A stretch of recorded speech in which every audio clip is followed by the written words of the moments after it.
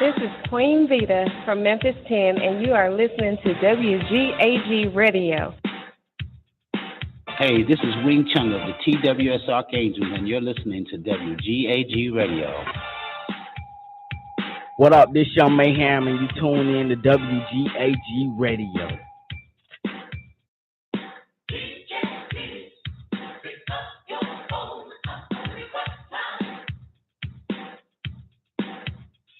This is Yusuf with Private Side Solutions, and you're listening to WGAG Radio. Keep it locked right here. Hey, this is Kate. Mama, listen to WGAG Radio.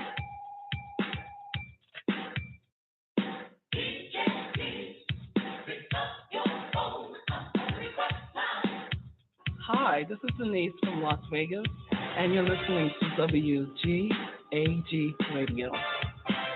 This is Sabir out of North Carolina. I tune in to the Don Nicoleone Show, WGAG Radio.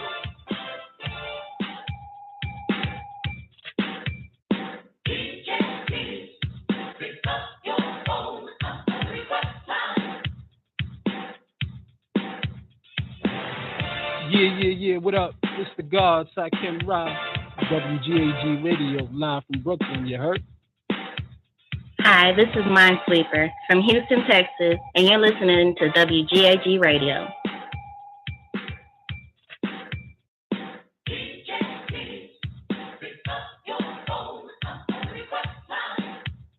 What up, people? This is Ja Elohim Bay from Tennessee, and you are listening to WGAG Radio. What they do, this humble, live, MIA. You now tune in to the Don Nicoleone Show on WGAG Radio, nigga.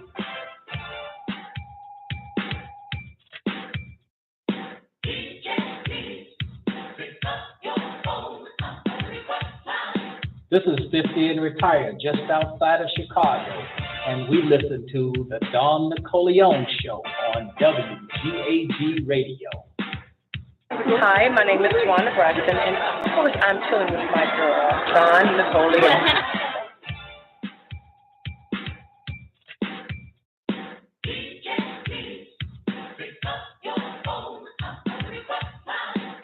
Hi, I'm Dr. Heavenly Thompson, married to Medicines, and I'm with Don Nicoleone. I'm Renee Lawless, Catherine Cryer on Tyler Perry's The Haves and the Have-Nots, right here on the Don Nicoleone Show. Hola, me llamo Tiana. Tú escuchas WGAG Radio.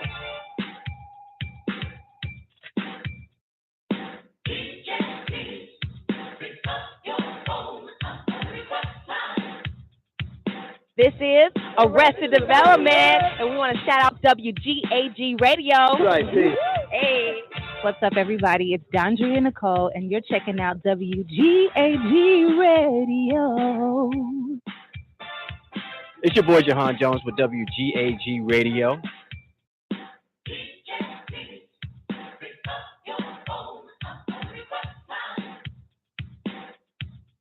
Hello, everybody. It's your girl, Demetria McKinney, letting you know that I am hanging out with WGAG Radio.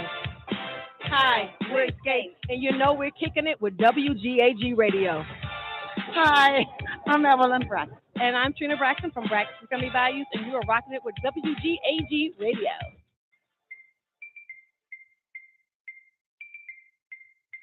What up, y'all? It's Jermaine Dupree, and I'm chilling with WGAG Radio. Yeah. Hi, my name is Ashley Love Mills, and I'm here with WGAG Radio. Yo, this is Lorez Tate, and I love you. What's happening, y'all? This is Ed Lover. You're listening to WGAG Radio. That's right. Keep it locked right here.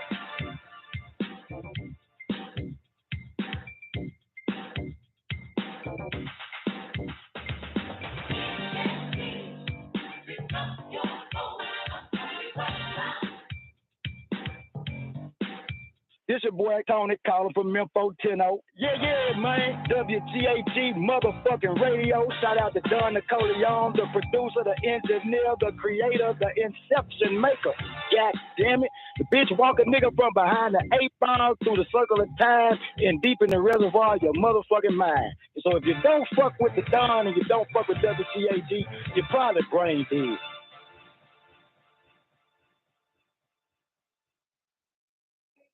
And Thank y'all so much for being unsupportive. What friends for, tell you. Hey, 3, Cold War. The Cold War. 1945 to 1995. How many of you motherfuckers was born in 1995? Okay. Well, on the eve of the Cold War with Russia, the mood was grim, and the evaluation of the American military was summed up in the words of General Doolittle. It is now clear that we are facing an implacable enemy whose avowed objective is world domination by whatever means and whatever cost. There are no rules in such a game. If the United States is to survive, long-standing American concepts of fair play must be considered. We must develop effective espionage and counter-espionage services and must learn to subvert, sabotage, and destroy our enemies by more clever means than those used against us. It may become necessary that the American people be made acquainted with, understand, and support this fundamental repugnant philosophy. End quote from General Doolittle. I think his name is not George. I think I just threw that in there for you. General Doolittle. So anyway, General Doolittle stated that the post-war environment between the U.S. and the USSR, when he declared that a dirty war was going to be waged using the most un-American of methods to achieve victory over the USSR at any cost, the American public, should they examine these methods, would repudiate them, so these methods must be kept from them. The alternative being the risk of losing the war against communism. So in short, a secret war had begun between desperate men who would stop at nothing to win.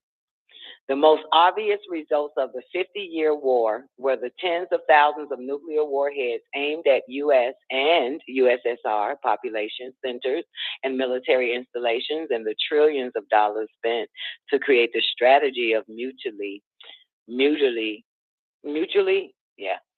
assured destruction. The most important legacy of this undeclared war are the patriotic crimes carried out in our name without the knowledge of the American people, and the erosive effect of a sustained war on democratic institutions. The declaration by Barry Goldwater that extremism in defense of liberty is no vice may have been a bit premature in its conclusion. The nature of these patriotic crimes are largely unknown due to the cult of secrecy created by the U.S. intelligence agency.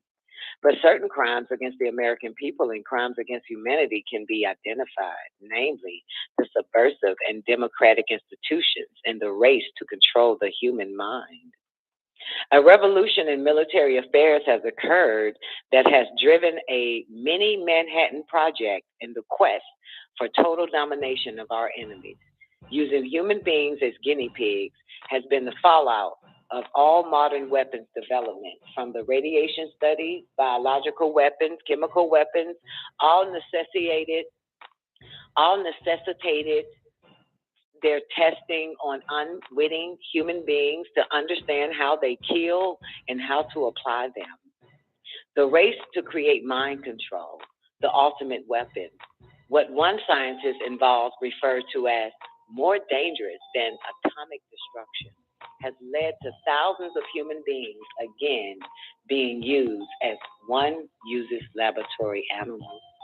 McCarthyism, a climate of incredible fear, was instilled in Americans during the McCarthy hearings that sought to root out communist infiltration of American government and society. This witch hunt that ruined the lives of thousands of loyal Americans was in essence a counterinsurgency operation waged against elements of society that were deemed as disloyal or red. The anti-communist hysteria was whipped up in a time of uncertainty and fear of the USSR. Sound familiar, y'all? The loyal Americans who held dissident or leftist leanings were targeted for destruction, in effect an American purge in the style of the show trials and purges in the USSR during the 1930s. State Department employees and progressive writers in Hollywood were the primary targets of public and private smear campaigns that painted moderate and liberal personalities as disloyal and treasonous. High-profile personalities like actors and directors, as well as loyal progressive citizens trying to promote positive change in society, were singled out and accused of being communist agents engaged in an effort to subvert democracy. Society was filled with the fear of being singled out as disloyal or of being perceived as insufficiently anti-communist in attitude. Loyalty oaths were mandatory for many people to sign in order to keep their jobs. Loyalty oaths, y'all. This conformity of thought demanded by the anti-communist purges were eerily similar to those imposed on communist totalitarian society that the U.S. was in opposition to. Senator Joseph R. McCarthy was a little-known junior senator from Wisconsin until February 1950, when he claimed to possess a list of 205 card-carrying communists employed in the U.S. Department of State. From that moment, Senator McCarthy became a tireless crusader against communism in the early 1950s, a period that has been commonly referred to as the Red Scare. As chairman of the Senate Permanent Investigation Subcommittee, Senator McCarthy conducted hearings on communist subversion in America and investigated alleged communist infiltration of the armed forces. His subsequent exile from politics coincided with the conversion of his name into a modern English noun, McCarthyism, or adjective, McCarthy tactics, when describing similar witch hunt in recent American history. The dictionary gives the definition for McCarthyism as 1, the political practice of publicizing accusations of disloyalty or subversion with insufficient regard to evidence. 2, the use of methods of investigation and accusation regarded as unfair in order to suppress opposition. Senator McCarthy was censured by the U.S. Senate on December 2nd, 1954, and died May 2nd, 1957. Now let's get into Operation Paperclip. Following the conclusion of the war, the U.S. Naval Technical Mission was tasked with obtaining pertinent industrial and scientific material that had been produced by the Third Reich and which may be of benefit to the U.S. interests. Following a lengthy report, the Navy instigated Project Chatter. The Navy instigated Project Chatter in 1947. Many of the Nazi scientists and medical doctors who conducted hideous experiments were later recruited by the U.S. Army and worked out of Heidelberg prior to being secretly relocated to the United States under the Project Paperclip program. Project Paperclip program. Under the leadership of Dr. Herbertus Stronghold, 34 ex-Nazi scientists accepted Paperclip contracts, authorized by the Joint Chiefs of Staff, and were put to work at Randolph Air Force Base, San Antonio, Texas. By 1953, the CIA, U.S. Navy, and the U.S. Army Chemical Corps were conducting their own narco-hypnosis program on unwilling victims that included prisoners, mental patients, foreigners, ethnic minorities, and those classified as sexual deviants. The Nuremberg Tribunal brought to light that some of the most respected figures in the medical profession were involved in the vast crime network of the SS. Only 23 persons were charged with the criminal activity in this area, despite the fact that hundreds of medical personnel were involved. The defendants were charged with crimes against humanity. They were found guilty of planning and executing experiments on humans without their consent in a cruel and brutal manner, which involved severe torture, deliberate murder, and with the full knowledge of the gravity of their deeds. Only 7 of the defendants were sentenced to death and hanged. Others received life sentences. 5 who were involved in the experiments were not tried. There were 200 German medical doctors conducting these medical experiments. Most of these doctors were friends of the United States before the war, and despite their inhuman experiments, the United States attempted to rebuild a relationship with them after the war. The knowledge of the Germans had accumulated at the expense of human life and suffering was considered a booty of war by the Americans and the Russians.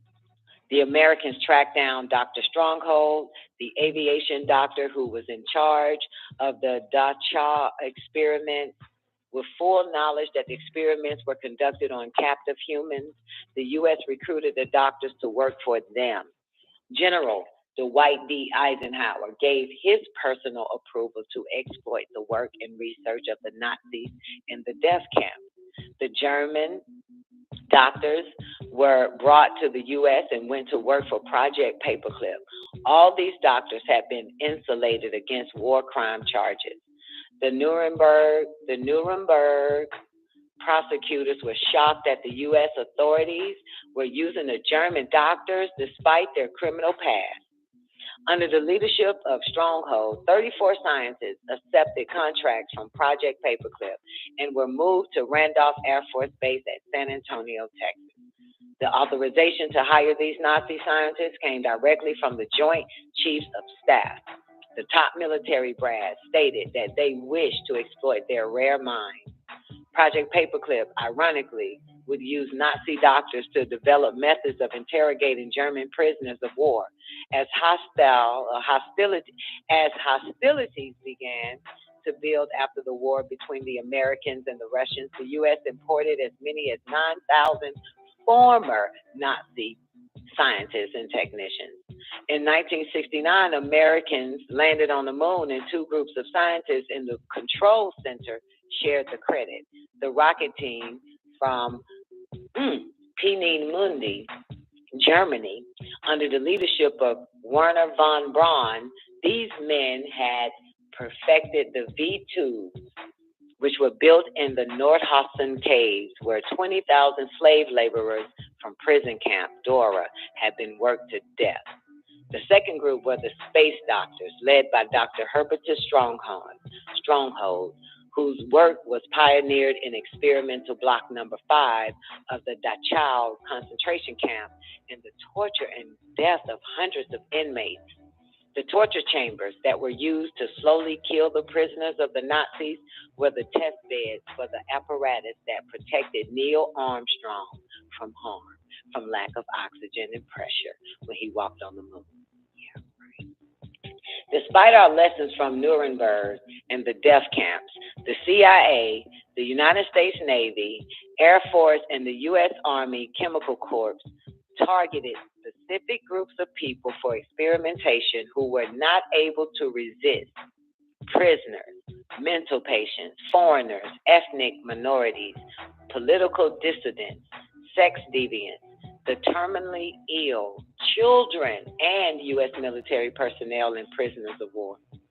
They violated the Nuremberg Code for conducting and subsidizing experiments on unwitting citizens.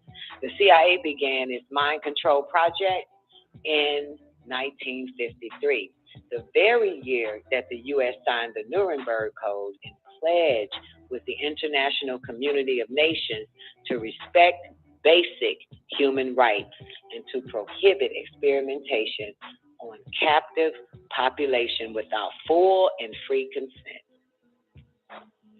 Reinhard Gössler, Hitler's spy chief for the Eastern Front, created a network of agents inside Russia and the Eastern Bloc during World War II.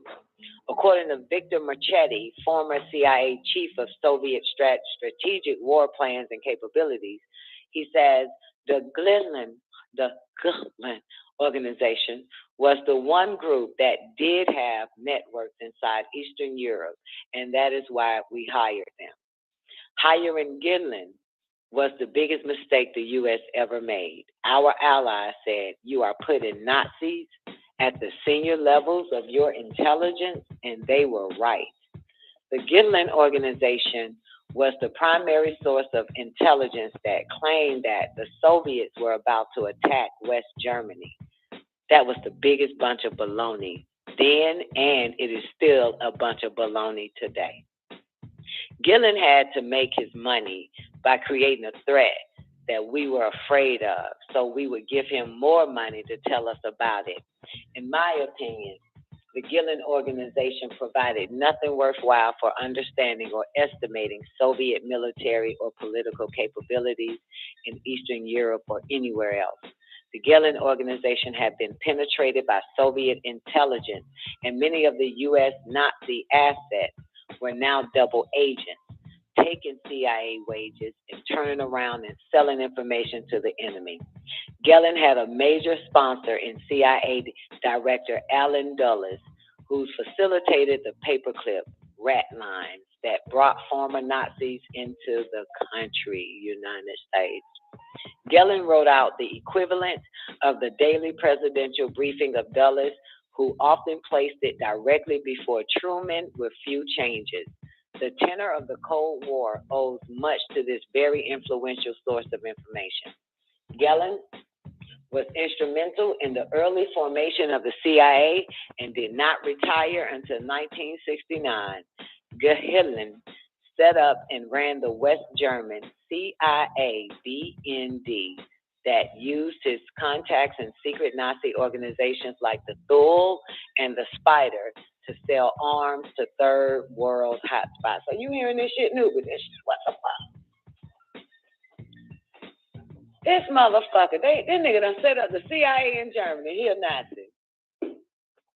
Otto Skorzeny, Scarface, was a hero of the fatherland and an agent of Gellen's who set up arms smuggling operations as well as murder incorporated type operations. Skorzeny helped fund the Murex Company to peddle arms and had close ties to the Virginia-based Interarms Company run by the CIA. U.S. Special Forces were formed and trained by Skorzeny to emulate the Nazi special forces known as werewolves. When the OSS was disbanded and the CIA formed, it was married to the Eastern Bloc network of Nazi sympathizers run by Gillen. In effect, the CIA at that point was the Gillen organization. Goodness gracious. Motherfucker. Operation Mockingbird, boys and girls. The National Security Act of 1947 was written by Democratic insider Clark Clifford in an effort to contain communism and save democracy. The 1947 NSA Act has in fact undermined the Republic to an extent unimaginable. Part of this sabotage of democracy was the subversion of the free press by Operation Mockingbird. The CIA was charged with controlling the public debate and thus controlling public opinion in the United States. The CIA began a very expensive operation to buy up the corporate press and, in effect, program public opinion. You hear that? Program public opinion. That's the part I was trying to tell y'all when I couldn't remember what part of the government bought all the press and started programming the public. In CIA, yeah. Thank you. Yeah, I needed to know that. Man, I know. Damn you bastards. Early in 1955, 25 newspapers had consented to act as sources of right-wing propaganda. Men with reactionary views that agreed to front for the CIA propaganda meal included William Paley, that's CBS, y'all. C.D. Jackson, that's Fortune magazine. Henry Luce, that's Time. A.H. Sulzberger, that's New York Times. The Congress of Cultural Freedom, CCF, was the CIA cut out that began operations in June 1950. This shit is goddamn incredible. This was smooth ass shit. Let me read that shit a little bit. Early in 1955, 25 newspapers had consented to act as sources of right-wing propaganda. You hear that?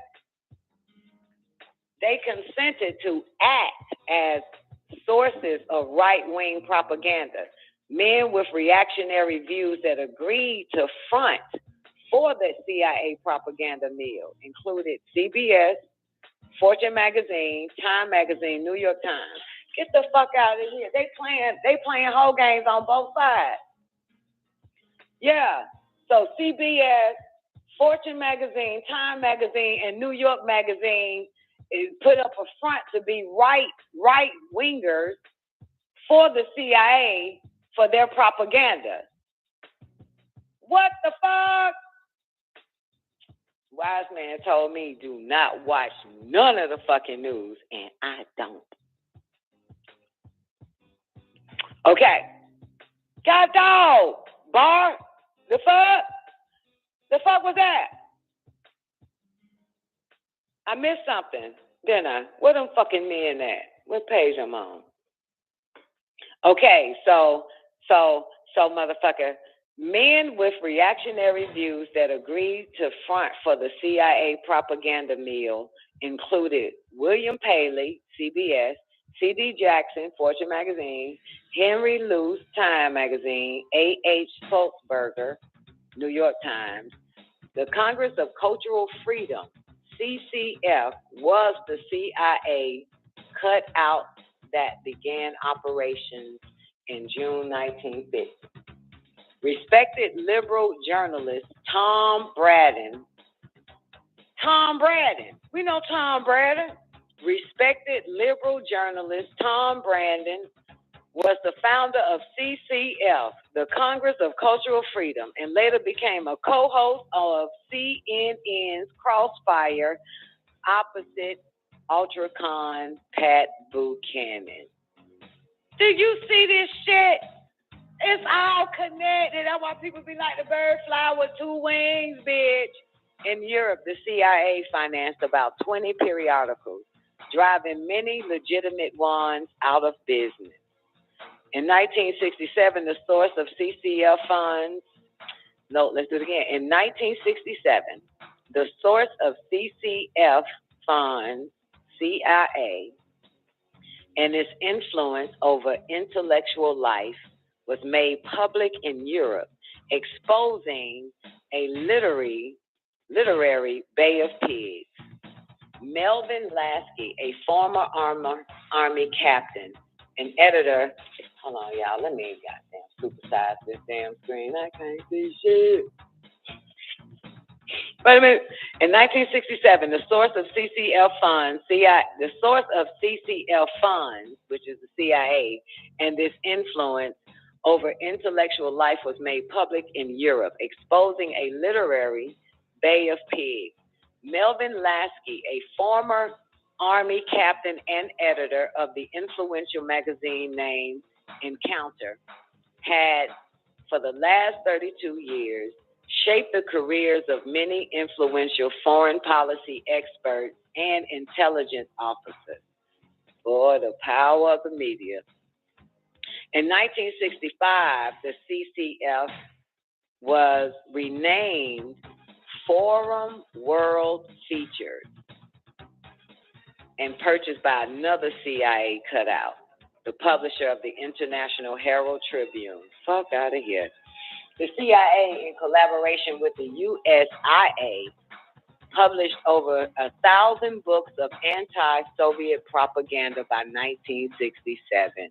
Global propaganda cost the CIA 1/3 of their covert operation budget. You see this shit? This information cost taxpayers $265 million a year by 1978, a budget larger than the expenditures of Reuters, UPI, and AP, Associated Press, engaging 3,000 salaried and contract CIA employees. Only the largest advertisers on television spend these vast sums of money. So the CIA may have only General Motors and few others to compete with. Wow. In 1954, Cap City, which is ABC, was formed by investors with mafia and CIA connections, whose chief counsel was William Casey, a former director of the CIA. Fuck out of here. And in 1952, at MCA Actors Guild, President Ronald Reagan allowed the mob-controlled company. Ooh, wait, I'm reading too fast. I'm getting too excited. Fuck. In 1954, Cap Cities, ABC was formed by investors with mafia and CIA connections, whose chief counsel was William Casey, a former director of the CIA. In 1952, at MCA Actors Guild, President Ronald, I'm coming, J1. Wait a minute. I'll stop right there and get it to you real quick. Okay, there you go, boo. I'm on page 25 at the bottom somewhere. Not at the bottom, but some fucking paragraph. You figure it out. In 1952, at MCA Actors Guild, President Ronald Reagan allowed the mob-controlled company a labor monopoly, and in exchange, Reagan was made part owner of MCA. Fuck me. Fuck me. Because you know a lot of them ain't nothing but fucking actors any goddamn way. Fuck me. In 1987, the New York Times reported that Reagan fed the names of suspect people in his organization to the FBI secretly and regularly enough to be assigned an informer, code number T-10. His FBI file indicates intense collaboration with producers to purge the industry of subversives.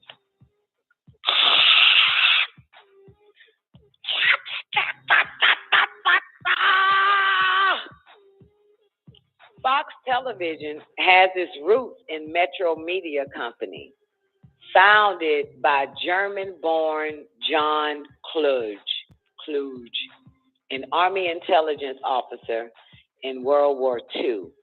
Kluge bought his first radio station in 1946 and went on to become one of the world's richest men with a personal fortune of $5.6 billion fucking dollars. Franklin Murphy is the CEO of Times Mirror Square, the parent company of the Los Angeles Times. He is also a member of the Foreign Intelligence Advisory Board, Federal Commission on Government Security, National War College, and U.S. Air Force Air University. His ties to the CIA and Pentagon are in conflicts of interest. The editorial pages of the paper are planted with scholars from think tanks cranking out opinions to program public opinion for military-industrial clients. The American Enterprise Institute draws heavily on scholars from the intelligence pool. The Asian Studies Director is James Lilly, a veteran of the NSC and Director of Operations at C.I.A. with 27 years experience. Former DCIA William Colby of the Phoenix program was an old friend. The CIA infiltrations of the press by the late 1950s was such a success that the executive branch established a propaganda machine of its own, Operation Candor, for creating a national will in support of military objectives. The Pike hearings revealed the takeover of the American press by the CIA virtual government and was told by the CIA special counsel, Pike will pay for this. You wait and see. Any political ambitions that Senator Pike had in New York are through. We will destroy him for this. Pike and Church, who investigated the CIA, were both defeated in bids for re-election, due largely to adverse publicity from Mockingbird's op-ed branch. Oh, my goodness. Oh! When will the chickens come home to roost? Operation Northwoods. The Joint Chiefs of Staff was the source of the plan known as Operation Northwoods.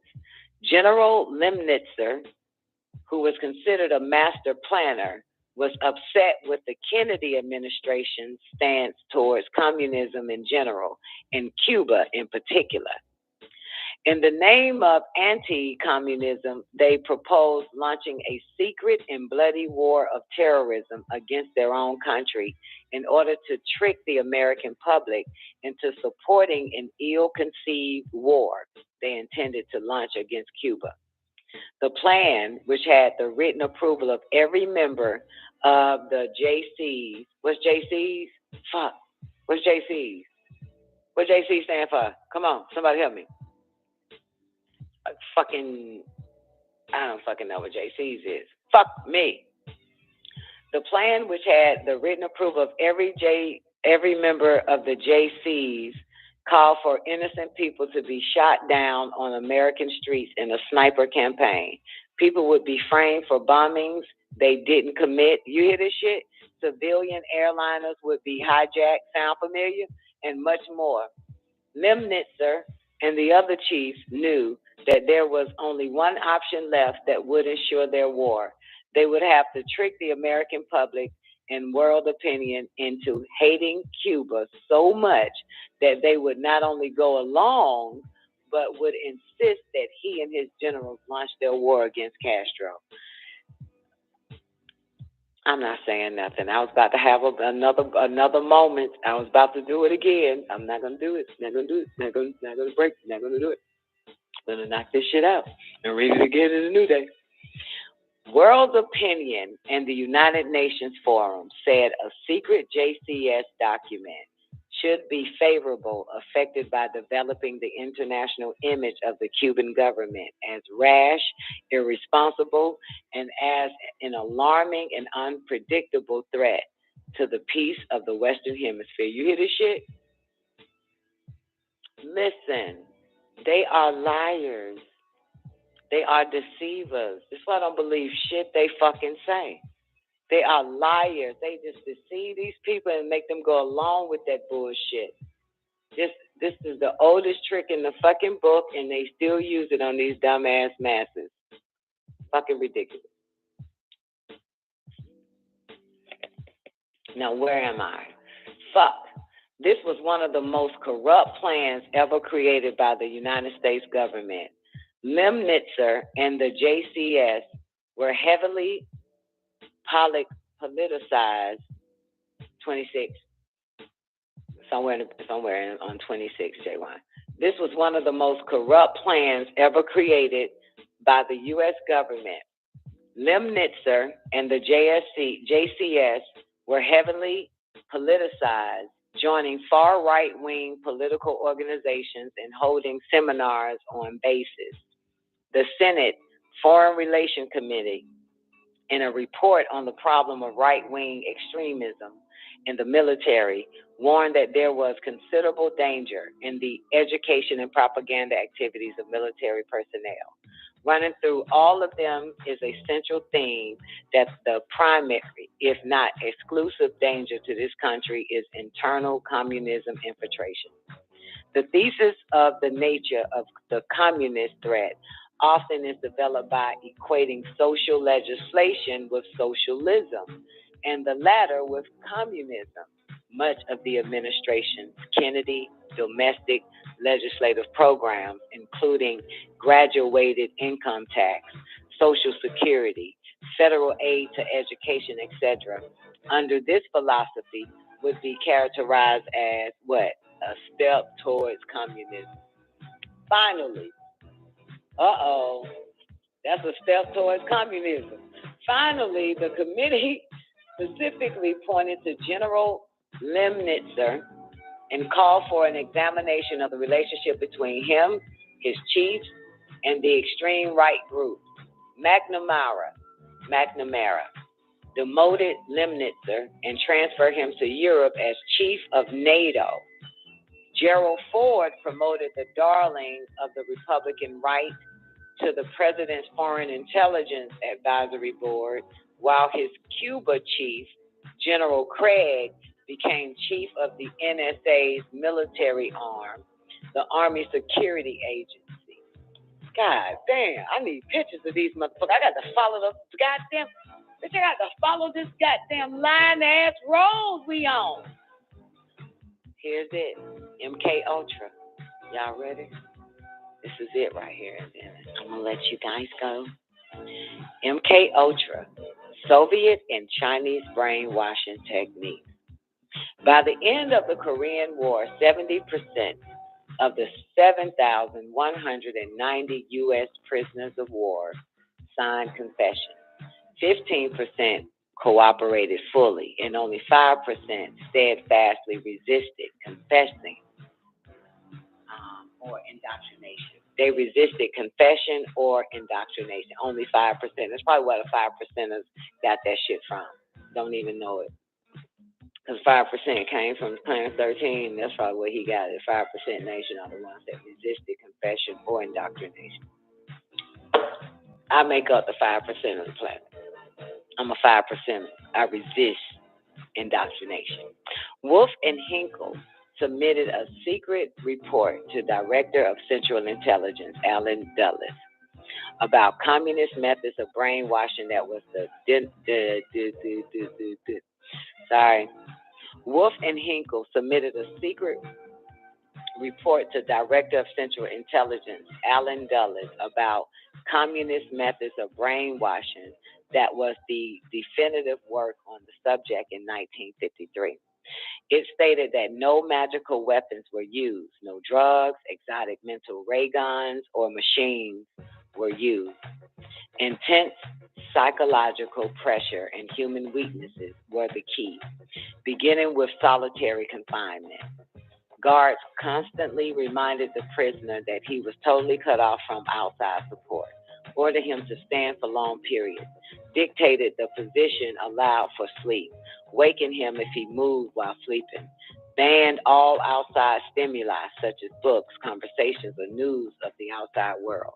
After 4 to 6 weeks, the prisoner would break down. He weeps, he mutters, and prays aloud in his cell. At this stage, the interrogation began in a special room. The guard told him that he knew his own crimes all too well. The prisoner is in the position of trying to prove his innocence to he knew not what. He's trying to prove his innocence to something he knew nothing to fuck up. The interrogator and the prisoner bond in their shared ransacking of the captive soul. As the interrogation proceeded, the prisoner realized that he could end his ordeal only with a full confession. The prisoner feels that something must be done to end this. He must find a way out. According to a KGB man, more than 99% of prisoners sign a confession at this stage. Then the subject was either shot or sent to a labor camp after sentencing. Chinese techniques would move on to re-education of prisoners by moving them into a group cell for political indoctrination. Incessant study of Marx and Mao lectures and self-criticism led to conversion by group pressure. Prisoners demonstrated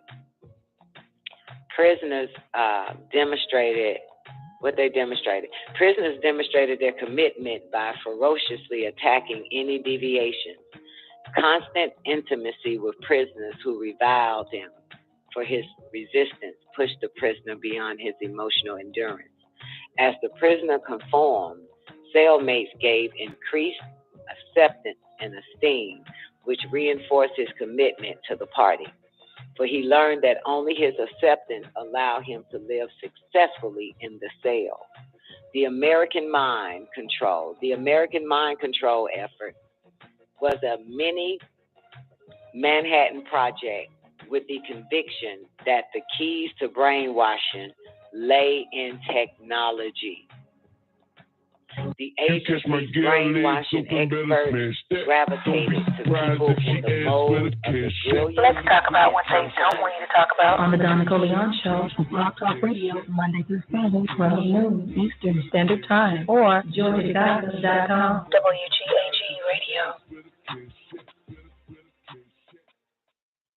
Okay, I would love to talk to someone from that time, you know, because that's like a transition, you know what I mean, from, you know, hey, the disco singer to Melchizedek.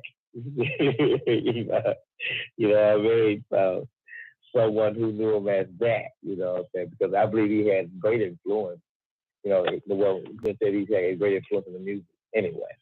So just knowing someone who saw him from that transition, yeah, that would be a very interesting conversation. Yeah. Yeah, that's a transition. You know, I'm going through that right now, being a singer that everyone knows is misses, right? Wait a minute, Sugar Pie. Hey, King Ellis, how you doing today? Everybody. Great day, Don. Tap. Great day, Tap. Hey, Tap. Hey, Granddaddy. As a matter of fact, King Ellis, Dr. York was Imam Issa at the same damn time. Yeah. Okay. You know what I'm saying? The reason why the outside tried to defame him and say that he was hiding from the Muslims, that he was a disco singer. Okay. And he dropped the scroll entitled "Does Imam Issa Try to Hide the Fact That He Was Dr. York?" Okay. And he bust all that shit up in that book. As a matter of fact, Don did the whole book on the show. Okay. You probably like that one. Because that book is funny as fuck. This nigga is just cutting off heads on that shit because they was trying to say this nigga a part-time Muslim and a full-time disco singer type shit, and y'all niggas don't know that shit. Well, y'all making Salat that nigga in a damn club somewhere singing. And so, you know what I'm saying, they was trying to say that he was hiding that, and he wasn't hiding. So he was doing it at the same damn time. If you listen to some of the Man of the Hours, there's one True Light tape where, you know what I'm saying, he at the club, he's even telling the motherfuckers, ask Imam Issa, that he was at the club one day, seen a nigga in it, and the nigga asked him, the hell you doing here? Yeah, no, but he never made no transition. He was always Dr. York. He was always Imam Issa. He was always Anamubidu Akata. He was always Melchizedek. He was always Atum Ray. You know what I'm saying? But he explains in that book how he did it. What was the most important on how he had to did it. Remember, he had Dr. York records inside of the bookstore of his bookstore in Monticello, New York. You know what I'm saying?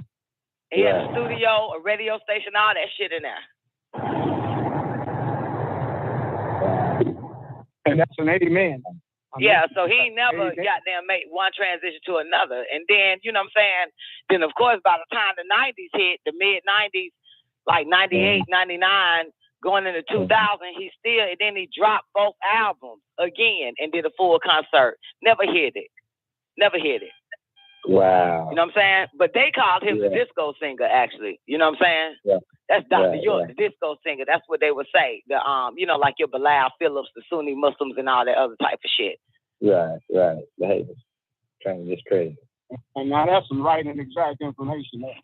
Because he also told people that he had to take off that sackcloth and go out there and get to those people and get to them in the clubs. Yeah, absolutely. Right. I agree with that. Absolutely correct. Right and exact. I love WGAG. I'm going with it. Oh, Daddy, just say you love me. Shit. I love you, dog. Hey, do that. Okay. Do that. Yes, I do that. You something else, sorry. Do that. Yeah. But Don, you can't have all the love now. It's too big. It's bigger than you. You can't have all the love. It's too bigger. It's bigger than you. It's bigger than me. It's bigger than all of us. So hey, we just be proud that we got a little portion of it. You see what I'm saying? You got to share now.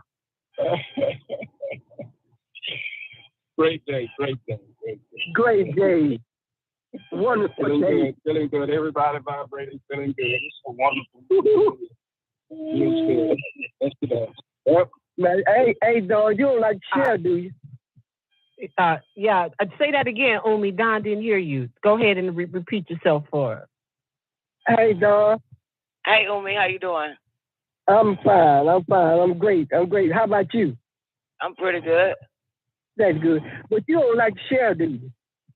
Do I like who? Share. I don't like to share? Yeah. No, I don't. I figured that. But just remember, they can't get all the love from you. They can't get all love. I can't say it again, Umi. Hey, we can't get all that love from you. We can't get it all. It's too big. It's too big. We can't get it all. So don't think nobody is getting your part of it, because hey, everybody got a part. Okay, make it plain for me. Because I've been eating candy all night long. What are you saying? I'm just saying, don't be jealous. Don't be what? Jealous. Don't be jealous. Yeah, about the love that your papa share and all the rest of us share, because it's bigger than just one or two or three. Wait a minute. Wait. Okay, don't be jealous about what now? The love that we share amongst each other. We can share that there with everybody. Okay, so are you taking it that I'm jealous because I don't like to share? Share your love. But how can I be jealous if I don't like to share? You're being jealous if you don't like to share. That's selfish. Yeah, but how did you get jealous from me not sharing? Me not liking to share? Because I got jealous from how did I get jealous? Because that is a part of not sharing, not caring, is being jealous. You can't show your full potential if you got that in you. Wait a minute now. Okay, so are you saying, let me get this clear. Are you saying that I'm jealous because others are sharing their love? Listen. Don't be jealous of sharing. I still don't get it. Don't be jealous of others sharing. Is that what you're saying? Well, now you put it in perspective. Yeah, because I want to receive what you're saying. So I want to be clear. Don't be jealous of what others are sharing. Okay. Is that it? Okay. You hit it. Is that what you're saying to me? You hit it on the nail. You got it exact. Okay, and I'm telling you that I am not jealous of what others share. That's them to share. I can't be jealous of that. I think jealousy will come in if someone is sharing love or something like that, since you mentioned love, and I ain't getting none. And that would probably make me jealous. Yeah. But Don is not jealous. Don ain't jealous of no one on this motherfucking planet. Okay. Not jealous of whether someone gives love or hate. Don is still not jealous of them. Don just don't share. But you did say you don't like sharing. Right, but sharing has nothing to do with jealousy. When you threw love in there, you know what I'm saying?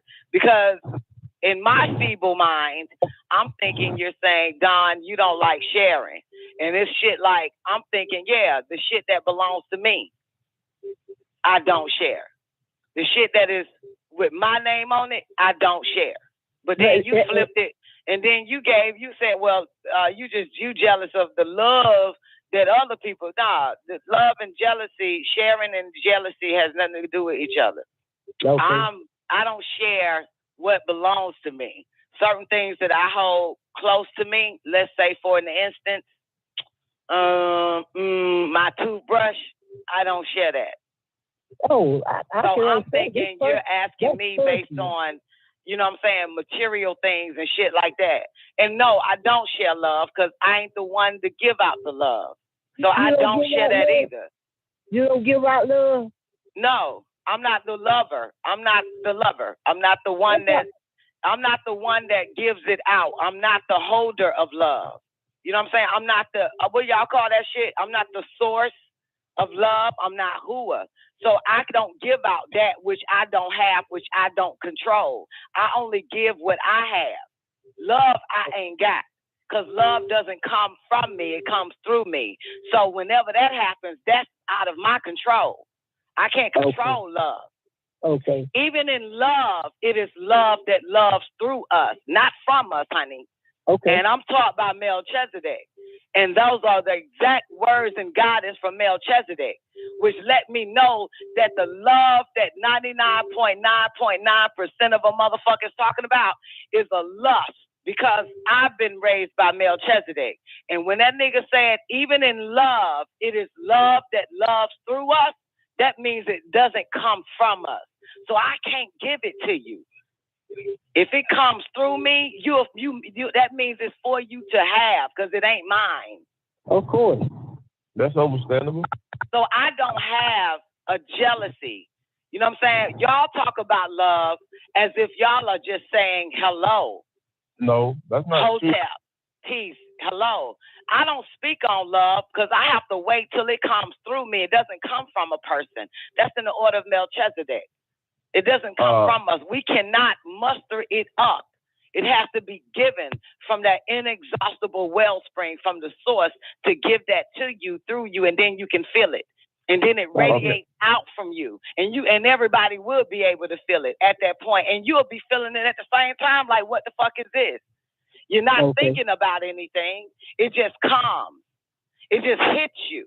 That's the love that loves through you when it hits you. Because it's for you. But other people can feel this also. I got a question. But I ain't jealous. I ain't jealous of a goddamn thing. And whatever love the most mortals give, honey, trust me, I don't even want it anyway. I don't want shit in regards to a mortal talking about love because I already know they know not what they're talking about. Hello? Can I come in? Hey. Yes. Can you hear me? Yes. This Chris. Y'all can hear me? Yes. Okay, well, my intake on that, I'm speaking what coming through me. How do you know what's not come through me? Then I say it comes through you? Right, I don't understand what the fuck y'all don't goddamn get. I never said that. You know what I'm saying? Umi asked me. Umi said, Don, I know why you she share? said that. So this for me. This ain't got shit to do with your ass. This ain't got nothing to do with you. You know what I'm saying? I mean, her and I are having a conversation on love, sharing, and jealousy. I understand and her striving to either be right about me, that I maybe be jealous of the love that others give out because I don't like to share. This has nothing to do with you, Chris. Okay, Don, can I say something though? Okay, we all here saying, we talking, right? Okay, no, what we I'm ain't trying talking. I'm talking and Umi is talking. Okay, well, you know, I'm coming in, I'm just putting my little input, while I'm putting my input in. Well, when you put your input in, it don't include you. Because this conversation was about me and Umi. Well, I'm speaking on behalf of my mom. Just like your mom you can't do speak with your on dad. behalf of herself? Right, she can, but I'm doing it too. Okay, I'm sure she can, so stay out of it. Wow. Well, I'm going to say this here. She said what she said because you said your dad said he loved WGAG. And you said, no, just say you love me. That's why she came out with it like that. Yeah, because I'm the one that opened my mic and said what I had to say to get him to say he loved WGAG Radio. That's right. I'm the one that, if it wasn't for that, y'all wouldn't have heard him say that shit. Go listen to the cause that caused the effect. I'm the cause that caused the effect on that. I did that. Right. Y'all didn't do that. I did that. I got him to have that outburst. I got him to feel that outburst of love because I said it. It wasn't everybody. It wasn't the choir that said it. Choir. It wasn't the church that said it. It wasn't the whole congregation. Right. It was only that one that said it. That got him to say he loved WGAG Radio. Ripple effect. I said, nah, Daddy, just say you love me, Shada, because I'm the one that said it. So, come on now. This is evidence, sweetheart. This is what we call right knowledge. Experience, reasoning, and evidence. Don't get it twisted. Oh, I don't. Yeah, so that's your evidence right there. I'm the evidence that caused that man to say he loved it. Yeah, and it was cute. You know what I'm saying? No, just say you love me, Daddy. That's that. Yeah, because I mean, I can understand if Chris said it, or King Ellis said it, or Neff said it, and Daddy said, man, I love WGAG Radio. And then hear my jealous ass come in and say, no, Daddy, just say you love me. That ain't what Don did, motherfucker. That is not what Don did. Right. Right. They're right. Don didn't do no shit like that, did it? It was all Don right there that did that. Don did that right there. Don did that, boo. Don did that. Came on in. Goddamn. Oh Dr. York, the fact that he was Imam Isa. Don did that. Don dropped that right there. Don answered that question, baby. Don expounded on that shit, baby. Don did that. It was like that's what Don did. Wow. Okay. Let's just put that on record right now. So that's not jealousy. Sound like y'all the ones that's goddamn jealous. Because I told my daddy, nah, nigga, just say you love me, I heard everything. Yeah, I heard everything. And, you know, what we do on WGAG. Damn, Daddy, where you come from? To the truth. We just get to the truth, okay? All right? And the truth is, the statement was, I love WGAG. And then my daughter came in and said, just say you love me. And I said, okay, darling, I love you. And I was speaking in truth. I love her, you know, and I was speaking in truth that way. But what the conversation was about someone being jealous and all of that. Nah, it sounds like they the ones that goddamn jealous. Wait a minute. Because your love came not from because of your daughter. Your love came because I came. Your love came based off of I came giving that truth, giving that real shit. And you gotta love it. You gotta love when the motherfuckers just come out of nowhere and just that shit. Hell yeah. You gotta love that shit. Gotta love it. That's what make you love it. But I think that goddamn somebody else is a bit jealous. Because they can't do it. Can y'all hear me? Hell yeah, we hear your ass.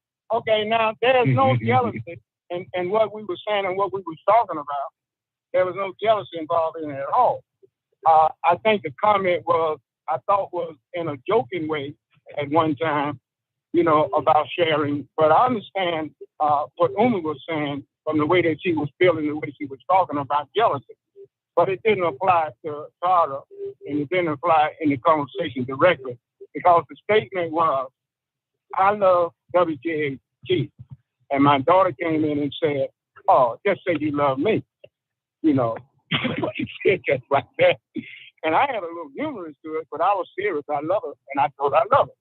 But that was all the conversation was about. It wasn't about jealousy or anything like that. It wasn't about sharing or anything like that. That was just the way the conversation was. And Uma came in and made her statement about sharing, that you can't have all the love, you know, sharing and stuff like that. The way she was projecting herself about all love. That comes from somebody that's jealous. See, had I known that she mentioned, I thought this was something that she just maybe analyzing me from past all the way to now. And I had no idea that this was about what you said. I didn't know it was about I love WGAG Radio until Chris mentioned it. Because she didn't say that. You know what I'm saying? See, I'm thinking she's just trying to figure out, you know what I'm saying, or ask me really about my personality. I had no idea it was about what just happened 2 seconds ago until Chris goddamn said it. You know Well, what I'm saying? you know, So to me, so we Daddy, playing I it mean, up. I know, Yeah, I know we you playing gonna it keep, I know you gonna goddamn, you know what I'm saying? You say you're saying this, but this ain't even about that. This is simply about someone else is goddamn jealous because they the ones that mentioned it.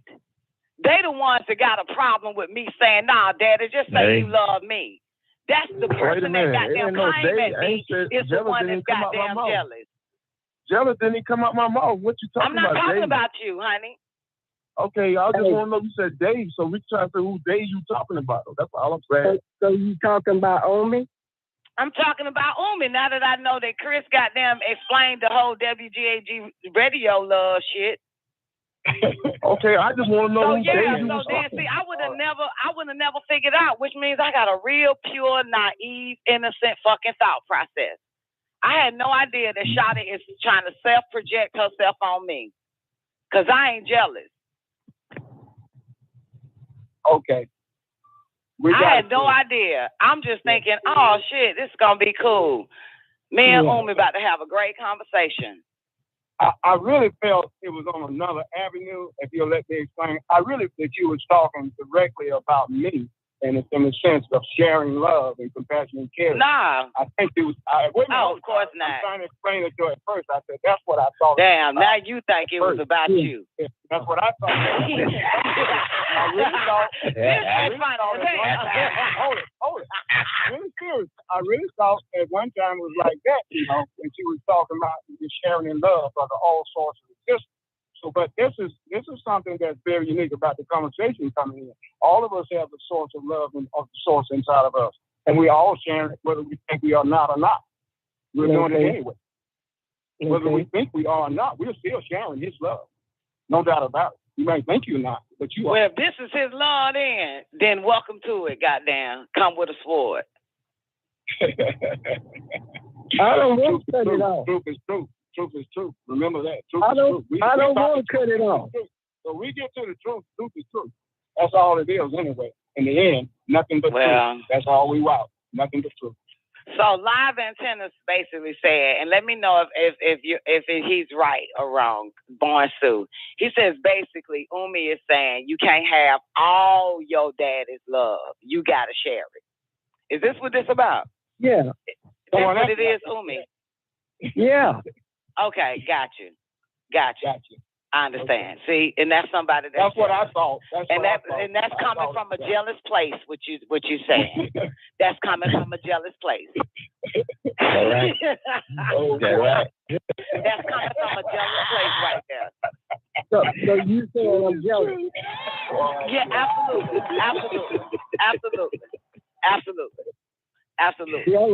Jealous of That's what? why you threw it at me, and I wasn't jealous. Jealous I have of what? never been jealous. Jealous of sharing? Jealous of what you just said. No. If you're saying that I can't have all my daddy's love and I got to share whatever Born Sue just said, and you agreed to that, that's you coming from a jealous place. No. Yes. I'm sorry you think that way. No, that's got to be. You agreed. You said yes. Because what gives you the right? My mother don't even say that to me. So what gives you that right to think that that's my daddy?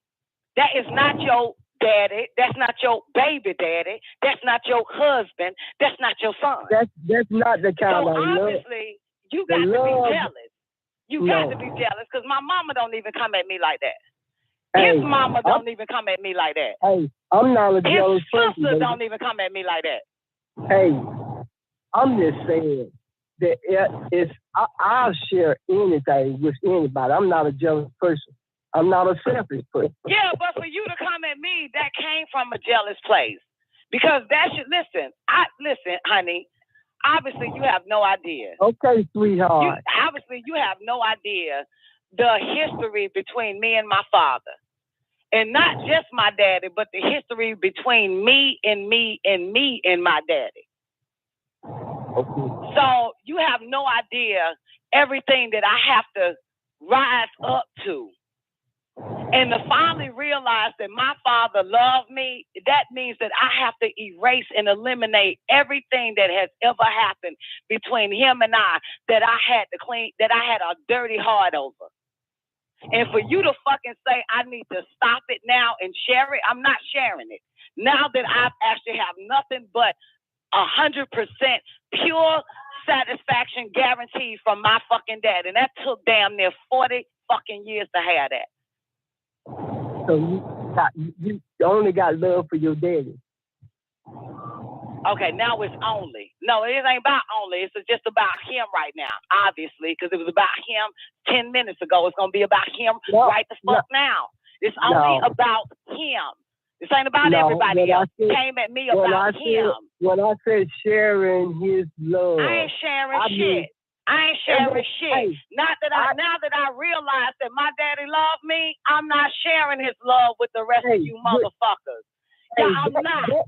That's for me. That's all me. That is for me. That is for me. When I spent my whole life thinking this motherfucker didn't like me, thinking this motherfucker couldn't stand me, thinking this motherfucker wanted to kill me, and I just fucking got into that realization 3 fucking weeks ago that motherfucker loved me so goddamn much, bitch. Do you honestly fucking think I'm about to share it now? It's love. Do you think I'm about to share it? Do you think I'm just about to share what my daddy been trying to give me all my damn life to you motherfuckers? Bitch, please. Wake the fuck up. That's a goddamn no-no. I'm not doing it. Not even for my mother. I'm not sharing the love that he has for me. With anybody. If my daddy love you, bitch, then you goddamn share the love he got. He give you to somebody to fuck else. That's how that shit works. I'm keeping the love my daddy got for me. I ain't sharing shit. Yeah, and like I said, it's just a bit different. It's a big difference. When you finally realize, and I don't know, maybe you don't understand this shit that I've been through, but when you finally realize that the man you thought that everything he has done was horrible, was painful, and full of mistakes, and damn near 35 years fucking later, you realize that none of it was true, that it was all fucking love. I think you'll keep every ounce of that shit. Throw it up just for you to have more and more of it for him. Is that how you feel? That's not how I feel. That's what the fuck I know. That's what I know. Oh, so that's what you've been through. That's what I know. Absolutely. You don't share it. It's for you because you never had it. You kept looking the other way. The love of who you don't share. I'm not talking about no love for who. I'm talking about the love for my daddy. I'm talking about the love that comes through. No, well, it started with my daddy, chick. That's what you tried to check me on. It started with him. We're not going to no goddamn who. I don't give 2 shits about who. How about that? I don't give 2 shits about no goddamn who. I'm talking about the love of my daddy, because obviously this is where it came from. Obviously you agreed with goddamn Born Sue said. Stop giving, goddamn holding on all your daddy love Chef Mom, and you agreed to that. So this wasn't about who. This was about my daddy.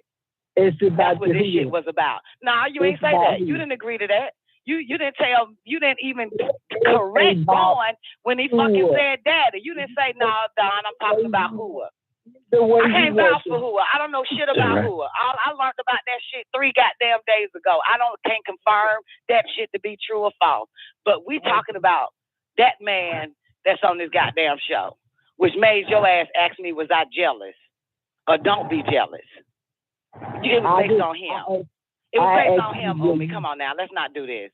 Let's not do this. Let's stick to the truth. Let's stick to the script. Let's stick to the script. Let's not do this. You were doing that. No, I'm staying to the script, Charlie. To another level. I gotta take it to another level because I'm trying to get your ass to raise the fuck up because you at the bottom of this shit and I'm trying to explain to you what the fuck it is. Okay, and who is you to put me at the bottom? Because I can tell you at the bottom. Because obviously you keep goddamn back and forth in this shit. Like me, you down here. I mean, I ain't never heard a bitch goddamn tell another chick goddamn let go of your daddy love and share it with some motherfuckers. What? You're in the love of who, honey? I ain't never heard no shit like that. That sounds like some jealousy to me. Okay. I think you just mad because you ain't never had a daddy like mine. Now I got to go there. You must ain't had a man to stand up for you and shit. That ain't my fault. I ain't got nothing to do with that. Okay. Must be something like that. Must be something going on internal inside your ass. Oh, okay. Because it ain't Don. It ain't me. It's you. That motherfucker.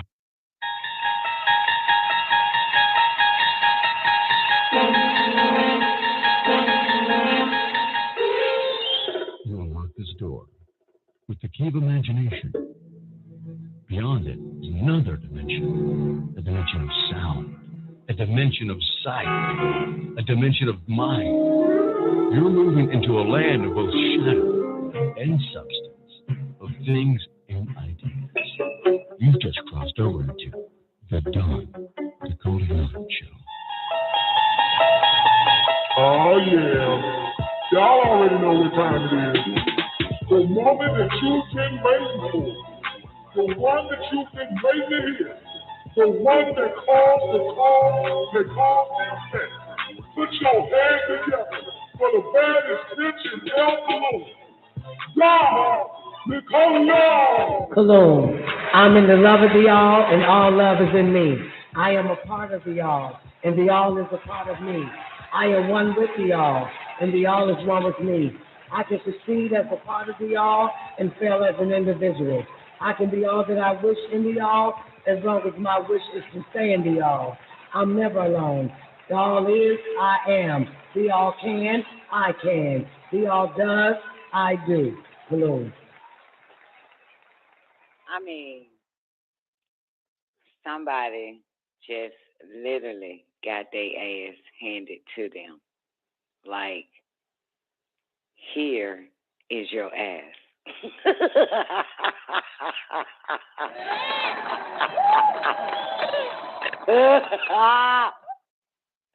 That's the best line on. That's the best line on goddamn Umbrella Academy, man. Y'all niggas sleep. Y'all motherfuckers sleep. Let me do that part again. Like, somebody literally just got their ass handed to them. You know? Like, here, this is your ass. Y'all motherfuckers so lame. Y'all motherfuckers so lame, goddamn. Oh, great day, everybody. Welcome to the Don Nicoleone Show. You lame ass, goddamn, starched body people. Goddamn. You are officially tuned in to the Don Nicoleone Show. 17 minutes into the next hour. Shit, man, I had to get, oh my God, I can't even lift my fucking wrist. I'm so goddamn sore. Okay, what else supposed to say next? Welcome to the Don Nicoleone Show. New time is 9 p.m. One time for the callers on the call line. What's up, y'all? Hope all is well with you, man. Much blessings, prosperity, protection, and health. To all my niggas who tune in to WGAG Radio, the Don Nicoleone Show. Great day after party. What's up with y'all? Y'all don't find shit funny. Okay, fine. Fine with me. Party, that's our 24-hour voice-activated chat room. It's on paltalk.com. Great day, Bar L is in the building. Special shout-out to my man, Brian Ryan. What's up, boo? Gotta show some love to She-Dot Mechanic, babe. Where you at, She-Dot? Special shout-out to Miss Hudson, my new Keita. What's up, Miss Hudson? Great day, Mush Mouse. What's up, boo? Where you at, nigga? Same ass motherfucker. You ain't got no friends, do you, nigga? Cause Brian and Bar L and Ethereum don't even fucking acknowledge your monkey ass. Special shout out to Nefertiti surviving the game. Great day to Neff, man. Hope all is well with you, boo. Great day. Oh, a special shout out to J9 getting all them straight A's. Shout about to get that scholarship. Hope about to get that full scholarship. Goddamn great day, Sister Zena. What up, boo? Hold on, how the fuck I skipped? Nanya, what's up, boo? Great day, Nanya. Special shout out to Nanya Biz in the building. Now ready for Sister Zena. Great day, Zena, wherever you at. Hope all is well with you. Special shout out to my man, Young Taekwondo of the building. It's official around this bitch. Great day to everybody over there on Lockdown Radio again. That's our little thing we stream into YouTube too. Before they cancel my mouth and shit. They must don't like Neff mouth. Neff, it's yours. It's yours. I mean, even when HAADI and Politics come on now at Wednesday, you know what I'm saying, since Don got a new time, I'd be like, man, I should go ahead and open up the stream on Lockdown Radio and shit. And I hear this loud voice in my head, no, you better not, goddamn it. And Neff don't even be talking reckless and shit. Neff is just the cutest little bunny on the planet. Just the cutest little thing. She do not be like, yo. She do not, man. Neff, oh my God. I'm just like, fuck. But girl, that might be something you be saying, honey, that I don't even catch is a violation, bitch. Motherfucker, hell yeah, this live, nigga. Great day, Brian. It's just Tuesday, nigga. I run out of stream by Thursday, so it all depends on if you niggas get a Holy Tablet show on Friday. It's just Tuesday, motherfucker. You feel me? I ain't even want to do this shit for real. I ain't gonna even front, man. Like, I ain't want to do a goddamn thing today. It's like I missed out on something. Oh my God. Motherfucker, may I share too much information with you motherfuckers? I just been shitting. Maybe my body heard that shit when I was like, I'm going to get some male testosterone. My body was like, hell nah, bitch. Let's shit the stomach out. Let's just shit anything and everything, including the fat up out your ass. I mean, like, God damn. I am sharing too much information and do not mind it doing it right now because you motherfuckers is like family that don't like to hear nasty shit. Oh, my God. Now, shit was wild, man. Like, what the fuck? And it wasn't like a shit like, you know what? Open the door, we got a shit. It wasn't a goddamn warning on these shits at all. You know, I'm just minding my business and shit. And next thing I know, you know, I'm like, oh, shit, I gotta go to the bathroom. Then go to the bathroom, then come back. And then mind my business again. What the fuck? The fuck? Oh, shit, I gotta go to the bathroom. And then mind my business again. It's like, oh, shit, you have to go to the bathroom. It's like, oh, this shit. Like, what the fuck? Oh, my goodness. Pretty color, too. It's just pretty paper bag color, you know. Y'all know how y'all old-ass grandmamas and granddaddies had to take the paper bag test to see if they passed. If they was some old shit about the paper bag, tell you what that color, paper bag color.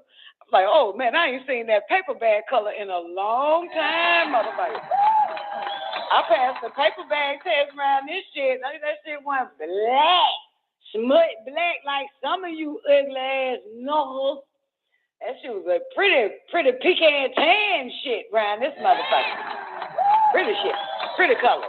That's the color white people be trying to get their babies. That's what they be wanting them niggas for. They want their babies that color. Bitch, your baby can't get that color. Your baby still gonna be old goddamn ugly ass baby. Color ass, ugly ass baby. Yeah, mocha colored ass babies. Exactly, Brian. You already know, boo. Great day, Twink Stars, Double R's in the building. Let's shout out to the L's as well. Great day, Donna Cole. What the L's up to? I miss them little motherfuckers, man. And tailgate to shake it off. You feel me? Tell them to shake that shit off, okay? Tell them, niggas in hell want ice water, motherfucker. So tell them to shake that shit off. Tell them to shake it off. Tell them to shake that shit off. You know what I'm saying? Tell them to shake it off. I just punched my son in the chest. Shake that shit off, fuck boy. Shake that shit off. No bitch assness around this motherfucker. Shake that shit off. Shake that shit off. You know what I'm saying? You know what? Speaking of punching goddamn kids in the chest and shit, my children thinks that I abuse them, Twank. Can you believe that? Like, I've literally, used to beat them and shit. I ain't never laid a hand on my children. The fuck they talk about? Like, what the fuck? Damn. Yeah, man, they think I done did. Like, what the fuck? Like, girl, let me let you hear this shit. They said I beat them. I ain't never, you ever beat your babies? I remember that one time when that nigga set the kitchen floor on fire.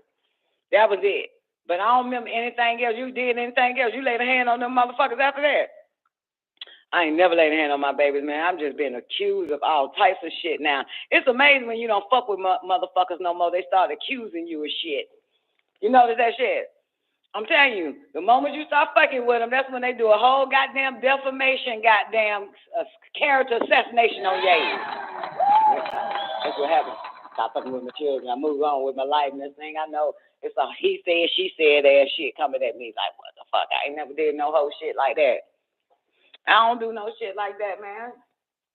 I don't do no shit like that. I ain't never laid a hand on my babies. You know, I was a good mama. I was a good mama, good, natural, loving, nurturing mama. Okay, never touched them a day in my life, never. They lying. If my children come out against me, just know they lying, okay? They lying if you hear anything. Just tell them, say, don't lie on your mama like that. Lie on your daddy, but don't ever lie on your mama. Now, that's your mama, okay? I'm telling you out there right now, if you find some shit posted, some old hoe-ass bullshit or word on the street, you set the record straight. Say, don't lie on your mama. That's your mama. Lie on your daddy. Okay, that's your mama. You never lie on your mama. Okay, your mama ain't do it. And then say, even if she did, she had a good reason. She had a damn good reason. Because if you were mine, I'd beat your ass. Say that part too. Add that to it too. Because if you were mine, I'd beat your motherfucking ass. I beat your goddamn ass. Okay. Yeah, I should have been your mama. I should have been your dad because I beat your motherfucking ass. Say that, okay, just in case they goddamn try that whole ass shit, man. They coming at a bitch. They coming at a bitch. But I shook them bitches off. God damn it. Welcome to the Don Nicoleone Show. Great day, everybody over there on Lockdown Radio. Like, subscribe, comment, hit the fucking bell button, and click all, goddamn you. And don't forget to leave a fucking comment. Leave a goddamn comment, motherfuckers. God damn, can you imagine me with a job and shit?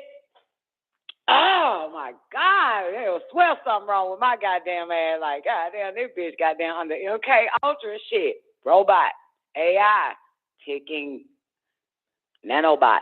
Okay, great day. Barack Obama's in the building. What's up, baby? Get off that goddamn pet milk, Barack.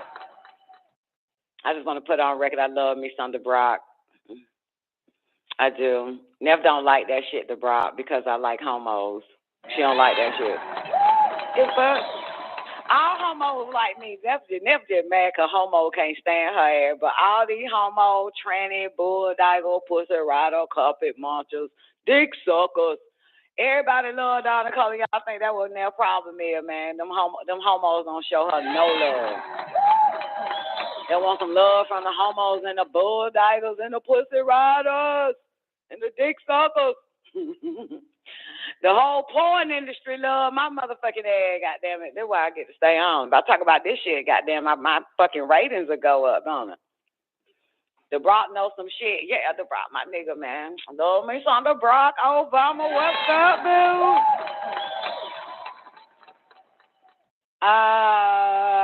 Let me see who else. IB that I am. Great day, IB. What's up, dude? How your mama doing, IB? Till I asked about her. I'm not gonna tell you to give her my love, because you know, Puerto Rican bitches got issues with American bitches, so I don't really, I ain't gonna tell you to give her my love, but till I asked about her, hope all is well with her, that type of shit. You feel me? Till I ain't forgot. Till I ain't forgot about that shit. I'm talking about boo, but let her know I'm asking about that shit. Good, that's good. Long as she's doing great. Yeah, man, them Puerto Rican, right? She Hispanic or Puerto Rican? Does it matter what the fuck it is? Did it make sense what the fuck I just said? Not at all. Is your mother Hispanic or Puerto Rican? Is that the same thing? No, the fuck it ain't. That ain't the same thing, goddamn. Is that the same thing, IB? What y'all, Mexicans or Hispanic? No, you Mexican, your mama Hispanic, your dad is African, right?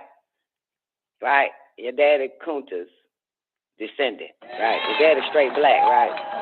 Your dad is straight up black man, right? Did your daddy thought he hit the jackpot, or did she thought she hit the jackpot? I saw a whole family. Majority of your mama family Caucasian, claiming they Hispanic and shit. There's no such thing. You either a Caucasian or a Caucasian. You are not to claim any nationalities if you're a Caucasian. Okay? So who hit the jackpot? Your daddy?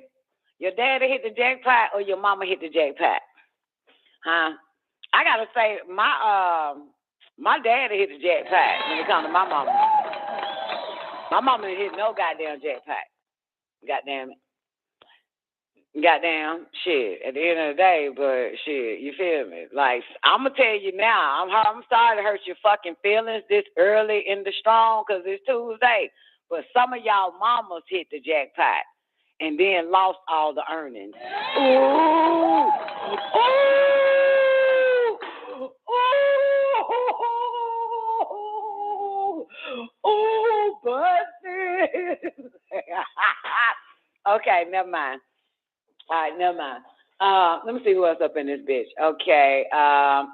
Great day, Patrice 2020. Great day, Arishka Gal in the building. Great day. Special shout out to my man, Mr. Somebody. What's up, boo? I know somebody that knows, so that's my nigga right there. Great day, Essential Explore. Let's shout out to my man, L. God. Where you at, baby? You went to sleep on the first hour. So young ass. You done went to sleep. Pasta, where you at, nigga? Damn, y'all was up in this bitch early and then left, huh? Came to the club when nobody was in that bitch, then left. You motherfuckers. Piece of shit. Well, okay, fine with me. Fine with me, motherfucker. Oh, they both hit the jackpot. Are they really loved it? Have your dad ever cheated on your mom? Have your mom ever cheated on your dad at IB? Let's share. They still married. We can't talk about that shit, right? They still together. Goddamn. That's what's up, man. And listen, they talking about these kids that come from a one-parent household is fucked up. They met IB, have they? Huh? Or me, Don Nicoleone, goddamn. We come from a two-parent household. We are some fucked up motherfuckers, ain't what IB. I come from a two-parent household, motherfucker. You know that's a goddamn lie right there. Shit, if you black, come from a one-parent or a two-parent household, you are fucked up regardless. A white man don't like us. White man don't like us.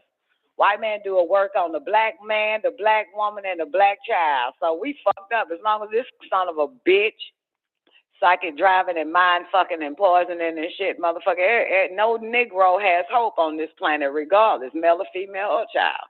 And they're right. And they're right, goddamn. You know, shit. Anybody think they come from a decent ass, goddamn black ass family, you're lying to your fucking self, motherfucker. Unless you came from a decent ass, black ass family, goddamn 49,000 years ago. I maybe would kind of, sort of, but not really ish agree that you did. But motherfucker, fucking 300 fucking years ago, motherfucker, no, that's a goddamn lie from now. Somebody has just got their ass handed to them. And you know, it's like, here is your ass.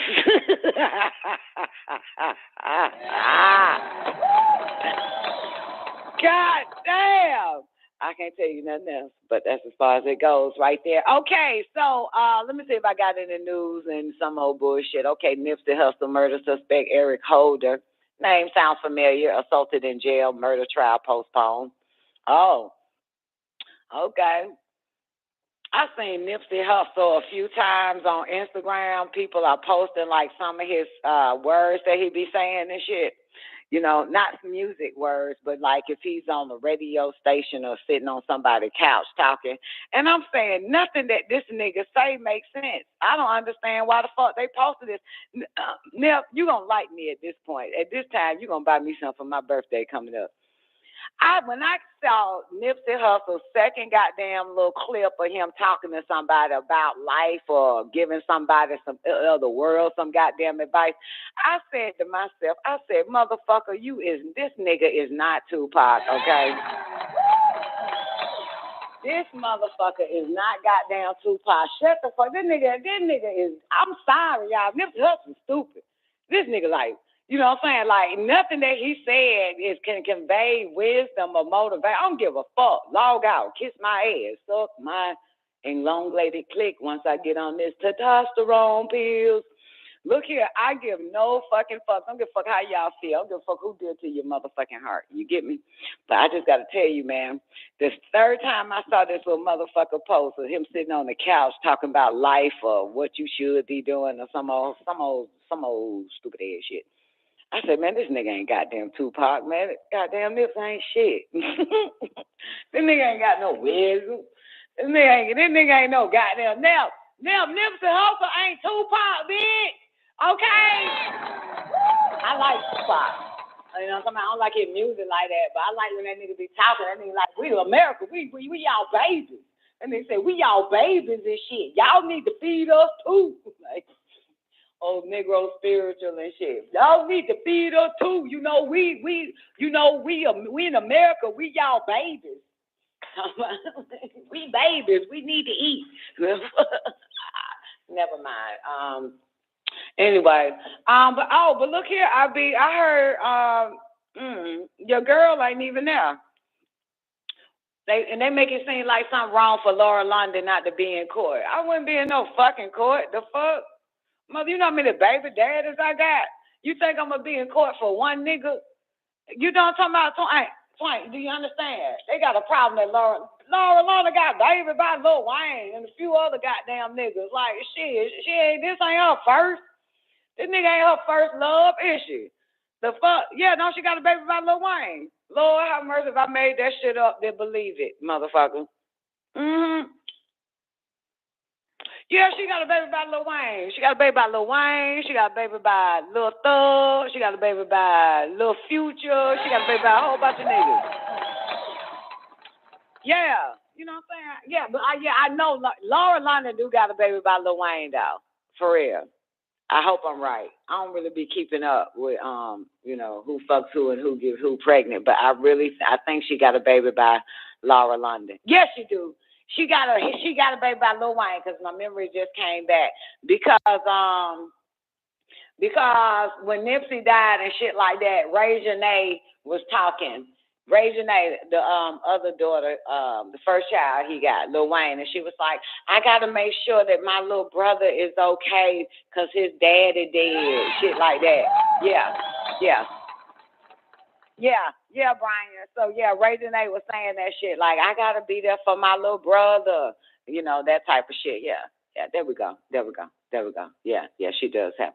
But yeah, motherfucker, man, ain't nobody interested in no shit like that. Let me find out. Let me see what else going on. Women ask her date if he's willing to get a vasectomy on Love Match Atlanta.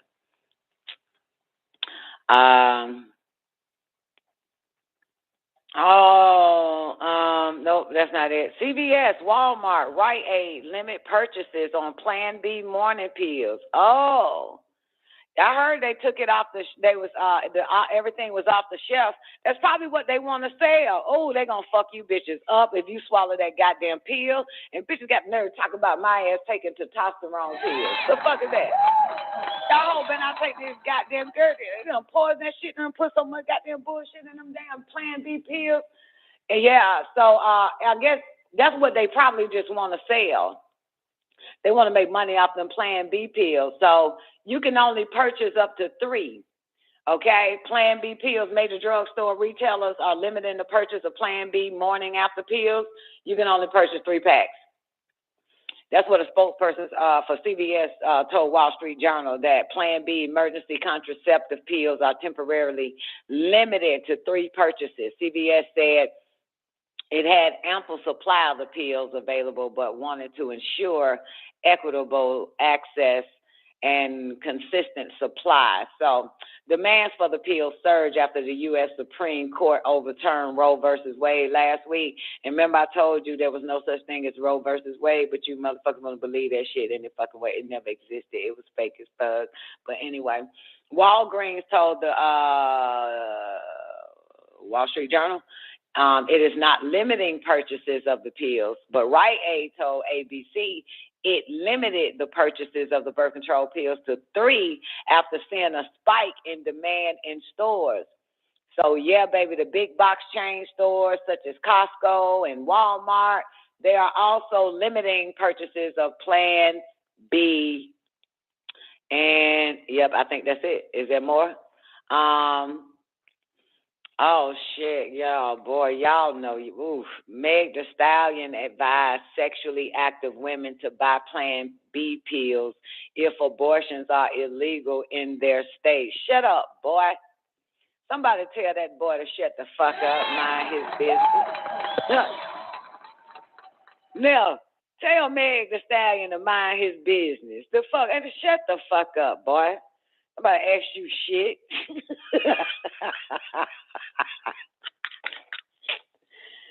Shut your ugly man face ass up, bitch. Goddamn. The fuck? Nobody, who the fuck is you telling bitches what to do?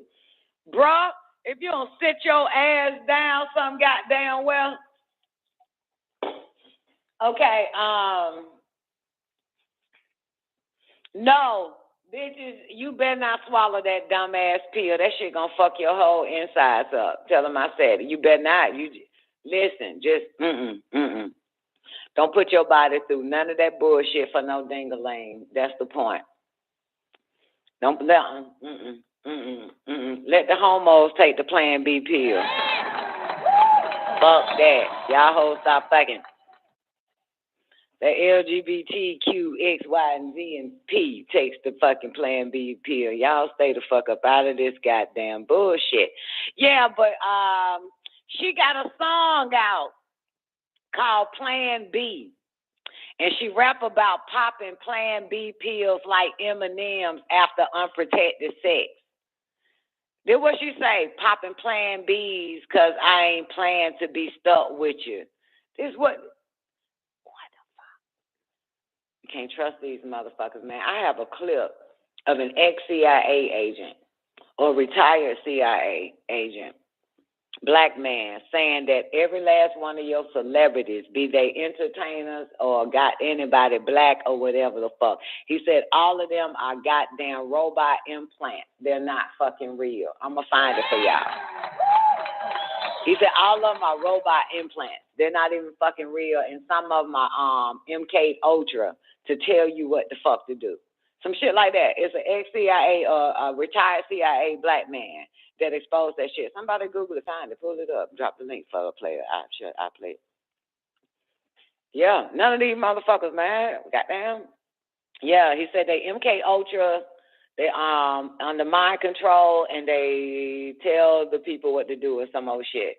Their fans and all the rest of them. Yeah. Yep. But yeah, that's a little Plan B pill. Back to experts. There's no such thing as experts, by the way. Expert says reversal of the Roe versus Wade disproportionate affects black women and Latinos. Hang on, this bitch always put this shit in there. Fuck that. They're not experts. In order to be an expert, you have to have the experience, and you're not a fucking expert unless you're a goddamn woman. Shut the fuck up. You ain't shit. You know nothing. Right? Yeah. Experience. Expertise. You ain't got shit. Be quiet. Hirsch. It don't hurt black women. Don't hurt black women, man. I don't know how many times they lie now. They are just liars. This is nothing but that shit I read yesterday. How they get all the news medias and the writers, the press, and all of that to just say shit and have motherfuckers believe that bullshit. Niggas be the first to believe every goddamn thing somebody write in the press, right? Yeah, they are going to parrot the same. Thank you, parrot, like parakeet, like how parrots mimic Okay, parrot. Oh, you are highly intelligent. I see how your babies end up getting straight A's. That makes sense. They get it from their mama. They get it from their mama because I know their dad is stupid than the motherfucker. Their daddy got no shade on your baby daddy, but I know he's a little goddamn slow. I know he's a little bit slow. Maybe he ain't slow. Maybe he's smart too. He help with homework now. What today? He help with my homework. Do he be helping? You know, Daryl's slow. All them babies got their intellect from your ass, man. Yeah, he don't help with homework because he's stupid. You know what I'm saying? He don't be like, yo, I can help. He don't even volunteer because he a dumbass. He a dummy. And the children don't be like, Ma, you can't really help. Let me ask Daddy for help. They don't do that shit. They don't ask that motherfucker for shit. Children instinctively know who is the most intelligent in the family between father and mother. You know that? They instinctively know that. For real. For real. Sorry. It's for real. They instinctively know. Mm-hmm. Yeah, well, Brian, what's the sad face, motherfucker? You should be happy. Junior, you made it through slavery, nigga. The fuck? Wipe them silly ass frown off your face. You made it through slavery, Junior. Look here. Yeah, they instinctively know, though. They do. They instinctively, yeah, you know that. See, Neff said true. Anybody else? Anybody else know that's true? That's very true. Yeah, children instinctively know. Neff says scientific fact, children get their intelligence from their mama. Yeah, because man ain't got none. Man has understanding. That's all the male species has is an understanding. Yeah. Hey, did you hear that class when Dr. York saying a woman wisdom outweighs a man understanding?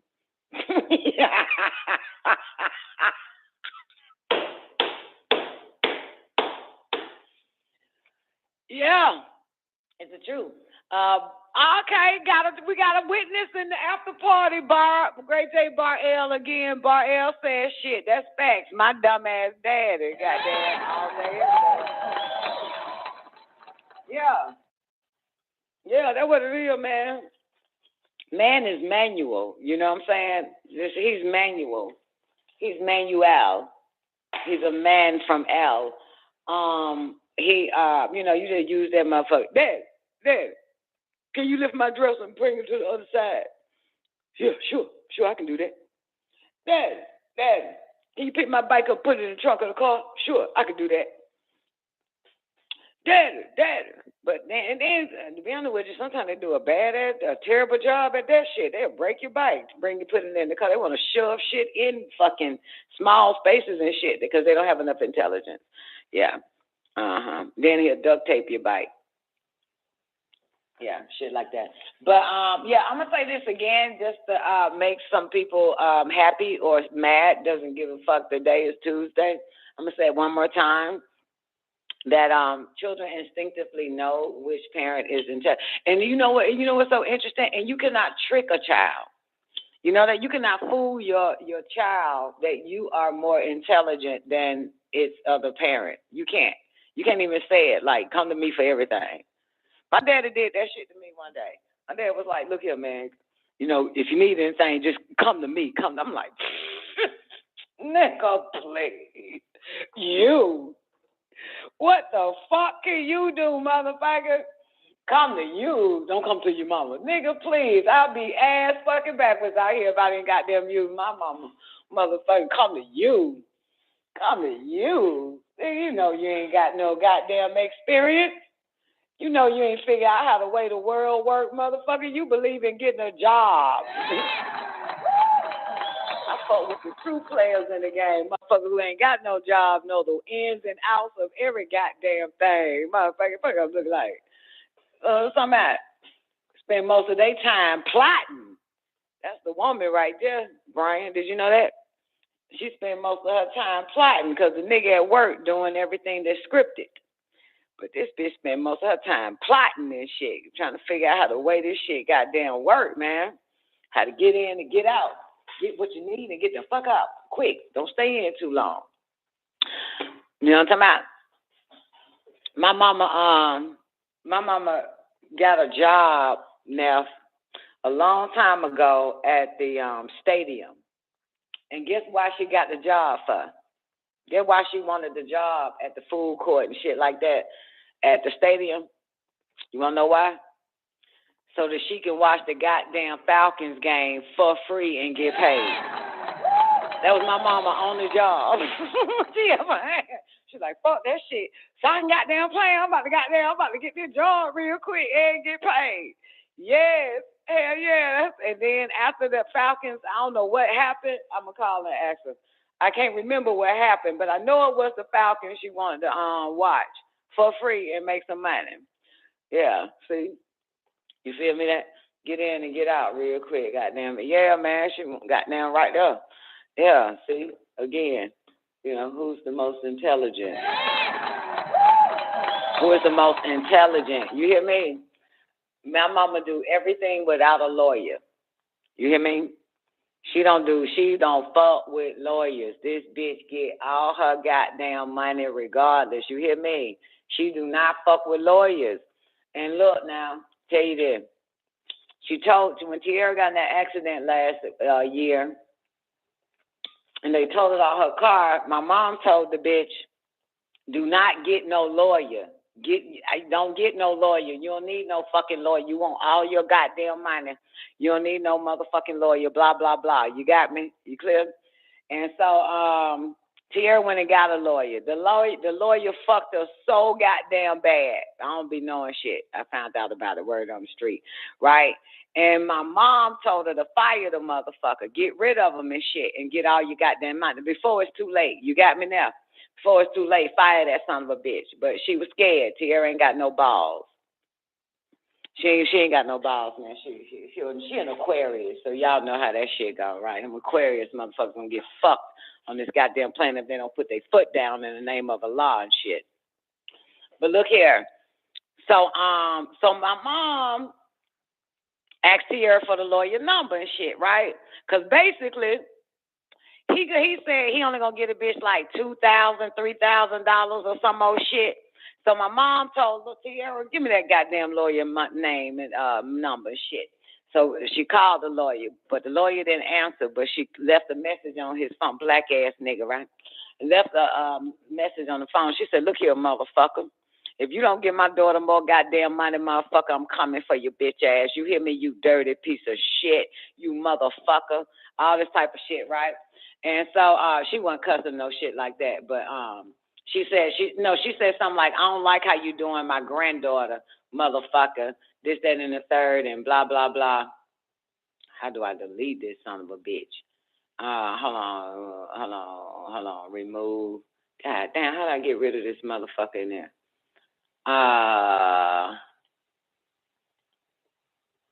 Okay,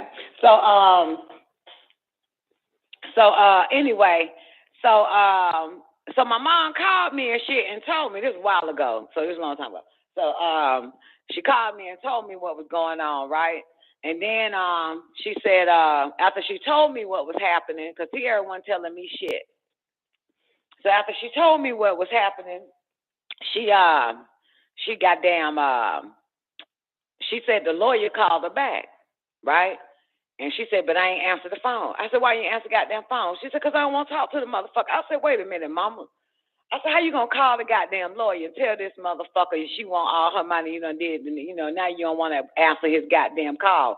If you don't hang up with my motherfucking ass and call that motherfucker back, bitch, and tell it to his goddamn face.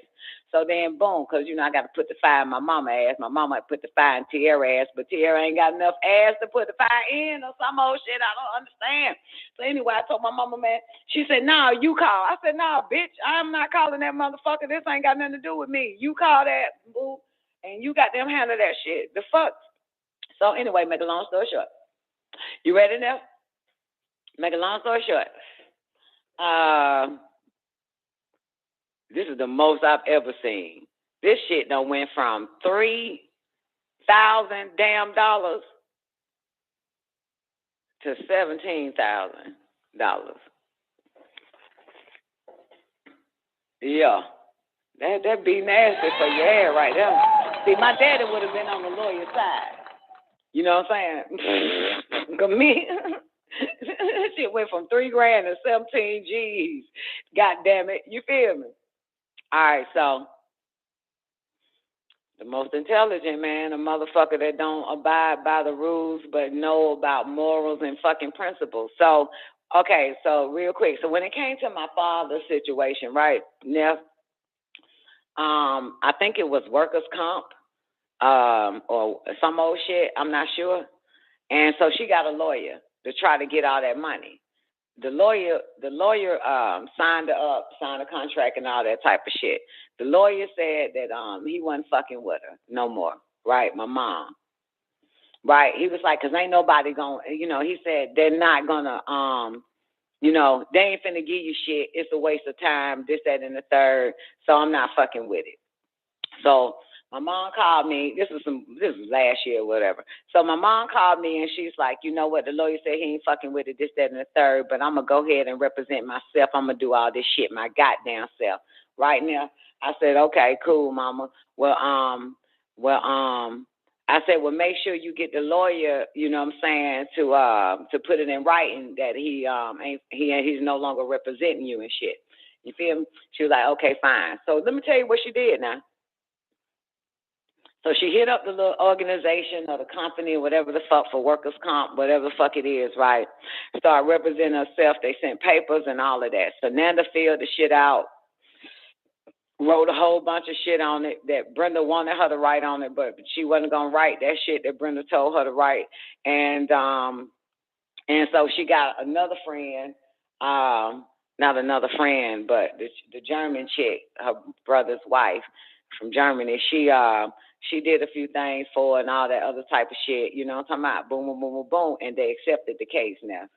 They accepted. Remember the lawyer now, intelligent Negro that went to the white bar and got drunk and came out with a fucking goddamn attorney's license and shit, said no, it wasn't gonna fly. That shit flew so goddamn far and fucking wide, man, they accepted her shit. You hear me? And then they came with a goddamn settlement, shouted. Came with a motherfucking settlement. Yeah, all she used was Sananda, Warrior, Tierra. She ain't used me, I ain't got time for that shit.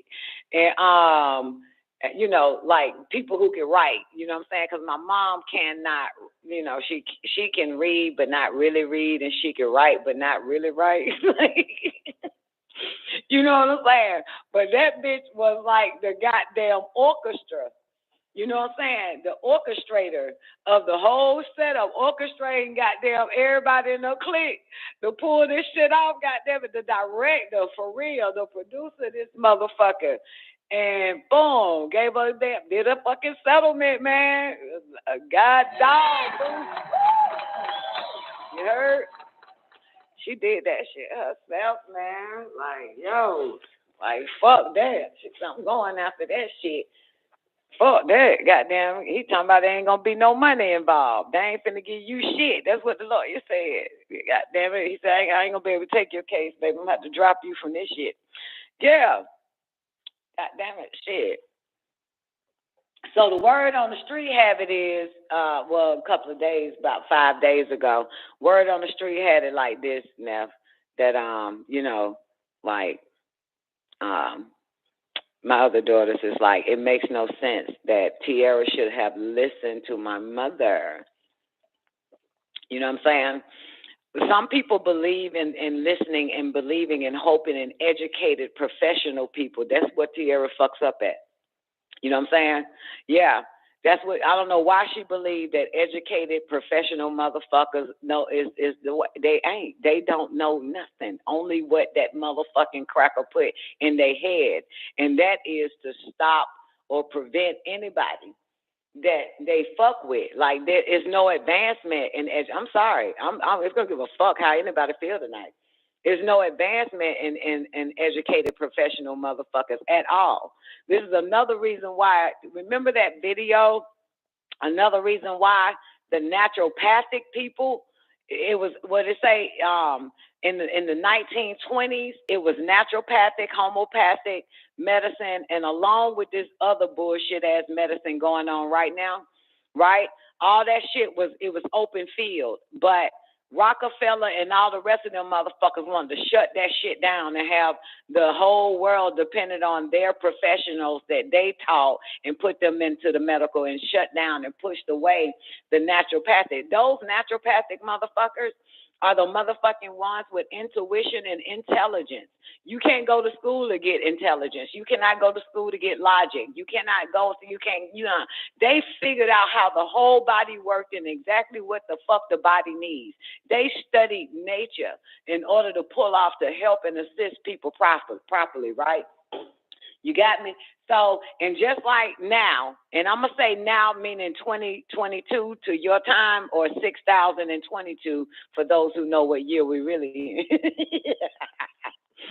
So even right now and yesterday's, the lawyers wasn't shit. That's why people started relying on the Moors. You know what I'm saying? On the Moors.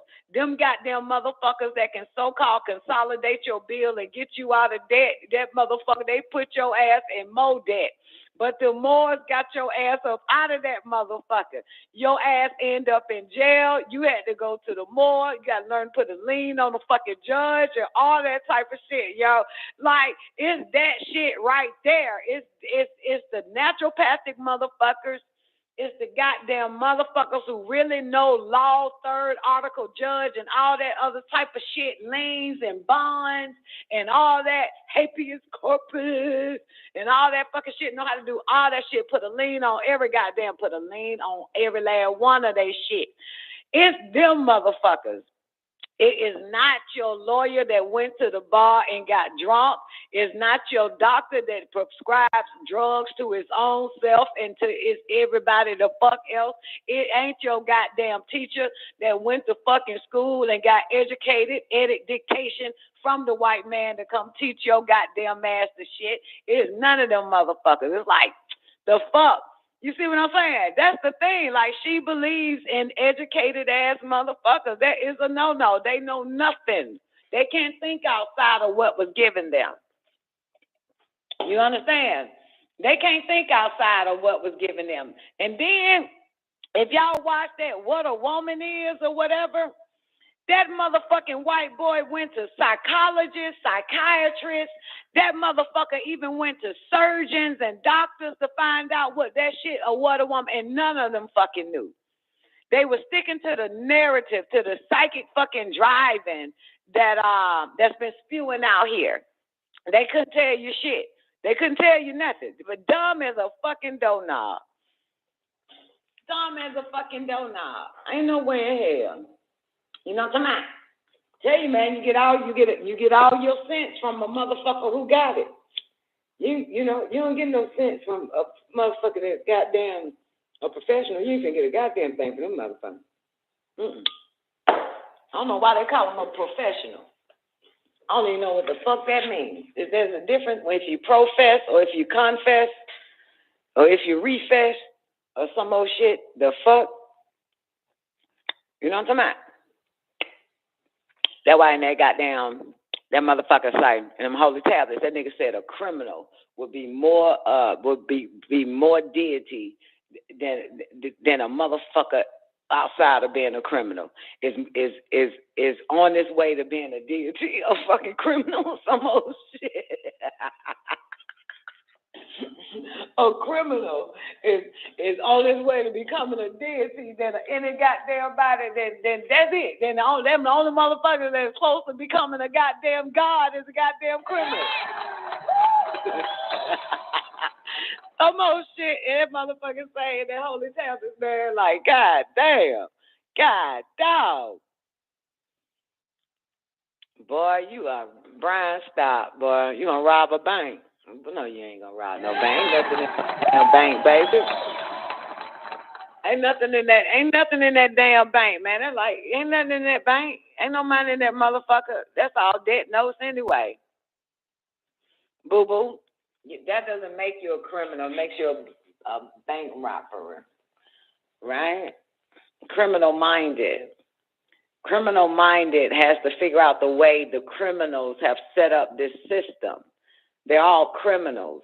And they keep changing the way that the system is set up every time a criminal-minded motherfucker figure out how the fuck it's done. It's criminal-minded. You know what I'm saying? They are criminals.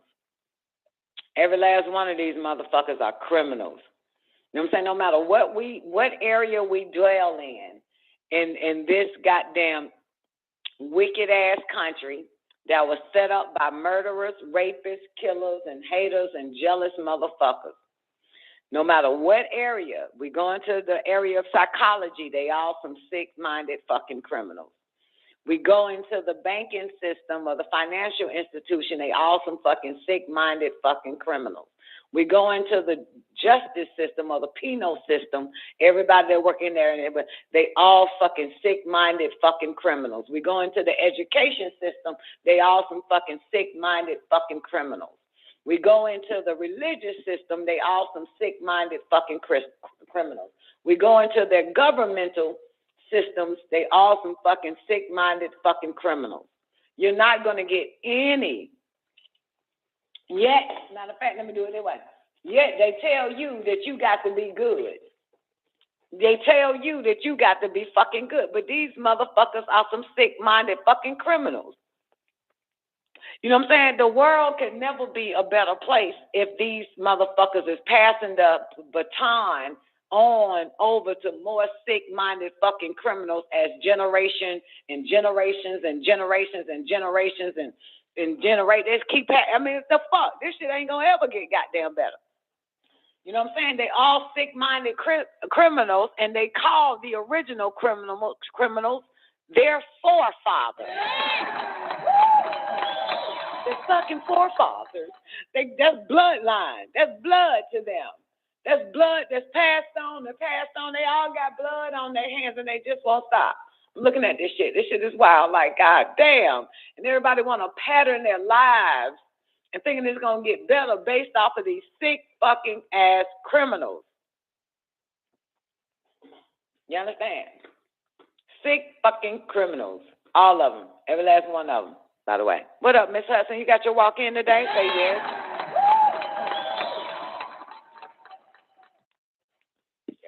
Fucking came to every goddamn Negro goddamn territory, fucked them, raped them, poisoned them, killed them, and these are the same motherfuckers here today. Yeah, if you are descendant of your ancestors, then what the fuck is them? They are also descendants of their ancestors. Okay, motherfuckers, ain't nothing changed. They are also descendants of their ancestors. Okay. Shit. The moral of the story is, how the fuck can you do good in hell when the motherfuckers that done goddamn is running that shit is fucking fucked up, sick, wicked? There's no fucking way. There's no fucking way. And you expect these motherfuckers to do a righteous act? You expect these motherfuckers to do a righteous act? God, dog, like the fuck? I mean, how long, goddamn it? That's why they're saying, can the devil be reformed? Only motherfuckers in the 50s and 40s and 30s and 20s and 1960s only know the answer is fuck no.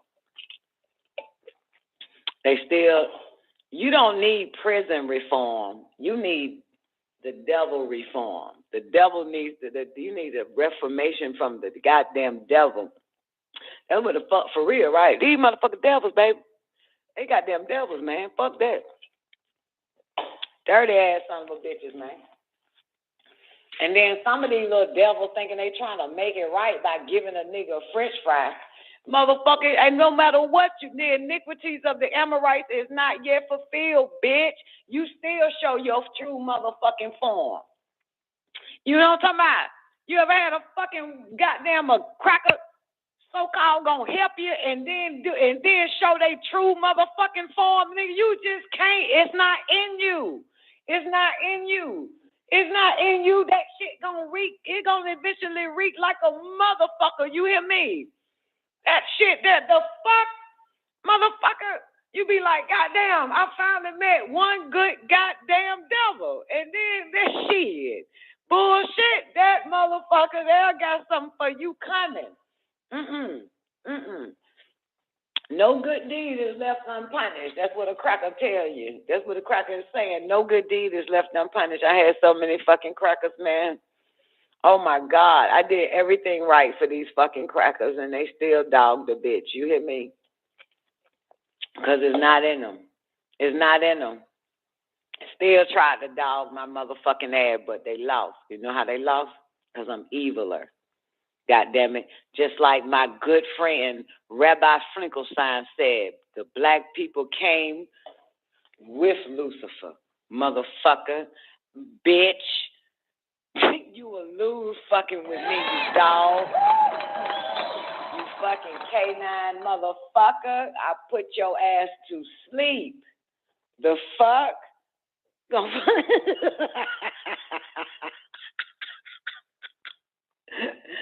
You gotta remind these white folks. Goddamn Reverend Finkelstein saying we came with Lucifer. Bitch, you will fucking lose. Fuck you think this is? You ain't nothing but the physical devil. You are not the spiritual devil. We kick your fucking ass. You just a physical goddamn devil, motherfucker. Trying to figure out how to get some UV protection. That's all the fuck you are.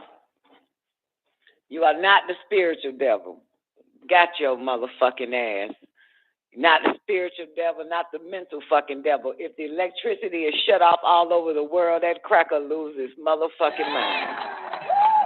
Your AI won't work, will it? That'll be the end, ain't it? Them satellites goddamn burn the fuck up. That'll be the end, won't it? That'll be the end, right? That'll be the end, all your little goddamn sockets and shit you using. Your artificial, and that'll be the end. That motherfucker wouldn't work. You got to charge that robot up, baby. Motherfucker stay dead. That's it. That's the end right there. This goddamn solar, did new light coming in this bitch, about to flip it the fuck over. It's already in this motherfucker. That'll be the end for real. They can't do it. They can't do it. They can't do it. They can't do it, baby. What up, Essential? Said we came with Lucifer, boo. Hell yeah, you gotta remind these motherfuckers. Shit. Better remind them motherfuckers. Black devils first, bitch. Before you became the white devil, bitch. Well, fuck your motherfucking ass up. Hey, we the black devils. People say we devil around. God damn it. Man, if we could turn this devilishment and redirect it and put it in the right, got the way it's supposed to be, motherfucker, that'll be the end right there. Won't it, Ty? Goddamn, we stop being devils to each other, motherfucker, be the devil to them motherfuckers. See, the devil needs a devil. God damn it, ain't it? The devil needs a devil. We are the natural born goddamn devils. The fuck is this shit? Stop playing humans with this motherfucker, because humans are led to the slaughter. Humans are the ones that was given rights, but not the devil. Got to become the devil on these motherfuckers. You got to let them know. You know what I'm saying? Got to scare the hell out of these motherfuckers. Y'all walking around in fairy costumes now. You fucking niggas walking around in tutus and fucking leg warmers and shit out here in public and booty shorts and shit. You don't put back on your righteous, scared motherfucking cracker guard, bitch. You know, motherfucking get your motherfucking...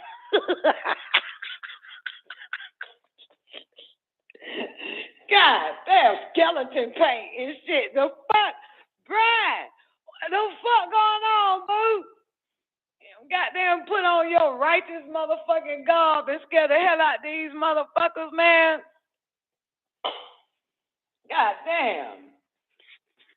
The fuck? You know something wrong with you if a cracker just walk up to you and start talking to you and touching you and shit. You know you ain't got on the right clothes. Supposed to scare the hell out them motherfuckers. You know what I'm talking about? Every day is Halloween. You supposed to be scaring them motherfuckers. Let them know you got your goddamn righteous culture back. You got your tradition back. You got your voodoo back. You got your mind back, motherfucker. You got your custom back. You feel me? The fuck? Scare the hell out of these motherfuckers. The fuck? Ain't no way in hell a crack supposed to be coming to you, touching you, and been telling you a little quick ass joke and stuttering and slobbering drunk as fuck. You know, drunk cracker ain't even scared of a goddamn nigga, man. Even if you knock that cracker out, that motherfucker still gonna get the fuck up and tell everybody in the trailer park what happened. He don't give a shit. Got to scare these motherfuckers. You better not bring your little ass in my face, bitch. Moral of the story is, it take two to tango, baby. That's the moral of the story. Y'all niggas better stop looking like goddamn Ralph Lauren and shit. Stop looking like baseball players and fitted caps and goddamn fucking throwbacks and shit. Y'all better get y'all shit together. You feel me, boo? You better put on your goddamn righteous attire around this motherfucker. You gonna wear the pentagram? It's not the pentagram, baby. I'm sorry to tell you, boo. That's they star. The 5-pointed star is theirs, baby. Brian, you got to put on the 8-pointed star and scare the hell out their ass. You hear me? You got to wear the 8-pointed star, baby. You feel me? You feel me? What up, Ty? What you got? If I knock you upside the head, I'm going to go knock you back to your existence. 8-pointed, boo. All right, y'all ready for this? Because this is 11 o'clock. Time go by fast at night, don't it? Don't it? Time go by fast at night. In the daytime, that shit be slower than a motherfucker. But at nighttime, you ever thought about fucking at night? Before you know it, it's 3 in the morning. I hate that shit. That shit that fucks me up every fucking time. I'm thinking hard and long, and now I'm ready. And it's like, hey, 3 in the morning and shit. Feel like I only had the thought for 3 seconds.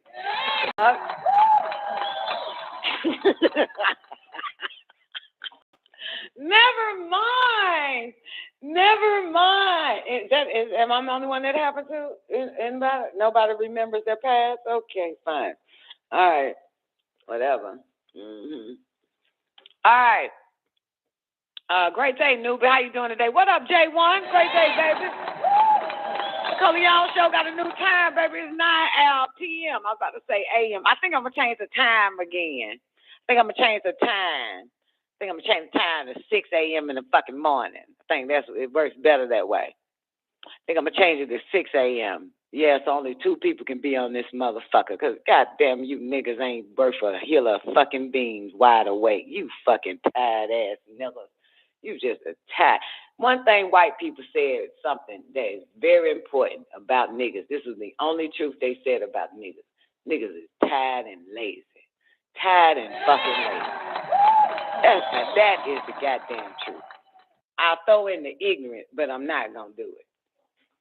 Just niggas just always tired and fucking lazy. That's one thing. That is the goddamn truth. That ain't the fucking truth. What the fuck is? Tired and goddamn lazy. Y'all niggas tired of everything. Tired. I'm tired. I don't feel like turning off the lights. I'm tired. I don't even feel like going to fix something to eat. I'm tired. I don't even feel like goddamn fuck it. I want to fuck, but I'm too tired. I'm tired. I don't even want to eat, but I'm hungry. I'm tired. Wash the car, but I'm tired. Don't even feel like washing the goddamn car. The car dirty, but I'm tired. Don't feel like washing clothes, so I'm tired. I'm tired. Don't want to sit tired. I don't even want to go to work because I'm tired. Just tired and fucking lazy. You tired, lazy motherfuckers. Especially the men. You some tired, lazy ass niggas. The males of your race is some tired, lazy ass niggas. These niggas think because they work 8 hours a day, they got the right to say they tired. Nigga, you ain't fucking, nigga, you ain't tired, motherfucker. Just tired of every goddamn thing. It's mental bar. Mentally tired, too tired, can't do this, too tired, can't do that, I'm tired. You ain't did shit. You ain't did nothing to be goddamn tired. Y'all don't even have a job that tires the shit out your motherfucking ass. Them niggas back in the 20s and 1800s, Them niggas never said they were tired in the shit them motherfuckers was doing. Nigga, they didn't have a microwave oven, motherfucker. They didn't have a guy. How is you tired in your motherfucking washer and dryer, wash and dries the clothes by his motherfucking self, and you too tired to put it in the motherfucker? Them motherfuckers did everything by hand. And for the record, there wasn't no goddamn telephone. So them motherfuckers had to walk 5 miles down the goddamn street to tell a motherfucker that your mama said come over to the house at 7 o'clock. Bitch, you tired ass motherfuckers. You got everything. You got access to get in the car that'll take your ass 5 miles in 2 minutes. And your ass too tired to go down the street, to drive down the fucking street, that'll take 2 goddamn minutes. Motherfucker, I don't understand. This is the most tiredest ass motherfucking generation I've ever fucking seen. Everything is given to you. Tired. You got a remote control and you're too tired to pick that motherfucker up and change the goddamn channel and shit. Them niggas didn't even have a television. God damn, too tired to even go online and check your email and shit. Shit right there in your hand and you're fucking tired. The fuck is the fuck? Just some tired ass motherfuckers. And some of you niggas got blow up dolls and you're tired, too tired to fuck it because you got to get up and go in the other side of the room and get it out the chair and put it back in the bed with you, and you're too tired to do that. And shit. The fuck is going to fuck all you some tired ass niggas. Them motherfuckers back in the 1800s, early 1900s had to do everything by hand. Motherfucker, they was out there washing clothes with their hand in the bucket, wringing the bitch out, hanging the motherfucker up on the vine or some goddamn well. Motherfucker, that's how goddamn Stevie Wonder or goddamn, what's his name? Yeah, Stevie Wonder, Ray Charles lost his goddamn eye because bleach got in that motherfucker. Have bleach got in your eye lately? No, motherfucker. Because you have a compartment in your dryer and washing machine to tell you where to pull the motherfucker at. And your ass too tired to do that. You don't even want to add bleach. That's too much work. God damn it, I'm tired. I'm just gonna throw the motherfucker and turn the bitch on and shit. You just a tired ass motherfucker. Tired. You tired, lazy ass son of a fucking bitches. Don't even want to fuck. Them niggas were fixing cars by their goddamn self. Motherfucker, they got out there, rolled underneath that motherfucker, changed the oil before the white man created the damn lift to pick up the goddamn car. Them motherfucker was down there like that. Motherfucker fixing a car that only had 2 parts underneath the engine and shit. God damn it, now you got a warning light that pops up in your fucking car and your ass still too tired to goddamn take it for service and shit. You just a tired ass group of niggas. Everything is just right here available for you motherfuckers, and you get lazier and lazier and goddamn lazy. Nigga tired. Nigga, you was beating your meat when you was 13. Why you can't beat your meat now? Now you got a problem like the bitch with you don't want to goddamn do it for you. Fuck, boy, get the fuck out of here. They got a beat meter machine and your ass still won't use it. Because you're too tired, because you got to plug it up, charge it up, and all this other fucking shit. And goddamn you motherfuckers. Now, that's the end of that. Shit, too tired. Just lazy. It's just lazy, and you're making the damn kids lazy. Just make the kids lazy than a motherfucker. And then don't even understand your fucking kids are lazy, don't want to do a goddamn thing. You lazy, you don't want to do a goddamn thing. Goddamn, you know you're lazy when you don't want to get up and be around motherfuckers, because that takes too much ass washing and putting clothes the fuck on and doing your fucking hair and brushing your fucking teeth and shit. You know it, I would go, and then you start thinking about what all you got to do just to go. So then you tell yourself you ain't going once you done saw everything you had to do before you goddamn get there to go. You lazy motherfucker. You lazy piece of shit.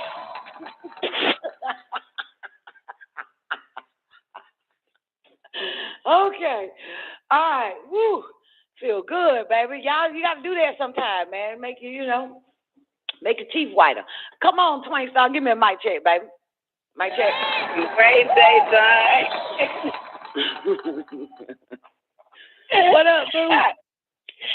I was cracking up this here. And listen, I had a real quick question. Mm-hmm.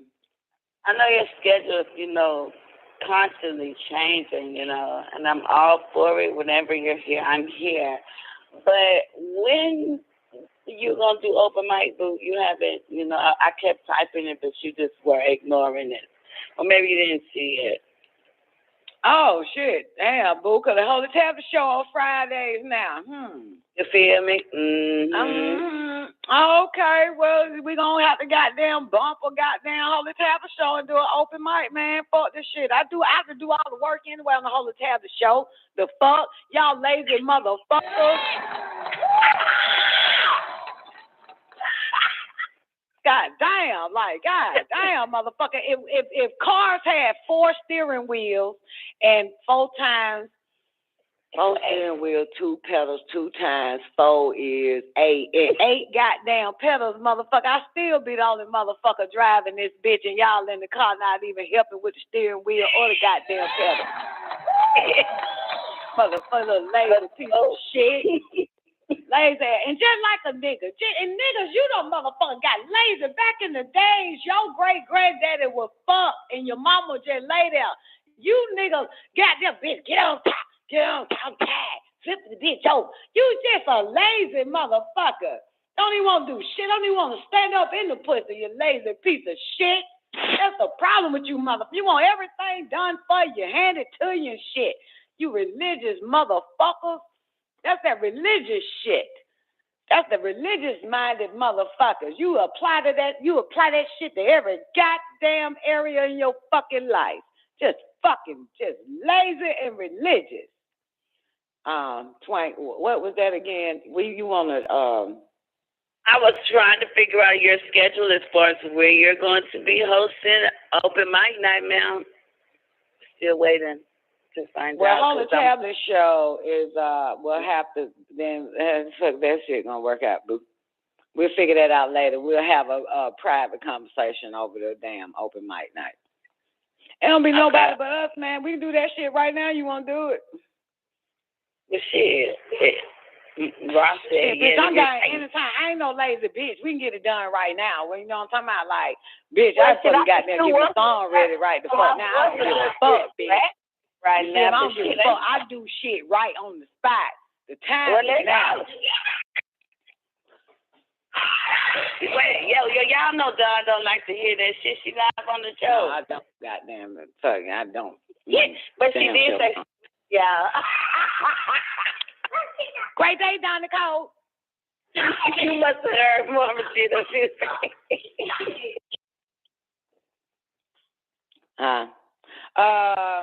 Let me give y'all this MKUltra so I can send y'all back to bed dreaming about bullshit that you fuckers normally dream about. Y'all ready for this? I'm about to give y'all finish this MKUltra, man. This shit is important because you fuckers on the MKUltra and shit. You don't even know it. A lot of you motherfuckers here right now don't even fucking know you under that MKUltra shit. No, I'm just kidding. Now, that was not true because if you was on that MKUltra shit, your ass wouldn't be here. You feel me? Yeah, your ass would be upstairs watching reruns of the clips of BET bullshit that happened a couple of days ago, I guess. I don't fucking know. Maybe you already did because y'all motherfuckers caught up in the goddamn vortex. Y'all better get y'all shit together, motherfucker. We in 2022, bitch. If y'all don't get y'all goddamn shit together, motherfucker, I don't know what to do. Better fucking look, boo. Y'all really got to get y'all shit. If you don't wake up every day and all day and say all day, every day, I got to get my shit together. Something's fucking really wrong with you. If you don't wake up and fucking say that shit, it's always that got to get together. It's going to always be that. You know what I'm talking about? One more year to the culling. The fuck is that, newbie? Yeah, religious motherfucker, ain't shit gonna happen. 2023 gonna be goddamn August 12th gonna be the same as goddamn June 28th, 2022. Ain't nothing. You ain't gonna sit. You know, witness shit, motherfucker. Ain't nothing gonna pop out. I'm telling y'all that shit right now, man. Ain't nothing gonna pop off, man. Ain't nothing miraculous, phenomenon, spiritual is gonna fucking happen. You know what I'm talking about? That's y'all little religious day. You don't understand, man. I don't understand why the fuck are y'all waiting on 2023. That shit is ridiculous. See, it's that lazy ass shit. You just gonna sit there and wait on 2023 and just hope that what? Something come out the fucking sky and just start zapping motherfucker your enemies or something. Bitch, if you don't motherfucking get that mental together and you zap them motherfuckers mentally, bitch, you can't enter the fuck. The only helping hand is the one at the end of your own goddamn arm, you little lazy niggas. You lazy niggas. You got to fight. Motherfucker, ain't nobody coming for you, motherfucker. Ain't nobody coming for you. Goddamn it, all this, if we, ain't no we, motherfucker. It's just your goddamn ass. You got to do this shit. Ain't no collective in this motherfucker. That's a lie. Let me tell you something. And you listen to me and you listen to me well. I am not giving you niggas no reparations. Okay? Let me tell you something. All types of demonic motherfuckers come through that goddamn vortex. Ain't nothing right come through that bitch. You gotta understand that shit. The white man jump-started that vortex. Just like CERN is doing they shit. You better start your goddamn vortex.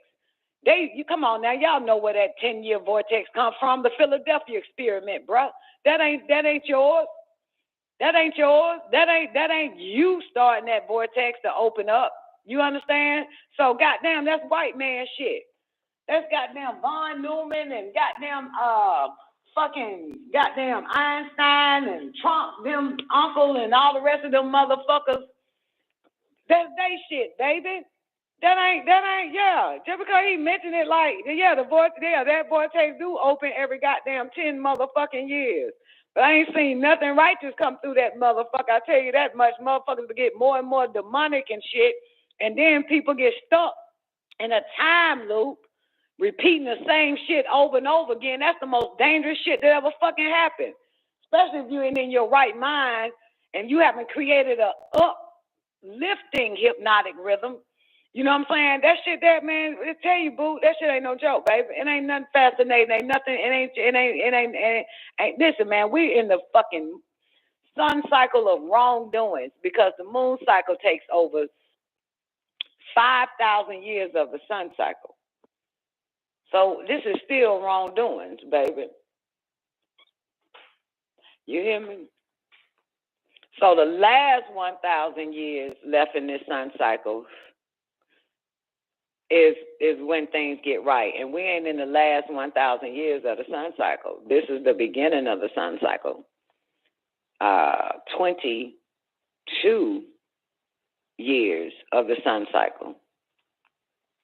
22 years of the sun cycle, these sick fuckers still got 5,000, well, less than 5,000 of wrongdoings. The moon cycle overlaps the sun cycle. The moon cycle is a cycle of wrongdoings. So get that out your head, man. That's why we just have to continue to fucking fight. You know what I'm saying? Fight whatever has been affecting us, poisoning us. You know what I'm saying? Bad habits that we picked up in what is considered the moon cycle, because this son of a bitch is, you know, that's their extension, because it extends over. When the moon cycle comes in, the sun cycle reigns for the first 5,000 years. So it's an overlap, newbie, if that makes sense to you, sweetheart, right? So that's why people, it is our time, but it's not necessarily our time because the moon cycle loops or laps in. So once the sun cycle came in, the moon cycle is 5,000 years. And when the moon cycle comes in, the sun cycle has the remaining of the 5,000 years. So, yeah, that's sad, right? That's why we didn't feel like Nothing. Like, why is it so much more wickedness and devilish and fucked up fucking shit going on? Because it doesn't end. It's not like a complete end, like how a movie goes the fuck off, right? It's no ending. It is a interwoven cycle. So when the sun cycle came in, the moon cycle was still lingering, and it would linger for 5,000 years. Yeah, but this their vortex, baby. Fuck that 2023. This is white man vortex. Open up your own, start your own, like white man and the rest of his little physicists and quantum physicists motherfuckers do. Create your own vortex, man. You ain't learned nothing from Dr. Strange. Why y'all be watching that shit? You ain't threw your hand in a fucking counterclockwise circle and try to open up a goddamn portal and walk through that bitch. I suggest you start. You hear me?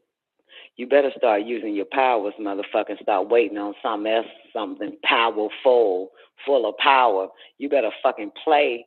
You better play with this shit. I don't know how many times I gotta tell you, motherfuckers. You better use your shit. Ain't nobody finna help you. Ain't nobody coming to get your motherfucking ass. Ain't nobody coming to fight for you. Ain't nobody doing none of that. You gotta do all this shit with all that you know. All that you know, Leroy. You are the master. You gonna have to do this shit. All that you know. For real. All that you know, you supposed to put this shit to practice. Now practice. All that you know. Look at Neff. I knew I can always bring Neff back in the chat room. All I gotta do is say the right shit. There she goes. Neff know that shit. No, I know how to get them all the fucking, yeah, man, you got all that you know, baby.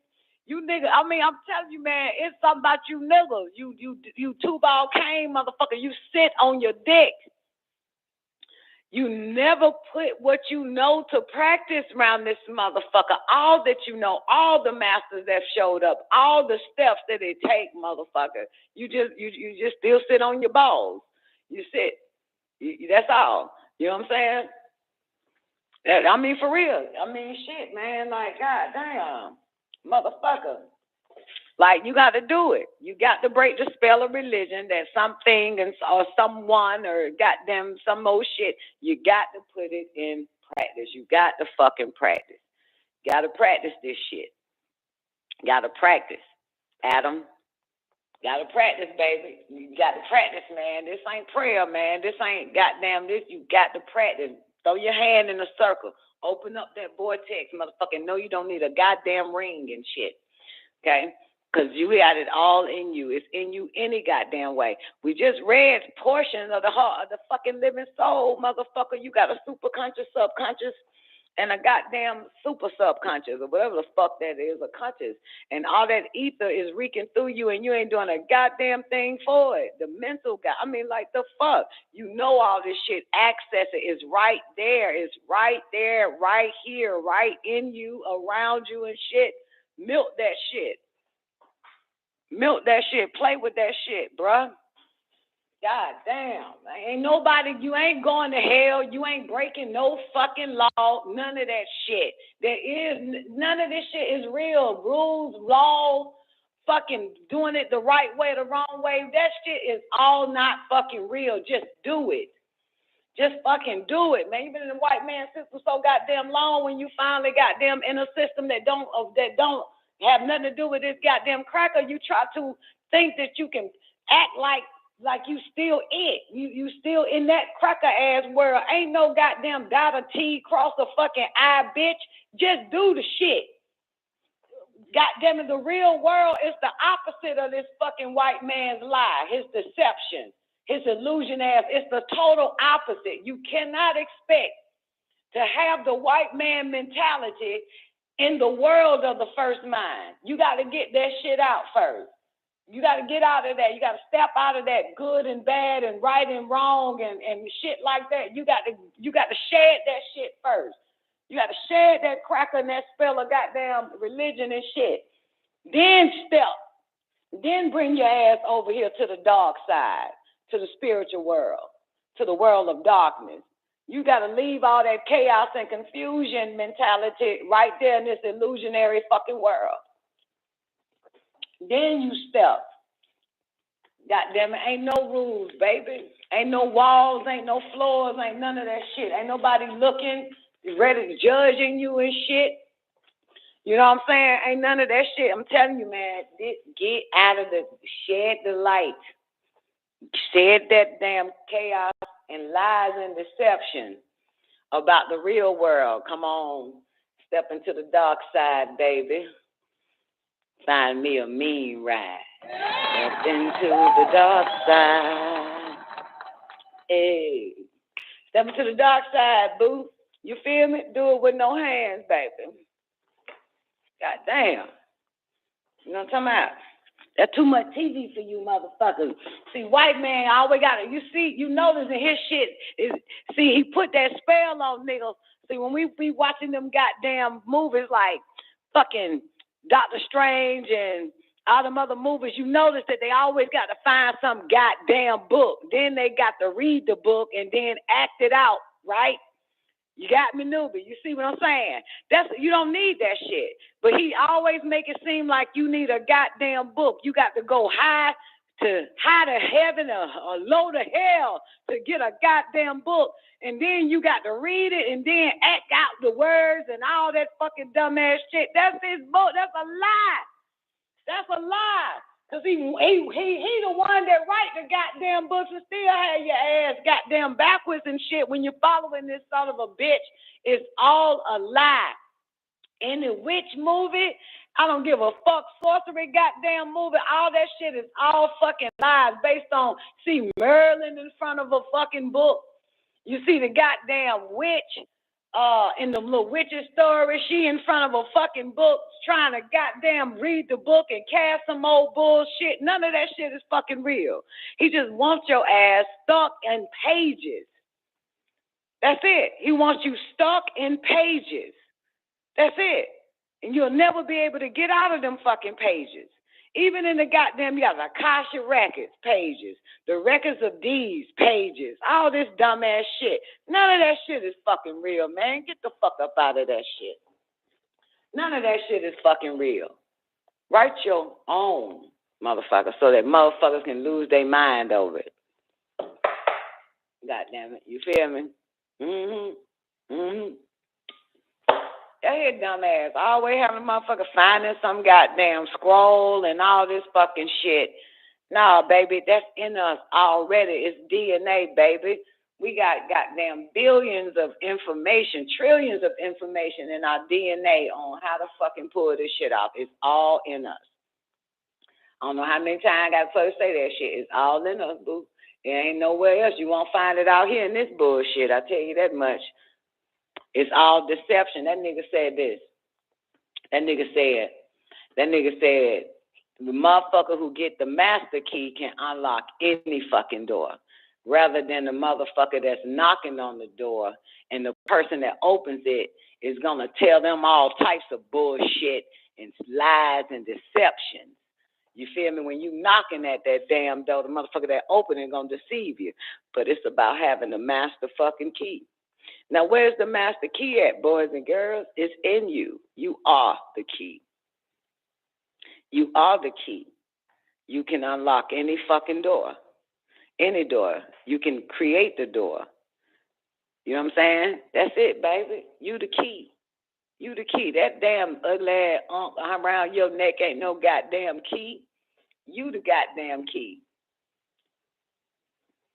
You are the master with the fucking key. Just say it, and you become it.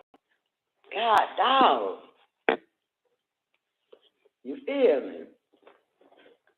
Man, the problem is you don't hate this fucking motherfucker. You don't hate the house that Jack built. If you hate the house that Jack built, motherfucker, you can finally destroy it. You're playing by his rules. You get ready to stop playing by his rules. You stop playing by his shit. And no rules is rules. So whoever rules you're playing by is the rule. It's the ruler. Set it up for you to fail. That's the real deal right there, baby. All right, 20 minutes. I'm about to go into overtime. So let me go on and give y'all this shit on a Tuesday night. Motherfucker, Dawn is about to be 47 years old, baby, and right knowledge, because I was alive in my mama's belly. I'm about to hit 47 on you monkeys. Goddamn, playtime's over. Leroy. Playtime's over, motherfucker. Let's go. All that shit was a rehearsal. It's showtime now around this bitch. You feel me? It's showtime. God damn it. The fuck? You know what I'm saying? It's the real deal right here, baby. Open up. You know what I'm saying? Open up. They quiet all the teachings about the mind when they started dictating what should be on television and all that type of shit. They quieted all the teachings about the mind. You notice that? You notice that, right? Yeah. You notice that? Well, I noticed. You know what I'm saying? And they shut down. And, you know, first of all, motherfucker, anybody believe that goddamn Bruce Lee died naturally, you's a fucking fool. They killed that motherfucker. Bruce Lee was assassinated. Goddamn you, dumbass motherfucker. And the only reason why they had to get rid of Bruce Lee is because niggas was channeling that. Bruce Lee was a threat to this goddamn beast-ass white man because niggas was moving at a faster pace with that teaching. You know, with that teaching. And, you know, white man can't do that, baby. He can only do that in his Hollywood. You know what I'm saying? He can only pretend what he wants to be because he could never be. That's the truth. That is the goddamn truth right there. This son of a bitch. Y'all should really goddamn see the difference. You know? Got to see the difference, though. But one thing I've been noticing about this cracker, this Hollywood motherfucker, he is not going to play the voodoo man. You notice that? He will play Amun-Ra. You know? He will play Ramesses. He will play Imhotep. But he will not play the voodoo man. He will not play Obatala and Shango. He gonna get a nigga for that. He gonna get a nigga woman or a nigga man for that. But he will play any of your gods or any of your ancestors that were deities or pharaohs. You notice that shit, J1? No, you didn't. I'm letting you notice it now. But he gonna always find a nigga to play that, ain't it? He gonna play, he got to find a nigga for that. But anywhere where there's superpowers involved, ancient Egypt, mastery, you know what I'm saying? Because that's where he got 3% of his fucking knowledge from. Still ain't got all of it. He got an understanding. So he wants to play that. He wants to play the mummy that returns. You know? He wants to play the God, you know? You saw it, right? With Gerald Butler and all the rest of them. What theory in that bar? You know what I'm talking about? Where they had Horus and Set and them fighting and shit. I think Gerald Butler was in it and a few others. ISIS was in it and shit. You know what I'm talking about? Anybody remember? Anybody remember that last one? You understand? You know what I'm talking about? Nope. You know what's the name of it, newbie? You know? Gods of Egypt. Yeah. He'll play the gods of Egypt. Right. But when it's some regular ass goddamn movies, he got to go to some hood and find the voodoo man, the Shango, the Obatala, the hoodoo, the voodoo woman, and shit like that. But when it comes to you, he plays the real you. You understand? He plays the real gods, which is you, with the real fucking power. Not the little motherfuckers that got to get some sand and some rocks and some bones and cut a chicken blood. He'll use a nigga for that. But when he really wants to play you, he's playing you as God. Big fucking difference. Big goddamn difference. That's that son of a bitch. And there's no rules when you're God. Newbie, Brian, Bar, where the rest of my niggas at? Any other niggas in this bitch? You're not God yet. You're playing a man that wants to play with books and stick to the rules. When you become God, nigga, there is no rules. That's what he wants to be. The gods of Egypt, of ancient Egypt, which is really you. There is no fucking rules, okay? But man looks at it as wrong. If you go into it and look at the stories on the walls and shit, man will find something wrong with one of the gods. Just like that man in the 6,000, 5,000, 10,000 year pyramid class. He felt like Isis, being a god herself, was wrong for poisoning another god. You understand? There's no rules. Ra didn't see nothing wrong with her using her power to poison his ass to get the fucking goddamn magic word. You understand? There is no fucking rules. Again, in the ancient, and what the fuck are we at? In the sacred wisdom of HAADI, in the mental transmutation part, that last little bit, he said there is no good and evil in mental transmutation. There's no good and evil in ancient Egypt.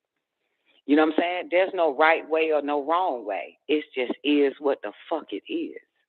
The gods know that shit. The gods know it. Even if you look at the story of Halal or Lucifer and Michael, there was nothing wrong with Lucifer.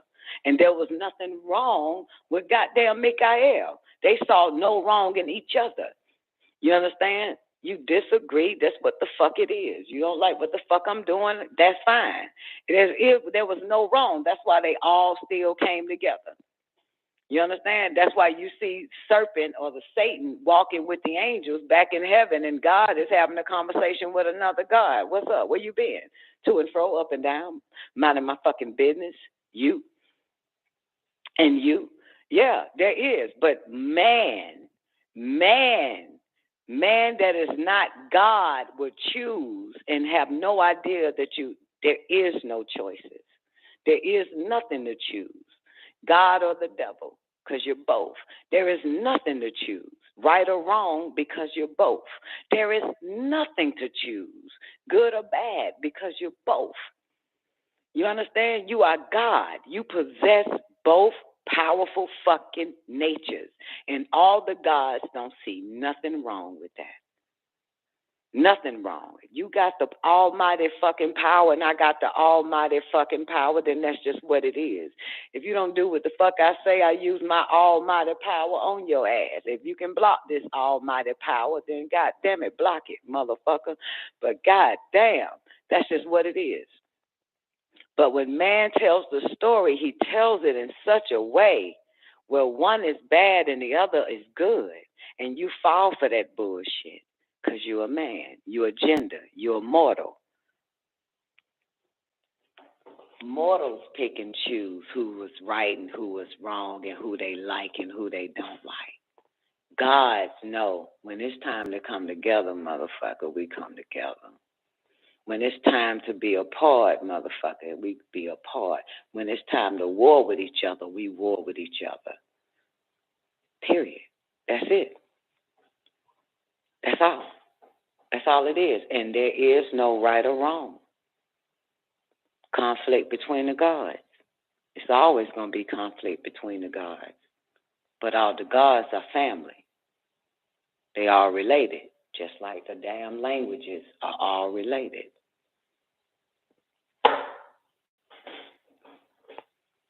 Be God, not a goddamn man, not a goddamn woman, not a fucking gender. Be God. There is no rules. The God mind. Do you understand there is no mental rules to this shit? If you study the mind, there is no rules to mind. You understand? The mind do what the fuck it wants, when it wants, however the fuck it wants. The mind is never afraid. It doesn't belong to no goddamn society, to no religion, to no cult, to no family, to no relationship. The mind is absolute. That's what the fuck the mind is. You understand? The mind does not fear any fucking thing. You know what I'm saying? The mind does not hold anything greater than itself. It doesn't hold anything above itself. That's why we have to be mental and not physical. The physical is restricting. You know what I'm saying? The physical is dust, is dirt, is bacteria. But the mind is not restricted. The mind does not fear God. The mind is the one that created God. So you can't be afraid of what the fuck you created. You know what I'm saying? The mind is. That's why we have to be more mental than physical, because the mind don't give a fuck. Mind don't give a fuck. It don't even give a fuck about you. That's how powerful the mind is. The mind could give two shits. It is on its own power. It does what it wants to do. That's why they after the mind. That's why they've been after the mind. They knew if they could control the mind, they can control the body. You understand? That's what they're trying. But it's impossible. They got this phone that reads our brain waves and still can't control it. All this artificial ass shit still can't. They can't do it. No matter what. Read it. Read my fucking brain waves, bitch. You still won't be able to control it. You can do all of that shit. It don't matter. You know what I'm saying? It's like a nigga with a dick. You can fuck it and put 95% of that semen chemical fluid in a bitch and you still can't have me. Because the mind is too fucking strong. When a motherfucker is strong-minded motherfucker, they call them stubborn. If you look up the etymology of stubborn, it means sovereign, having its own authority. You can't fuck with it. Nothing you can do. Ain't nothing you can do. And you can tell this diabolical ass white man gets madder and madder, has to still try to figure out how the brain works and all this other type of shit, how the mind and the ethers, because this motherfucker trying to figure out how to control niggas. You can't, bitch. We from the ethers. It's impossible. It's impossible. Yeah, do another movie on ether and how evil and bad it is, motherfucker, and get out our goddamn face.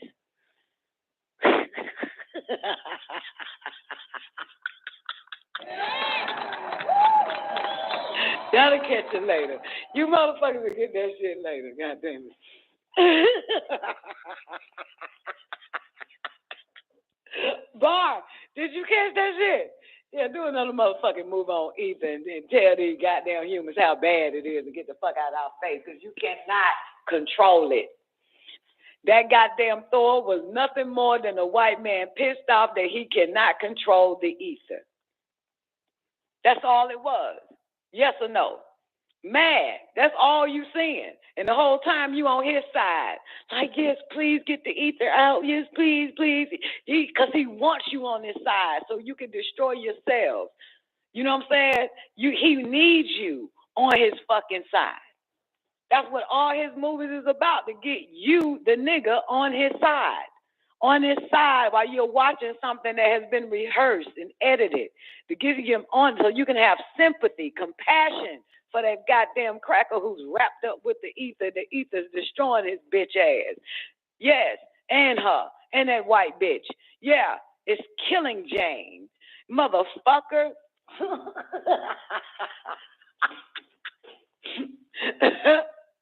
Right? It's killing Jane. You really want them to find a way to get the ether out that white bitch. It's destroying that hoe. But you got compassion even for the actors in this fucking movie about your own story. All right.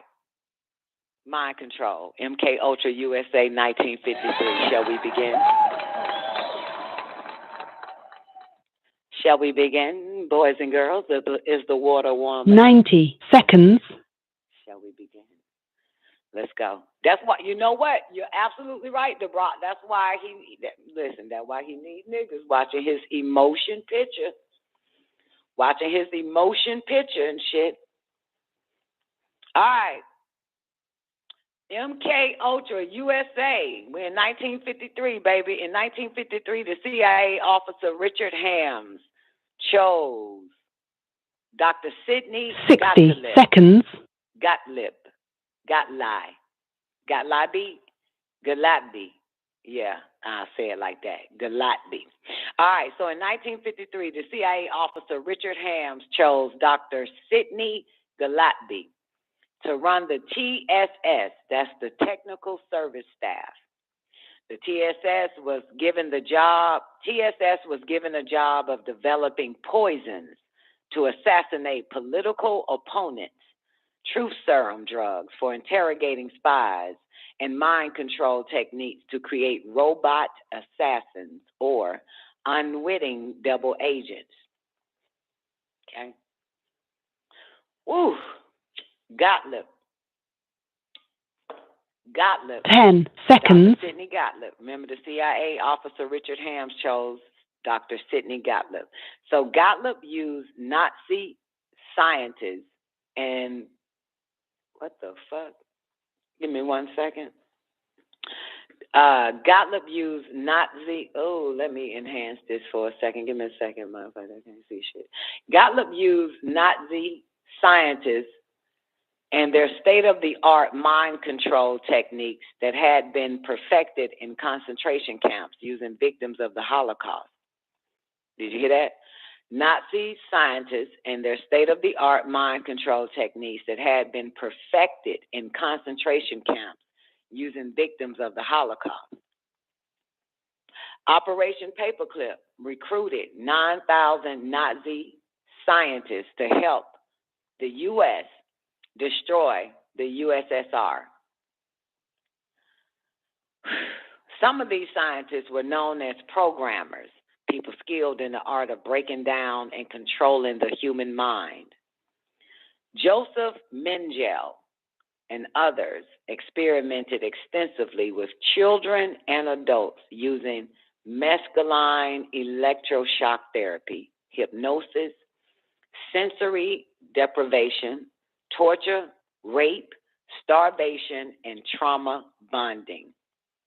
Mengele was so successful using the technique of trauma bonding that survivors today still exhibit a profound affection for their torturer. You hear this shit? Motherfucker. Take it back. Some of these scientists were known as programmers, people skilled in the art of breaking down and controlling the human mind. Joseph Mengele and others experimented extensively with children and adults using mescaline, electroshock therapy, hypnosis, sensory deprivation, torture, rape, starvation, and trauma bonding.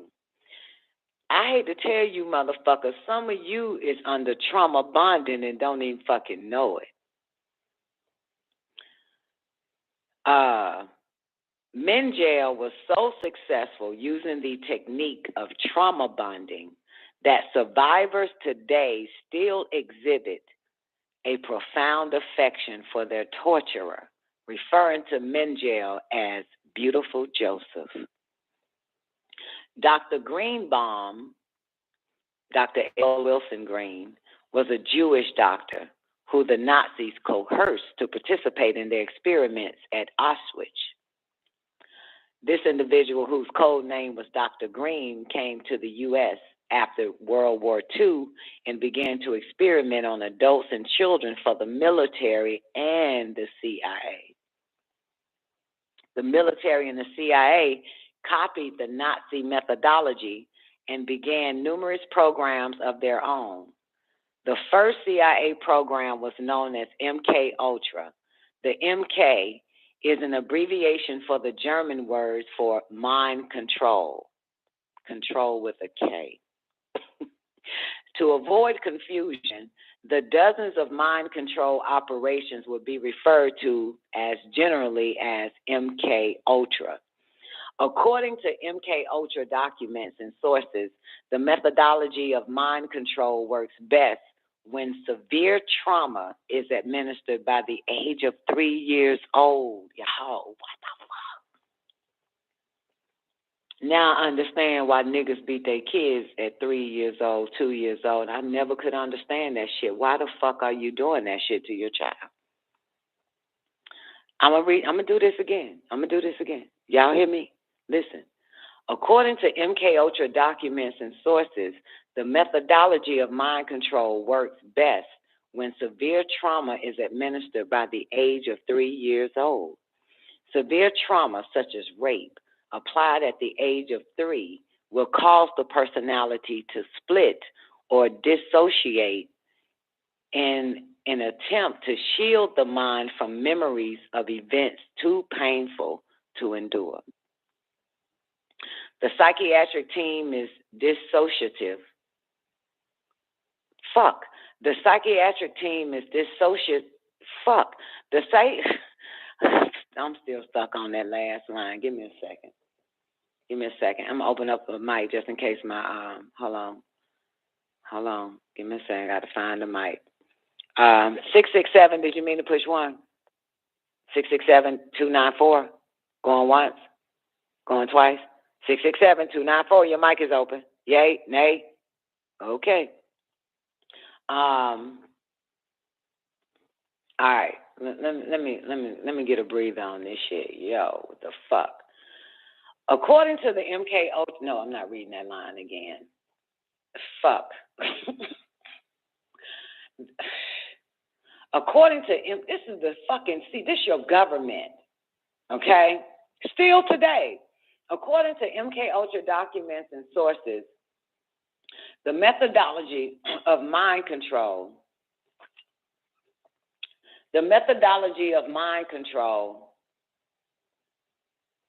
works best when severe trauma is administered by the age of 3 years old.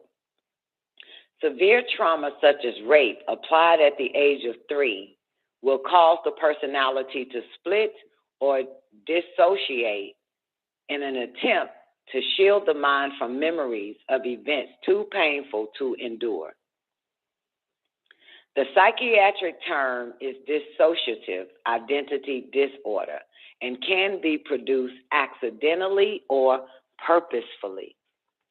The 3 Faces of Eve is the story of multiple personality disorder, or MPD, DID, that had been created by childhood abuse. The Pale Hard-Up case, P-A-L-L-E. Y'all got sound over there? The Pale Hard-Up case. Let me open up my mic. The Pale Hard-Up, hold on, give me a second. Y'all got sound in the after party, right? Yay, nay, no, what? Everybody dropping off? The Pale Hard-Up case, thank you, that's high. The Pale Hard-Up case, P-A-L-L-E, okay? The Pale, I'm just going to say Pale. You smart, educated Negroes, say it whatever, however you want to pronounce it. The Pale Hard-Up case is an example of purposefully created MPD, multiple personality disorder, that was used to create a robot assassin. MPD can be created by a therapist in an effort to manipulate the human mind. Stay the fuck away from therapists. The fuck is wrong with you, Tommy? Psychic trauma and creation of multiple personalities may be caused by the ritual sacrifice of animals and humans. Trauma causes the dissociation. The programmer will use triggers and hypnosis to call forth the created personality, known as an alter personality. Only 20% of the general personality is easily hypnotizable, but trauma at an early age makes people vulnerable to dissociation and thus hypnotizable. Typically, the programmer might wear a rabbit suit and sacrifice a rabbit in front of the child victims. The image of the rabbit, a phrase from Alice in Wonderland, or similar paired images are used as the triggers to call forth the altered personality. Y'all follow? Y'all hear this? Y'all, please tell me y'all paying attention. Or did the spell of sleep get to you already? The method works best when the trauma is repeated around 6 years of age. Let me take it back. Only 20% of the general population is easily hypnotizable, but trauma at an early age makes people vulnerable to dissociation and thus hypnotizable. Typically, the programmer might wear a rabbit suit and sacrifice a rabbit in front of the child victims. The image of the rabbit, a phrase from Alice in Wonderland, or similar paired images are used as the triggers to call forth the altered personality. The method works best when the trauma is repeated around 6 years of age. A few years later, the child victim's IQ test and personality test are evaluated to determine whether the child may be trained in assassination, sexual blackmail, drug courier, or other role. Years later, the subject may be hypnotized and used for operations, but would be consciously aware of the sense of lost time only. Gottlieb concentrated on the use of LSD for mind control and exotic poisons and drugs for political assassins. He gave LSD to an unknowing fellow scientist, Frank Olson, who worked for the Army Chemical Corps Special Operation Division, SOD, at Fort Detrick, developing biological weapons. Olson committed suicide by jumping through a window on the 10th floor of a hotel. Gottlieb concealed his actions, and the Olson family was unaware of the cause of his suicide until 27 years later, when the facts emerged during hearings on CIA abuses. The link between Gottlieb and Olson illustrates how the development of different elements of mind control are entwined with biological and chemical weapons developed, radiation testing, and the building of Manchurian candidates. During hearings in the 1970s, Congress uncovered the fact that the CIA gave LSD to thousands of unwitting United States adults and children for 11 years in an effort to perfect mind control techniques before dropping the technique in favor of more technologically advanced methods. Besides the death of bioweapons expert Frank Olson, the death of the world's best tennis player, Harold Blum, resulted from a mescaline overdose administered by doctors experimenting in mind control research. How many other deaths and injuries resulted besides these high-profile cases will never be known. MKUltra had 149 sub-projects that encompassed nearly every aspect of human behavior and social science. In the 1977 Senate hearings, former CIA Director Stanfield Turner stated that the program's institutions, including 44 universities, 15 private companies, 12 hospitals, and 3 prisons. Wow. Don't go to any of them. The areas explored included radiation, electroshock, paramilitary devices and materials, anthropology, graphology, psychiatry, psychology, and sociology. MKUltra Sub-Project 119 was the foundation of all non-lethal weapons programs currently active and included a summary of 5 areas. A, bioelectric sensors. Now they have cell phone sensors, smart sensors now. Bioelectric sensors, sources of significant electrical potential and methods of pickup. B, recording, amplification, electronic tape, and other multi-channel recording. C, analysis, autocorrelators, spectrum analyzers, etc., in coordination with automatic data processing equipment. And D, standardization of data correlation with biochemical, physiological, and behavioral indices. E, techniques of activation of the human organism by remote electronic means. This memo was dated August 17, 1960, and when viewed with other evidence that was not destroyed, shows significant interest in radio frequency, RF weapons, radio frequency weapons, and direct control of human behavior at a distance. This aspect of the research is where the greatest modern emphasis has been, rather than chemical or biological agents, both of which violate existing treaties. This E right here, radio frequency weapons and direct control of human behavior at a distance. If somebody can let us know, when did they start putting those towers up, you know, in all the neighborhoods and stuff like that? You know what I'm talking about? Those towers? Yeah. All those towers with that light blinking and shit every fucking where. Oh, that's what did it for me. Alan Dulles, now we're going to Alice Dulles. Alan Dulles and his brother John Foster Dulles designed the CIA for Alan Dulles and his brother John Foster Dulles designed the CIA for Clark Clifford, the author of the NSA Act of 1947.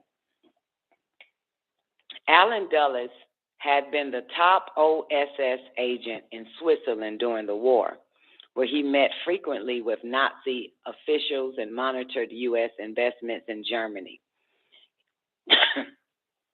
He held an executive position with Standard Oil. The Dulles brothers were both partners in the Wall Street firm of Sullivan and Cromwell, still the most powerful firm of its kind. John Foster would go on to be Secretary of State for Eisenhower, while Allen was head of the CIA.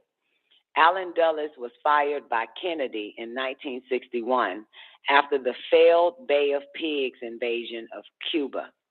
Alan Dulles became the lead investigator of the Warren Commission that found Oswald to be the lone gunman. Dr. George Estabrooks was prominent in the American hypnosis scene from the 1920s to the 1970s, head of Colgate University's Department of Psychology. He published over 60 articles and several books on hypnosis. Estabrooks' expertise was used by both the OSS and the FBI. As soon as the OSS began, George Estabrooks, he was born in 1885, died in 1973. Yeah. So as soon as the OSS began, George Estabrooks started traveling to Washington, D.C. Estabrooks viewed persons who were susceptible to hypnosis, 20% of the general population, as fodder for any hypnotist's notion of higher purpose, be it research, profit, patriotism, or his own personal entertainment. His attitude echoed that of Dr. Cook, who in 1927 advised beginning hypnotists to boldly develop a stable of hypnotic subjects. First, secure a good subject and practice upon him until you can hypnotize him with absolutely no difficulty. And then place him in the profound somnambulistic amnesic amnesic, basically put the motherfucker on amnesia. Stages of hypnosis. Next, secure 2 or 3 more subjects and develop them, and thus gradually add to the number. The hypnotic state is referred to as somnambulistic or amnesic by Dr. Cook, because the subject was unaware of the missing time and unknowing of his other life, the time he spent under hypnosis.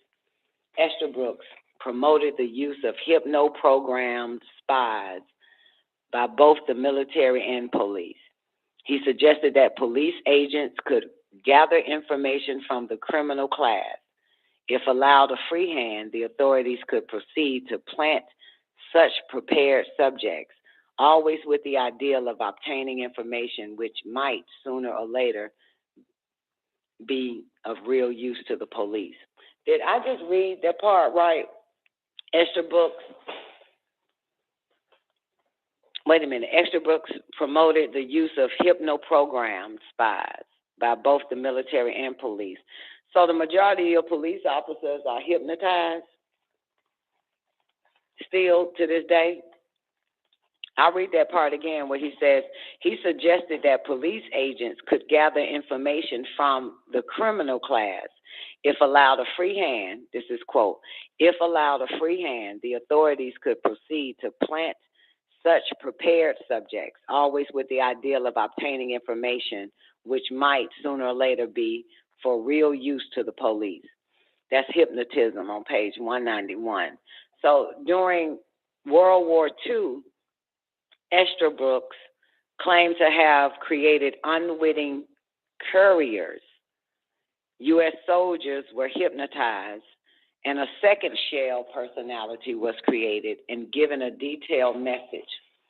The soldier reported to his contact, was hypnotized again, and gave his secret message. The couriers were unaware of their mission and could not knowingly divulge its contents. Estabrooks stated that this and other mind control programs were operational during World War II. Estabrooks envisioned an elaborate infiltration operation of a foreign government targeting key officials who could control events in that nation. Let me stop right there for a second and ask a question that has nothing to do with this, but it does. And y'all ain't got to answer this shit because I don't think you ain't got the answer for it. But the question is something to ponder. Whatever happened to all them goddamn, who was it? Haitians that ended up under a fucking bridge in Texas? I guess that was the end of that. No update on that, right? Wasn't it Haitians or somebody? You remember? It was just several months ago. Exactly. I guess when people never really fucking cared, they decided to tell everybody go back home and pay their ass, what, $20 a day? $100 a day for acting?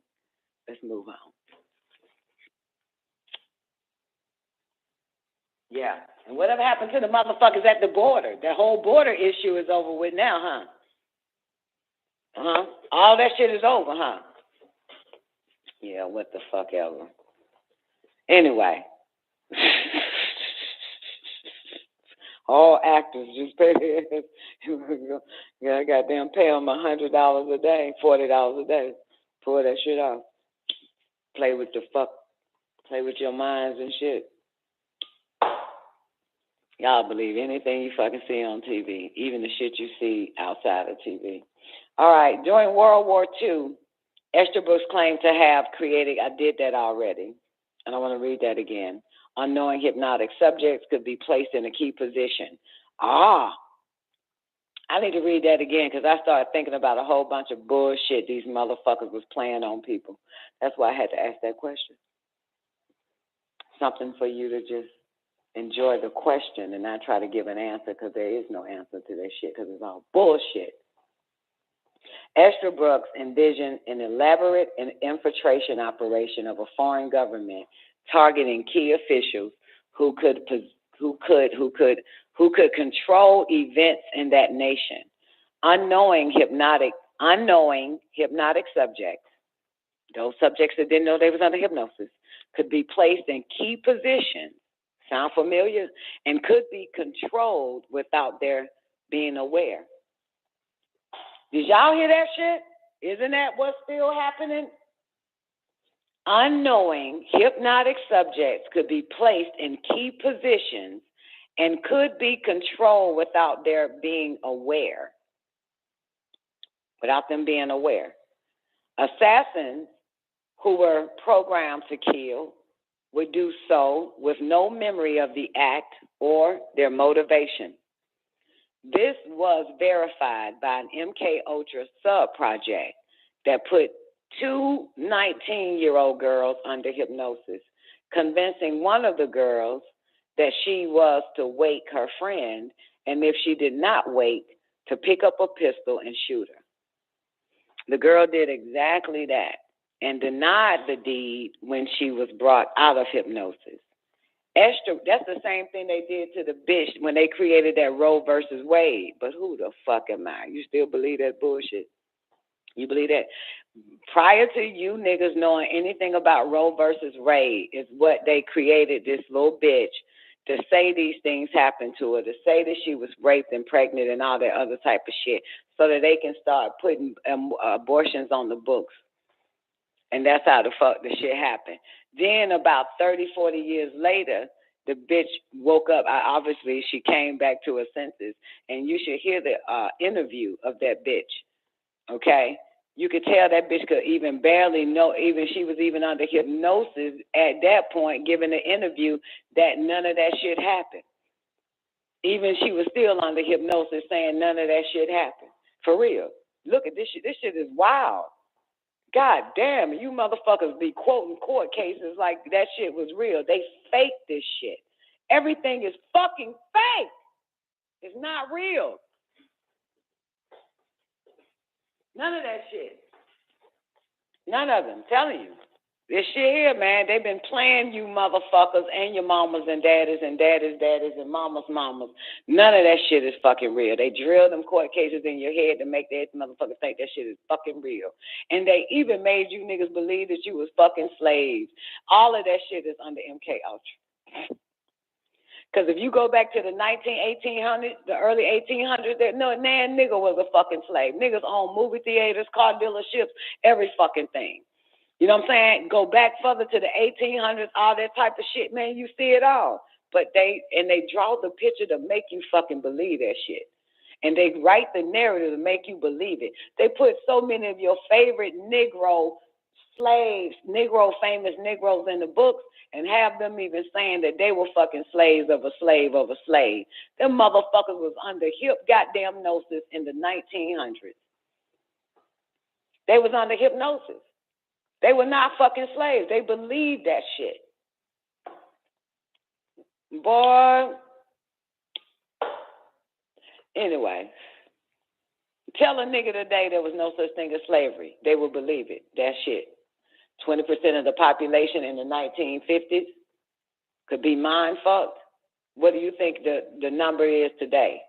What do you think the number is by the time the 70s hit, the 80s hit, the 90s hit, 2000 hit, 2002 hit, 2004, 2006, 2010, 2013, 2018, 2020, 2022. What do you think the numbers are now?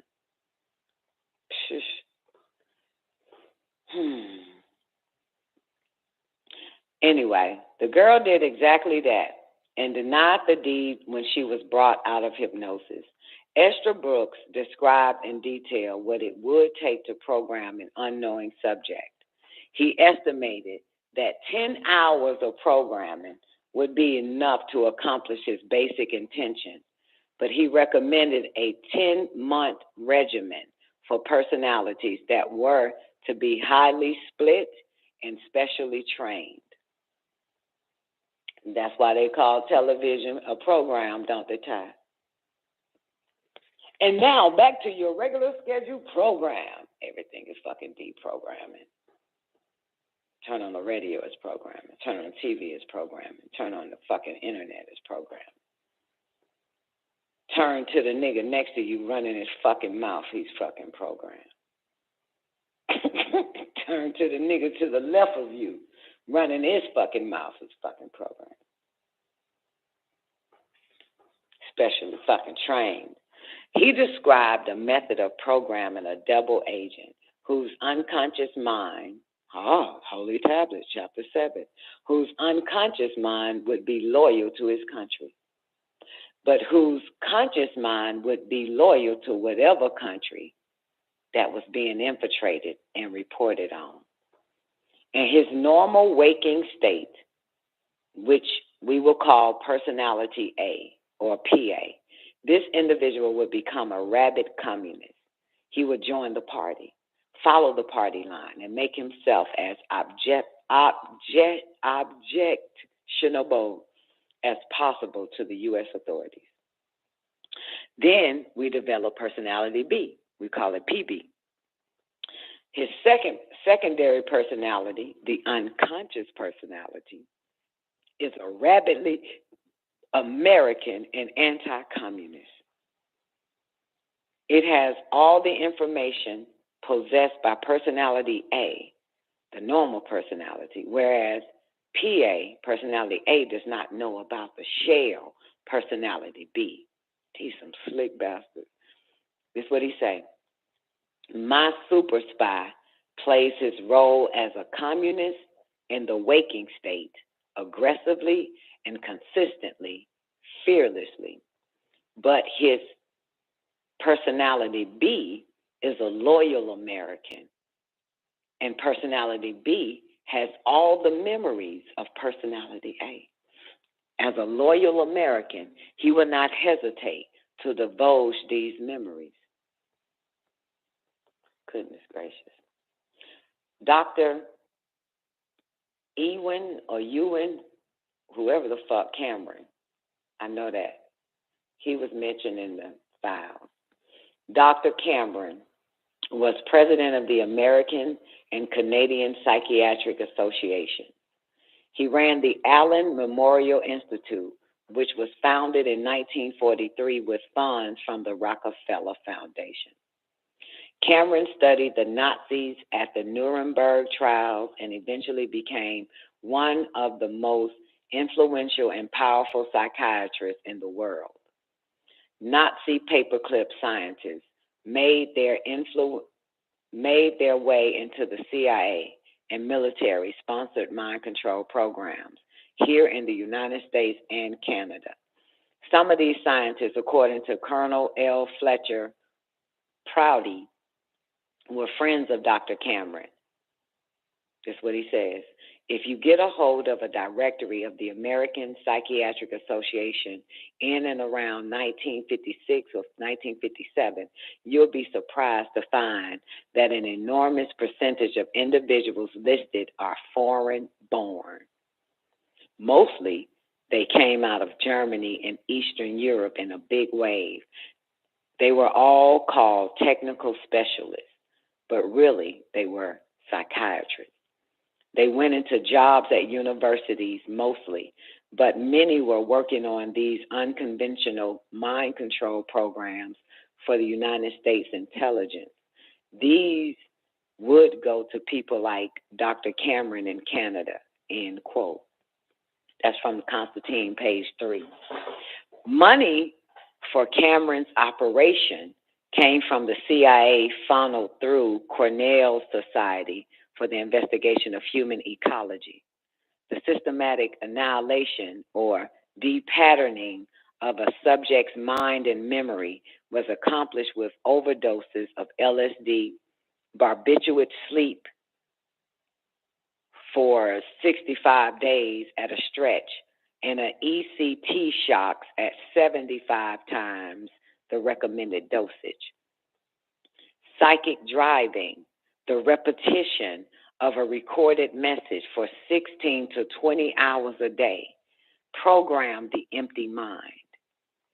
The grid room was where the patient was forcibly strapped to a chair paralyzed with a dose of curare, head covered in electrodes and transducers. The subject's brain waves were beamed to a nearby reception room filled with radio receivers, voice analyzers, and recorders. Cameron's employee, Rubenstein, was serious when he said that Dr. Cameron and himself would one day become the world's authorities on continuous radio telemetry of human activity. The lanky 28-year-old ex-Army signalman, signalman.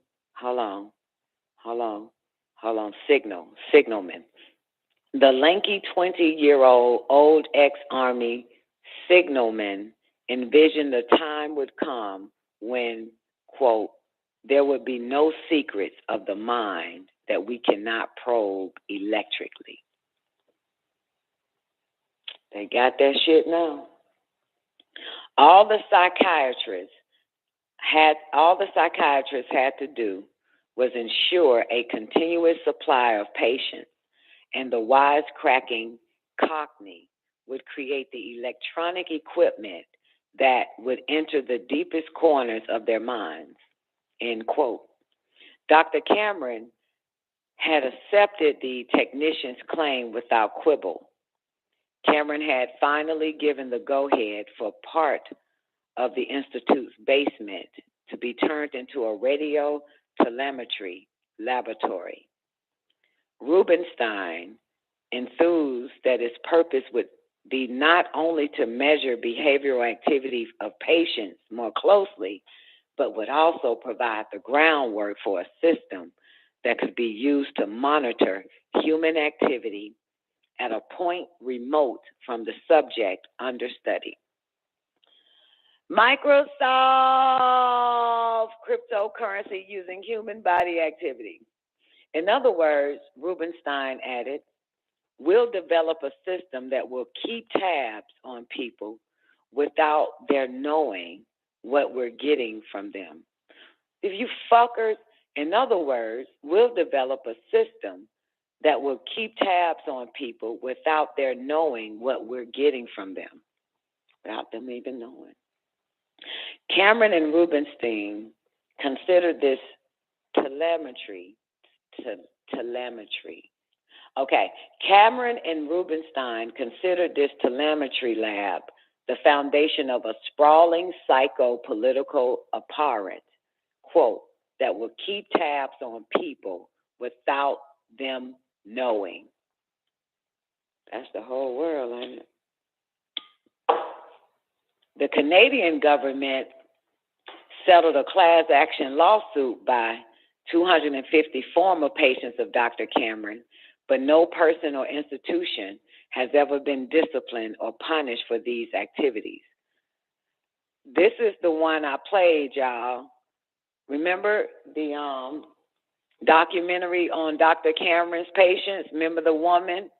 It was 2 women and a man. Do y'all remember? Yeah, you late, Miss Vivian. Girl. The great day. Do y'all remember the fat lady? She ended up having to take 26 medications every fucking day, right? The fat lady, the husband, and he was, remember that? This is Dr. Cameron, Linda McDonald. That's her ass. She coming up now. Linda McDonald was 25 years old in 1963 when Dr. Cameron treated her for mild postpartum depression. She received 102 ECT treatments, 80 days of drug-induced sleep, and emerged completely depatterned, totally incontinent, unable to state her name, recognize her husband and children. She had to relearn how to drive, cook, read, and use a toilet.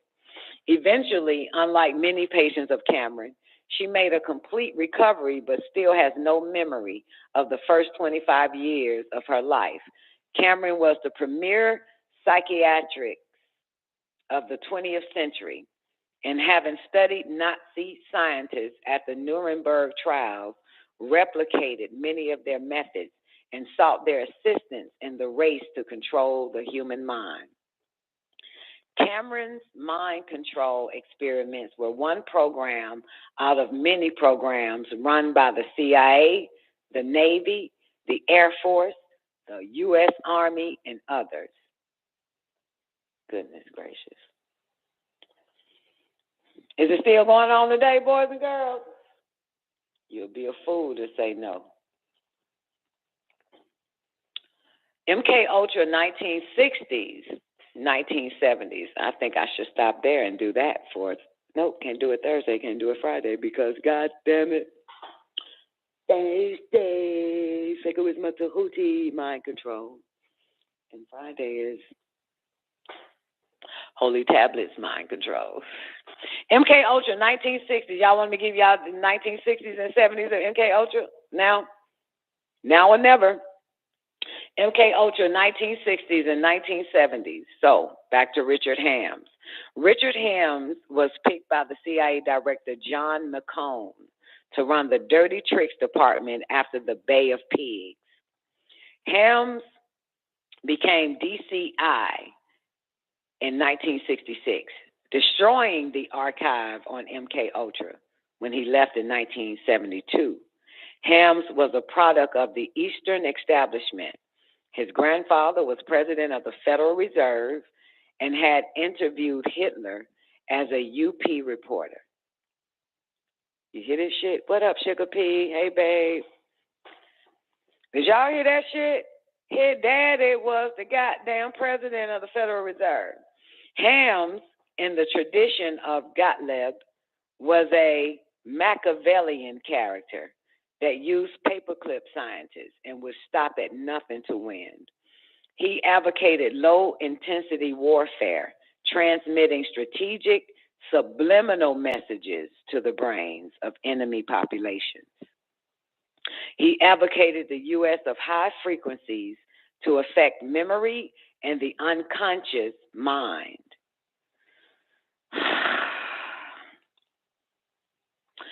In a 1964 memo to the Warren Commission, he mentions biological radio communication, BRC, biological radio communication. Cybernetics can be used in molding of a child's character. The inculcation of knowledge and techniques, the amassing of experience, the establishment of social behavior patterns, all functions which can be summarized as control of the growth process of the, and always after the fucking kids, didn't I tell you that shit? The fuck? This bastard's memo. Who the fuck are we talking about?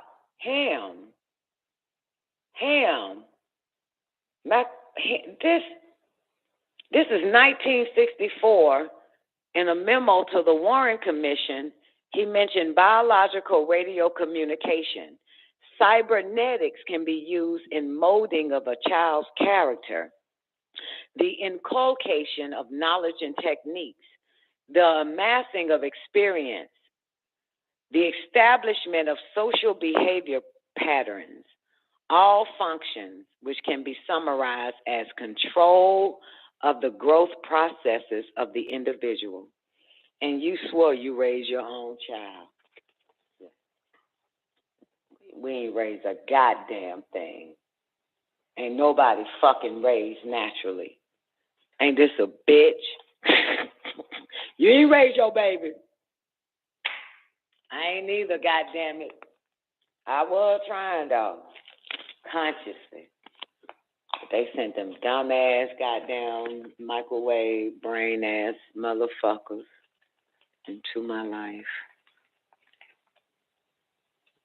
Oh my goodness. When you intuitively know something ain't right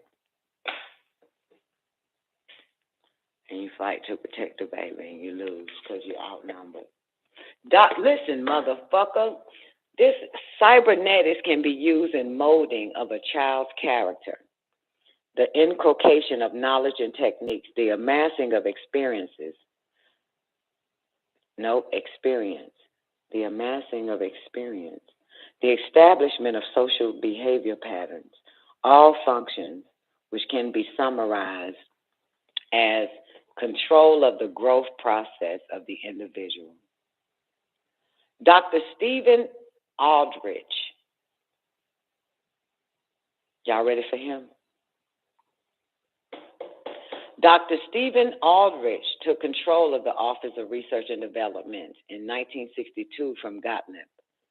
Aldrich started Operation Often, an investigation into the occult with the help of Houston sorceress Sybil Leek.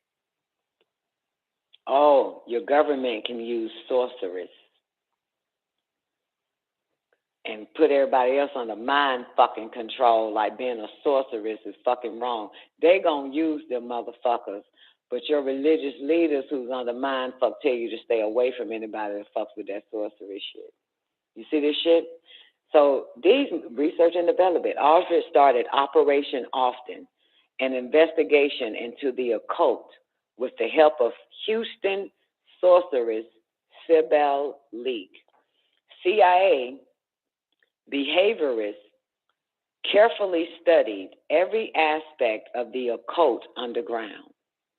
In 1972, the Scientific Engineering Institute, SEI, sponsored a course at the University of South Carolina in rituals of demonology and voodoo.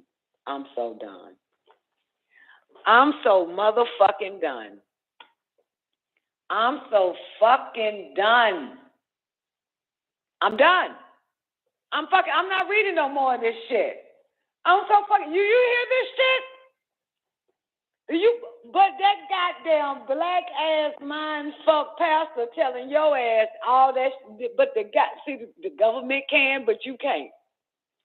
You start studying that shit, your whole Negro dumbass mind fuck family gonna call you crazy and all types of shit and sick and evil. Look at this. Do you fuck the CEI and the CIA, the Scientific Engineering Institute, and was a CIA cutout that had been set up in 1956 to study radar.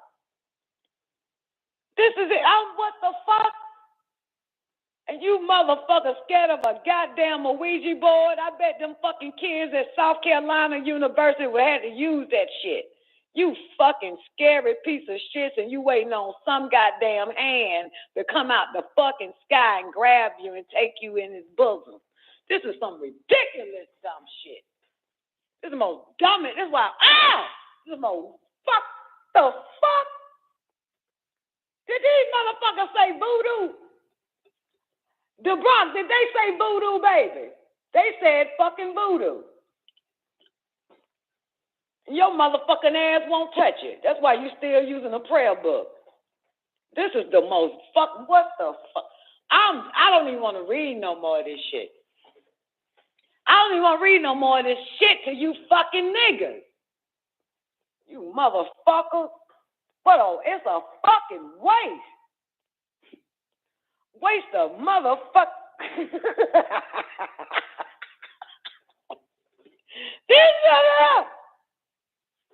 This shit. Now, I'm so fucking done. I'm so goddamn done. I'm done with this shit. The fuck? What's this? I need Caucasians to read this shit to. Fucking niggas, you don't deserve a goddamn thing, you motherfucker. I'm done with this shit. This motherfucker has mind-fucked you niggas to take up the cross, and this motherfucker went underground to steal your culture. While you get some hippie, butt-naked, blonde-haired faggot on a goddamn cross and all the rest of this ancestor worship bullshit you fuckers is into. The fuck? Mind you, they want power. They going underground into your sciences, demonology, hoodoo, voodoo, and use your powers against your natural fucking way of life against you because you'll never fucking know because you all stomping and speaking in fucking combobulated tongues in church and shit. Doing all this old stupid ass fucking shit for these popular ass, mind fucked ass fucking pastors and preachers and shit with them motherfuckers. This motherfucker, what the fuck? The fuck is this shit? Motherfucker. Meanwhile, niggas and bitches is arguing over nigger fucking crackers and a black woman laid up with a damn white man. This is the motherfucker that got you pissed off at the wrong shit. The fuck? The fuck is this? The fuck is this shit? Look at this shit. Like little Kim ugly ass. And got bitches in line ready to get the same bullshit done to them that happened to Lil' Kim. This is the motherfucker. What the fuck? I'm not reading no more. I'm taking this shit to bed with me. I'm about to read the rest of this shit to my motherfucking self. God damn it. This is some whole ass shit. And ain't nothing fucking changed. This is the same day as it was 100 years ago, 200 years ago, 5 minutes ago. This is all one goddamn day. It's still one whole motherfucker. Do you understand? It's one whole fuck. I don't give a fuck if it said 1956, motherfucker. This is still 1950 fucking 6. This is still 1950 fucking 6. Ain't nobody got out of this shit yet. Till you get back to your fucking righteous mind and pick up that goddamn chicken and cut its fucking throat. And stop frying it and eating it like a dumbass nigga. You take that fucking chicken, you split its fucking throat. And you take the blood from that fucking chicken and you throw it in Cracker's face. Stop eating fucking chicken. We use chicken to put some shit on them motherfuckers. Got a fucking chicken head off, motherfucker, to fuck these crackers up. You motherfucker want the chicken wing and want it barbecue and hot wing and hot sauce on the mother. This motherfucker got you worshiping the goddamn chicken.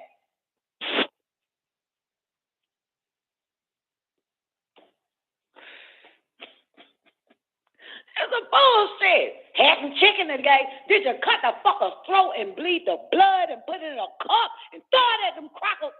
You do none of that shit. Just a waste. You just a fucking hungry, religious nigger to eat chicken.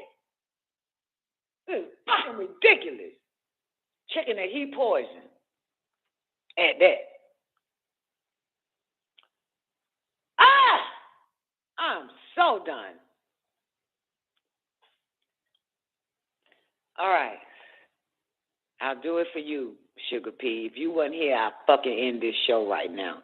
But because you in this bitch right now, Sugar P, and I guarantee you not nan niggas gonna thank you for being in the after party, but I'm gonna finish this shit because of you. Shit is ridiculous. The fuck? The CEI, what the fuck is CEI, Boys and Girls Scientific Engineering Institute. And was a motherfucker.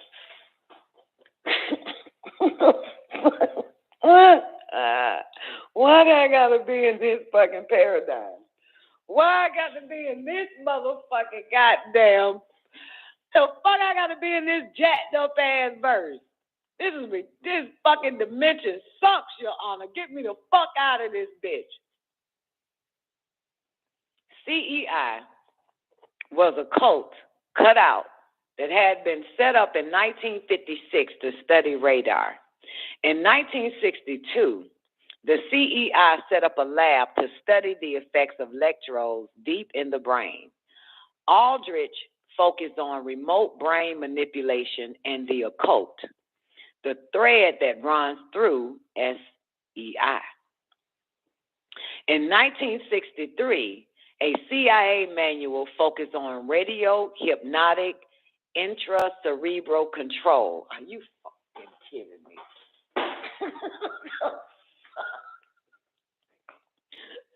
You got to be fucking kidding me. These motherfuckers, you got to be fucking kidding me. In 1963, a CIA manual focused on radio hypnotic intracerebral control. A lot of you dumbass niggas don't even know you got a cerebral.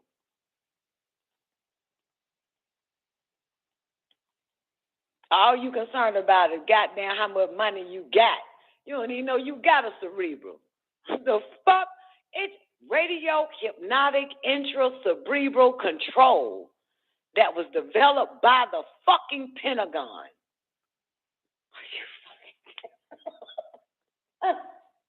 Oh, this dimension sucks. I got to get the fuck up out of this bitch. Oh, that was developed by the Pentagon. The 5-pointed motherfucking star.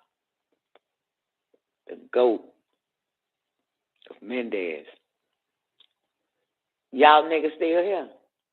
Oh my goodness. And this is what the fuck they say now. This is a quote.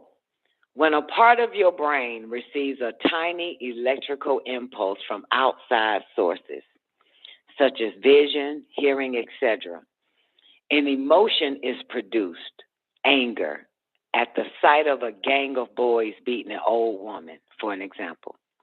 The same emotions of anger can be created by artificial radio signals sent to your brain by a controller.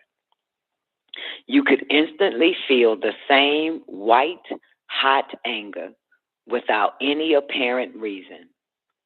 The term electronic dissolution of memory, EDM, refers to the ability to erase memory at a distance. Dr. Jose Delgado,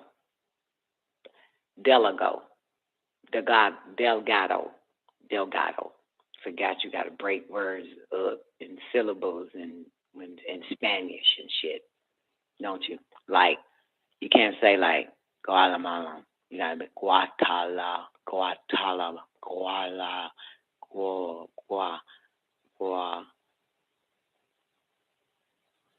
guacamole. Dr. Jose Delgado announced on May 6, 1965, at a closed lecture at the American Museum of Natural History.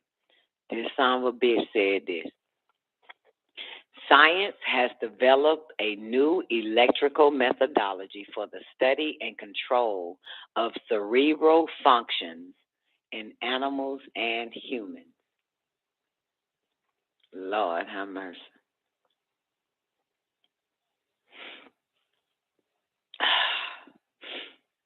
Oh, this is sad. This so sad. This is a motherfucker here. Okay? You want me to continue? The next one is Project Pandora. I can stop here and let you motherfuckers go to bed. This is a motherfucker, you know.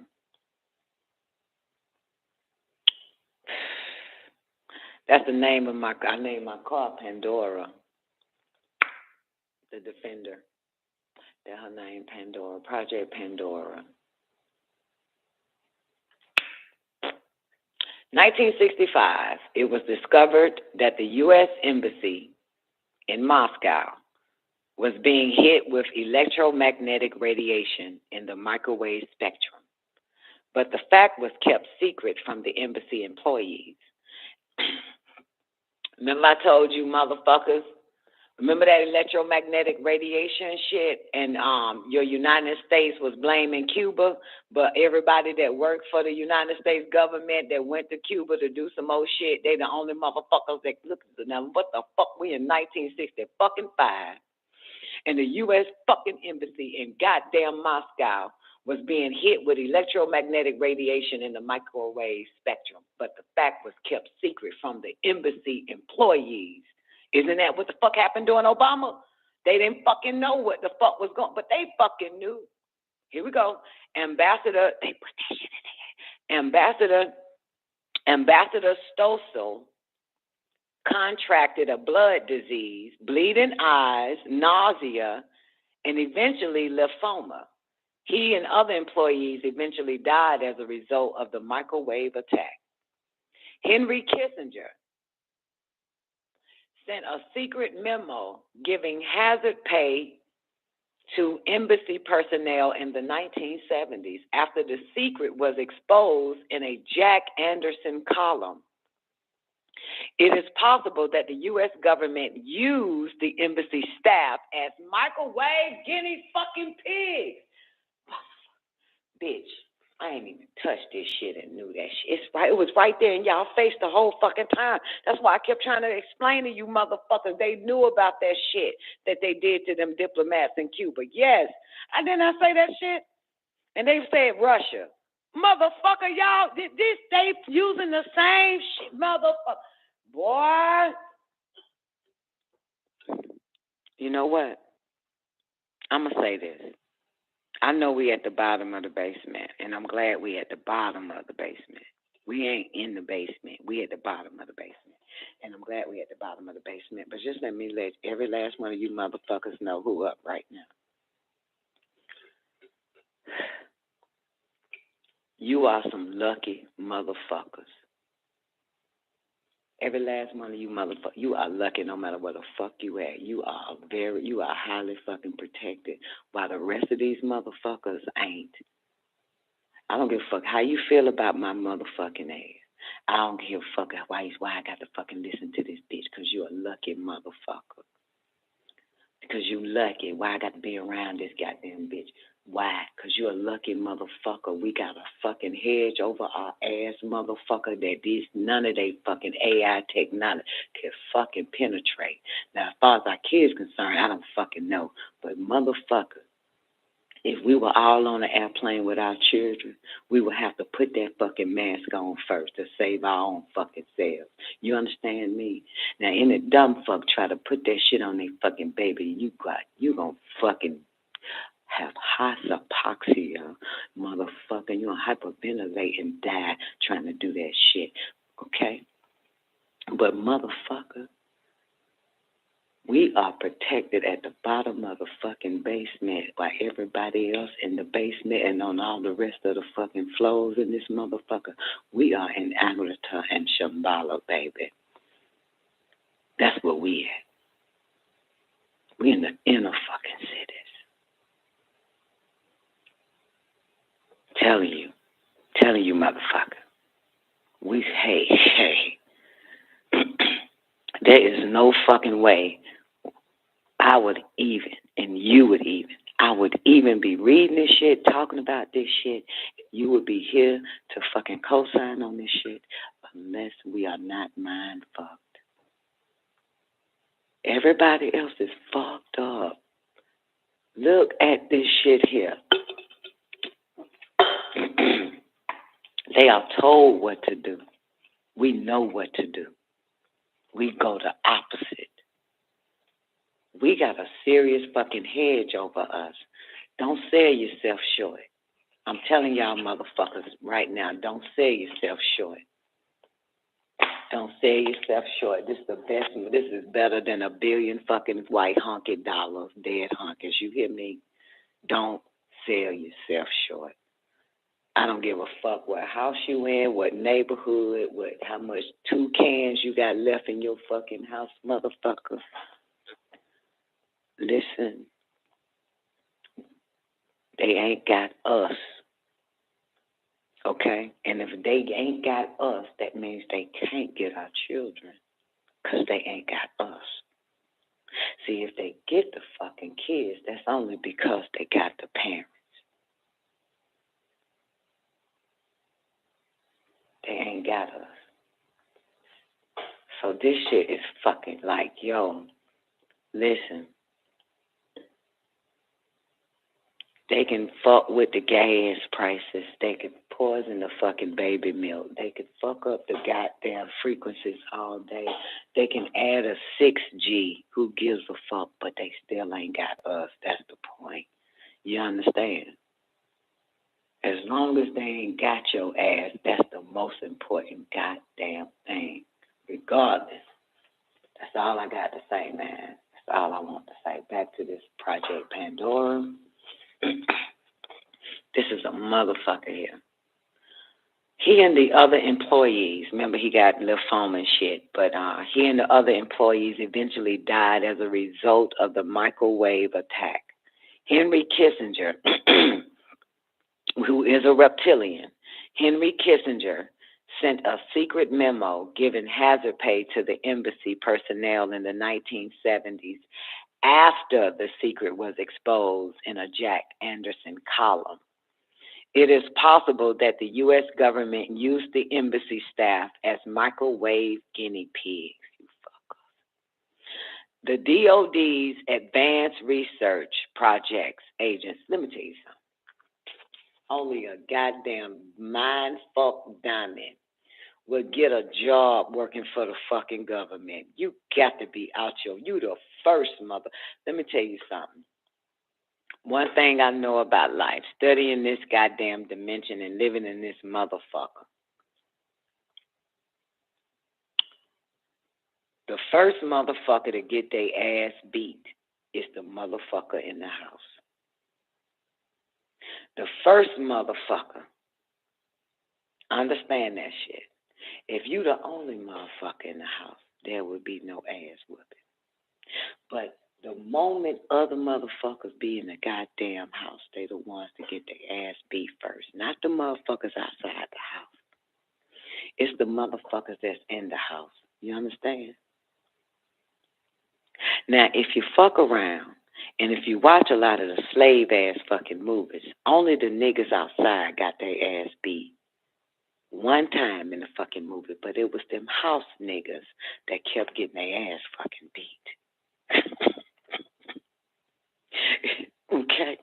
When you go in their fucking house, when you fuck with this goddamn it goat bastards, you the first to be mistreated. Not the motherfuckers outside. That is what I do know. And if you let a nigga in your house, that motherfucker gonna mistreat everybody in the house. That's also what I do know. But if you get rid of the motherfucker, put that motherfucker out the house, there's no mistreatment. But you will be the next to everybody else in the house get their ass beat. That's what I do know. And be deprived and go through trauma. That's what I do know.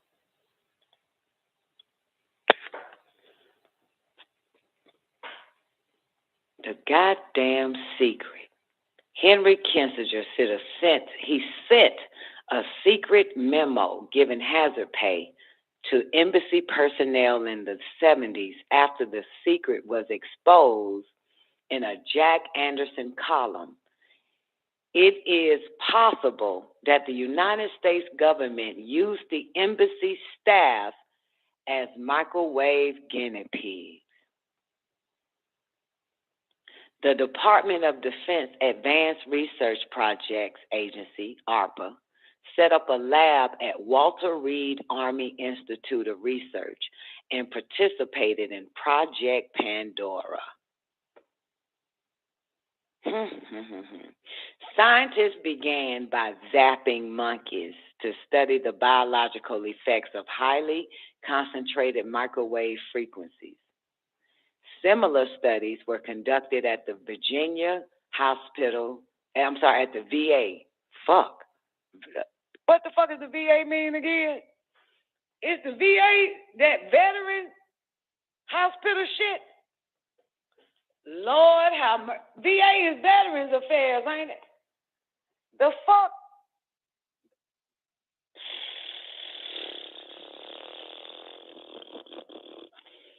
Similar studies were conducted at the VA hospital in Kansas City University of Rochester, Brooks Air Force Base in Texas, Johns Hopkins, MIT, the Metri Corp, University of Pennsylvania, and many other domestic and foreign research labs.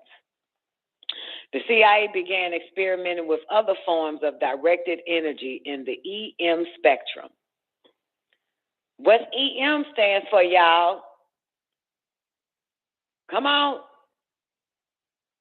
What's EM stands for? Electromagnetic spectrum? Yeah, thank you. Okay. All right. Dr. Jose Delgado experimented on 4 human subjects using radio waves, reporting they experienced different emotions, sensations, and colored visions. Delgado stated that these weapons were more dangerous than atomic destruction. This is your silent kill. With knowledge of the brain, he said, we may transform, we may shape, direct, roboticize man. So is y'all crazy for calling motherfuckers robots? Is that a conspiracy? These motherfuckers are robots. I saw it. Most recent roboticized motherfuckers I saw when Donald Trump said at a motherfucking rally 1 years ago, I don't fucking remember. I lowered the drug prices down to 20%, and the robots went crazy. Cheaper drugs. I said, what the fuck? Gas is higher than a motherfucker, but your drugs is cheap. All started with LSD first. LSD and Curie was the first test on this shit. Now these motherfuckers, the robots, they just clap so loudly and happy. 20%. Delgado stated that these weapons were more dangerous than atomic destruction. With knowledge of the brain, he said, we may transform, we may shape, direct, roboticize man. I think the great danger of the future is that we will have roboticized human beings who are not aware they have been roboticized. Sound familiar? Motherfucker, the future, bitch. This nigga said this shit in the 70s. The future is 2022. 2020 right now. This motherfucker. I think the great danger of the future is that we will have roboticized human beings who are not aware they have been roboticized. No shit.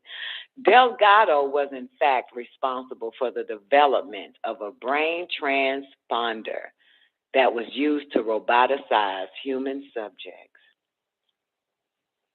Oh!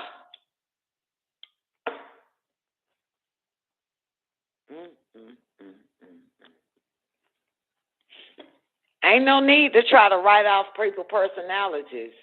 That's what I just figured out. There's no need to try to be like, well, you know, my son is, or my wife is, or, you know, fuck that. They roboticize.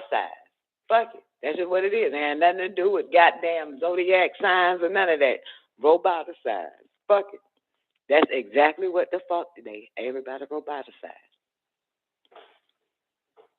Motherfucker. That's all. A little bit about Dr. Jose Delgado. Man, this shit won't stop. This shit going, motherfucker. God damn, this is a never-ending fucking story. All right, here's the backdrop on Dr. Jose Delgado. Delgado came to Yale University in 1950 and received CIA funds through the Office of Naval Intelligence.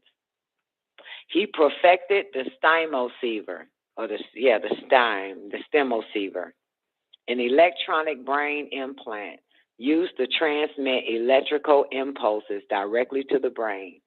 One version of which uses a radio signal to remotely deliver electrical stimulation of the brain. In one experiment, Delgado remotely stimulates the brain of a normal 11-year-old boy who becomes confused about his sexual identity. This is 1950, boys and girls. You think they mastered this shit yet? Did y'all just hear what the fuck I just said? Remember, it's in the brain.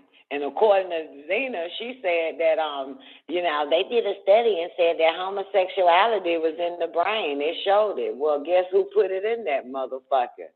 Dr. Jose Delgado put that shit in there. In the brain. In one experiment, Delgado remotely stimulates the brain of a normal 11-year-old boy who becomes confused about his sexual identity, and proceeds to tell Dr. Delgado he wants to marry him. And the boy is 11 years old, wants to marry this old-ass nigga. In 1975, Delgado published, this is what it's called, y'all can pull it up, Two-Way Communication with the Brain. That's the name of his book or whatever, his paper. Two-Way Communication with the Brain. And in that publication, it explained his success at linking the implants directly to computers with the ability to perform simultaneously recording and stimulation of brain functions, thereby permitting the establishment of feedbacks and on-demand programs of excitation with the aid of the computer. That's what's feeding these kids. The fucking computer is feeding them. Did y'all hear it? Two-way communication with the brain that explained his success at linking the implants directly to computers with the ability to perform simultaneous recording and stimulation of brain functions, thereby permitting the establishment of feedbacks and on-demand programs of excitation with the aid of the computer. This allowed long-term EEG and unrestrained patients provide information directly to the brain, circumventing normal sensory receptors. Motherfuckers. We got to start saying, you ain't gay, it's just your computer is.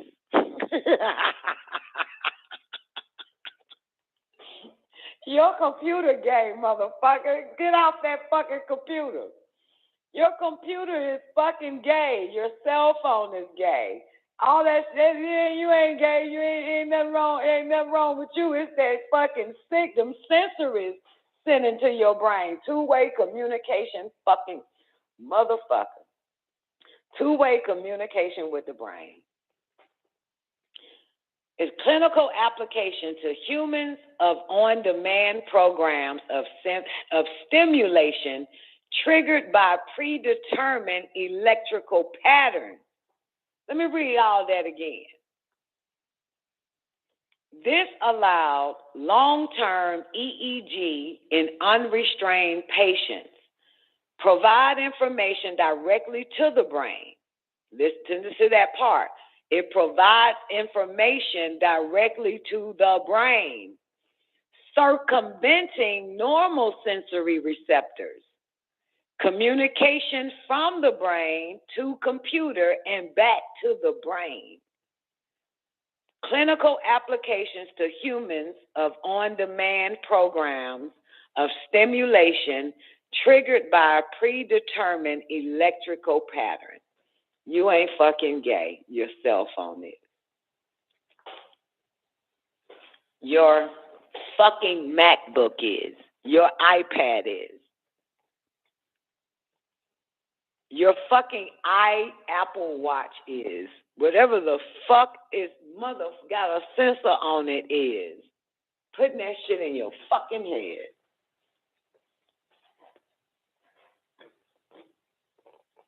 This motherfucker.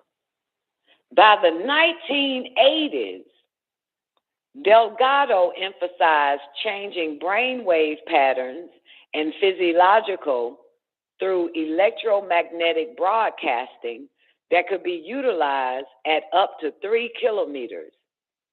In an interview, he stated, "This new knowledge is so important that I think it should radically change the philosophy of our education system, which believes in the sanctity of individuals, thinking that an individual exists at birth. This belief is not true, and this science is going to prove the fallacy of democracy in the sense that we talk about the rights of individuals. This democratic belief is not true. Looking into the future, it may be predicted that telerecording and telestimulation of the brain will be widely used, is it not? Oh, shit. This is good right here. This shit is fucking better than watching it on Hollywood. Dr. Louis Jolyon, Jolly West, Air Force Major Louis Jolyon Jolly West, joined MKUltra early, concentrating on LSD studies, the most famous of which was a lethal LSD overdose injected into an elephant named Tusco. West, Jolly West, the Air Force Major, West lived in Haight-Ashbury in 1967, ostensibly to study the hippie in his native habitat. West was in charge of the Department of Psychiatry at the UCLA and director of the Neuropsychiatric Institute until his death in 1999. That was yesterday. From 1948 until 1956, he was Chief Psychiatry Service, 3700 USAF Hospital, Lackland Air Force Base in San Antonio, Texas, not far from Brooks Air Force Base, which houses the Albertus Stronghold Library. In 1973, West proposed to then Governor Reagan the creation of a Center for the Study and Reduction of Violence.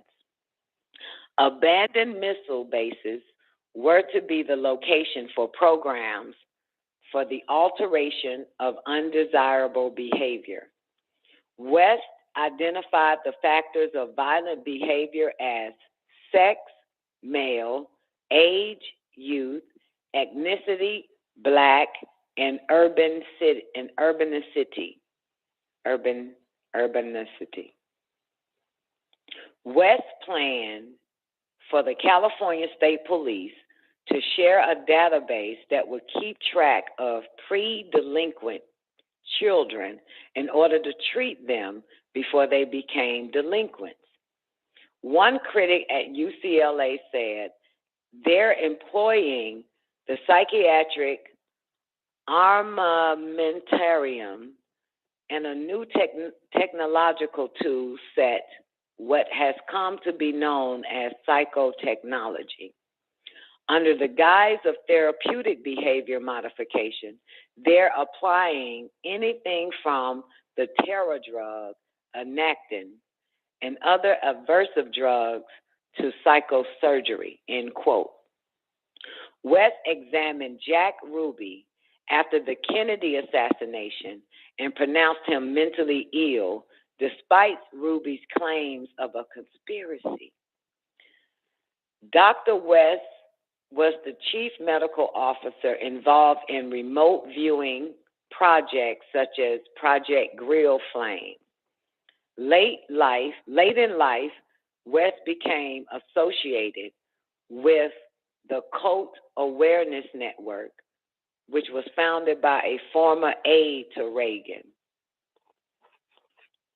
Boy, this rabbit hole deep than a motherfucker, ain't it?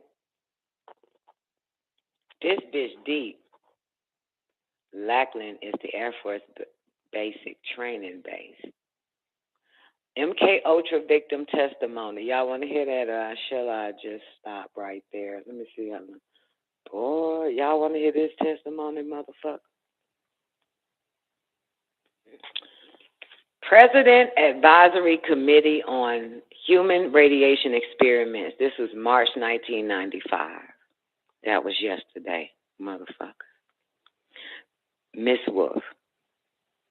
Here's what she said. Okay, I'm going to start. My name is Valerie Wolf. And listening to the testimony today, it all sounds really familiar. I am here to talk about a possible link between radiation and mind control experiment that began in the late 1940s. The main reason that mind control research is being mentioned is because people are alleging that they were exposed as children to mind control radiation drugs and chemical experimentation, which were administered by the same doctors who are known to have been involved in conducting both radiation and mind control research. Written documentation has been provided revealing the names of people and the names of research projects and statements from people across the country. It is also important to understand that mind control techniques and follow-ups into adulthood may have been used to intimidate these particular research subjects into not talking about their victimization in government research. As a therapist for the past 22 years, I have specialized in treating victims and perpetrators of trauma and their families. When word got out that I was appearing at this hearing, nearly 40 therapists across the country, and I had about a week and a half to prepare, contacted me to talk about clients who had reportedly or reported being subjects in radiation and mind control experiments.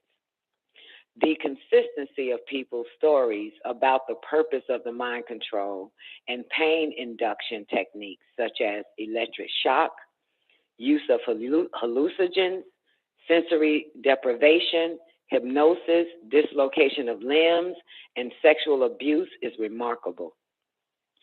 There is almost nothing published on this aspect of mind control used with children, and these clients come from all over the country, having had no contact with each other. What was startling was that therapists reported many of these clients were also physically ill with autoimmune problems, thyroid problems, multiple sclerosis, and other muscle and connective tissue diseases, as well as mysterious ailments for which a diagnosis cannot be found. While somatization disorder is commonly found in these clients, many other clients who have been involved in the human experimentation with the government have multiple medically documented physical ailments. And I was really shocked today to hear one of the speakers talk about the cysts and the teeth breaking off, because I have a client that happened to. Many people are afraid to tell their doctors their histories as mind control subjects for fear of being considered to be crazy. These clients have named some of the same people, particularly a Dr. Green, who is associated with clients' reports of childhood induction of pain, mind control techniques, and childhood sexual abuse. One of my clients, who had seen him with a name tag, identified him as Dr. L. Wilson Green. A person with this same name was the scientific director of the chemical and radiological laboratories at the Army Chemical Center, and that he was engaged in doing research for the Army and other intelligence agencies. Other names that have come to light are Dr. Sidney Gottlieb and Dr. Martin Orney, who, it is reported, were also involved in radiation research. Repeat, were also involved in radiation research. It needs to be made clear that people have remembered these names and events spontaneously with free recall and without the use of any memory retrievable techniques such as hypnosis. As much as possible, we have tried to verify the memories with family members, records, and experts in the field. Many attempts have been made through Freedom of Information Acts filings to gain access to the mind control research documentation. These requests have generally been slowed down or denied, although some information has been obtained, which suggests that at least some of the information supplied by these clients is true. It is important that we obtain all of the information contained in the CIA and military files to verify or deny our clients' memories. Although many of the files for MKUltra may have been destroyed, whatever is left, along with the files for other projects such as Bluebird and Artichoke, to name only two, contain valuable information. Furthermore, if, as the evidence suggests, some of these people were used in radiation experiments, there might be information in the mind control experiment file on radiation experiments. We need this information to help in the rehabilitation and treatment of many people who have severe psychological and medical problems which interfere with their social, emotional, and financial well-being. Finally, I urge you to recommend an investigation into these matters. Although there was a commission on mind control, it did not include experiments on children because most of them were too young or still involved in the research in the late 1970s to come forward. So the babies that were born in the 1970s in this 1995, they have no clue. And remember, they went to ethnicities of Negroes. So a lot of Negroes ain't finna show up, and they just fucked up. They don't know what the fuck is wrong with their ass. You hear me? They don't know shit. Missed out on that money. The only way to end the harassment and suffering of these people is to make public what has happened to them in the mind control experiment. Please recommend that there be an investigation and that the files be open on the mind control experiments as they related to children. Thank you. Now, the following is MKUltra victim testimony by Claudia Mullen about mind control given to the Presidential Advisory Committee on Human Radiation Experiments, March 15, 1995. That's when Clinton was there. I didn't want to play the whole shit. Remember, I played it, but that bitch was talking too much and all that type of shit. Remember, that was doing 1995 was doing Clinton, right? Trying to clean that shit up, but they all still robots. They plant this whole shit. None of this shit is fucking real, I'm telling y'all. Your government still gives no fucks. Once the gig is up, they program a whole bunch of other robots to play in key position, stand in front of all this fucking television shit with the victims and read this shit like a court case, and then everything goes back to normal. Well, there is no normal. Anyway, Claudia Mullen, a victim. Good afternoon. Between the years 1957 and 1984, I became a pawn in the government's game. Its ultimate goal was mind control and to create the perfect spy, all through the use of chemicals, radiation, drugs, hypnosis, electric shock, isolation in tubs of water, sleep deprivation, brainwashing, verbal, physical, emotional, and sexual abuse.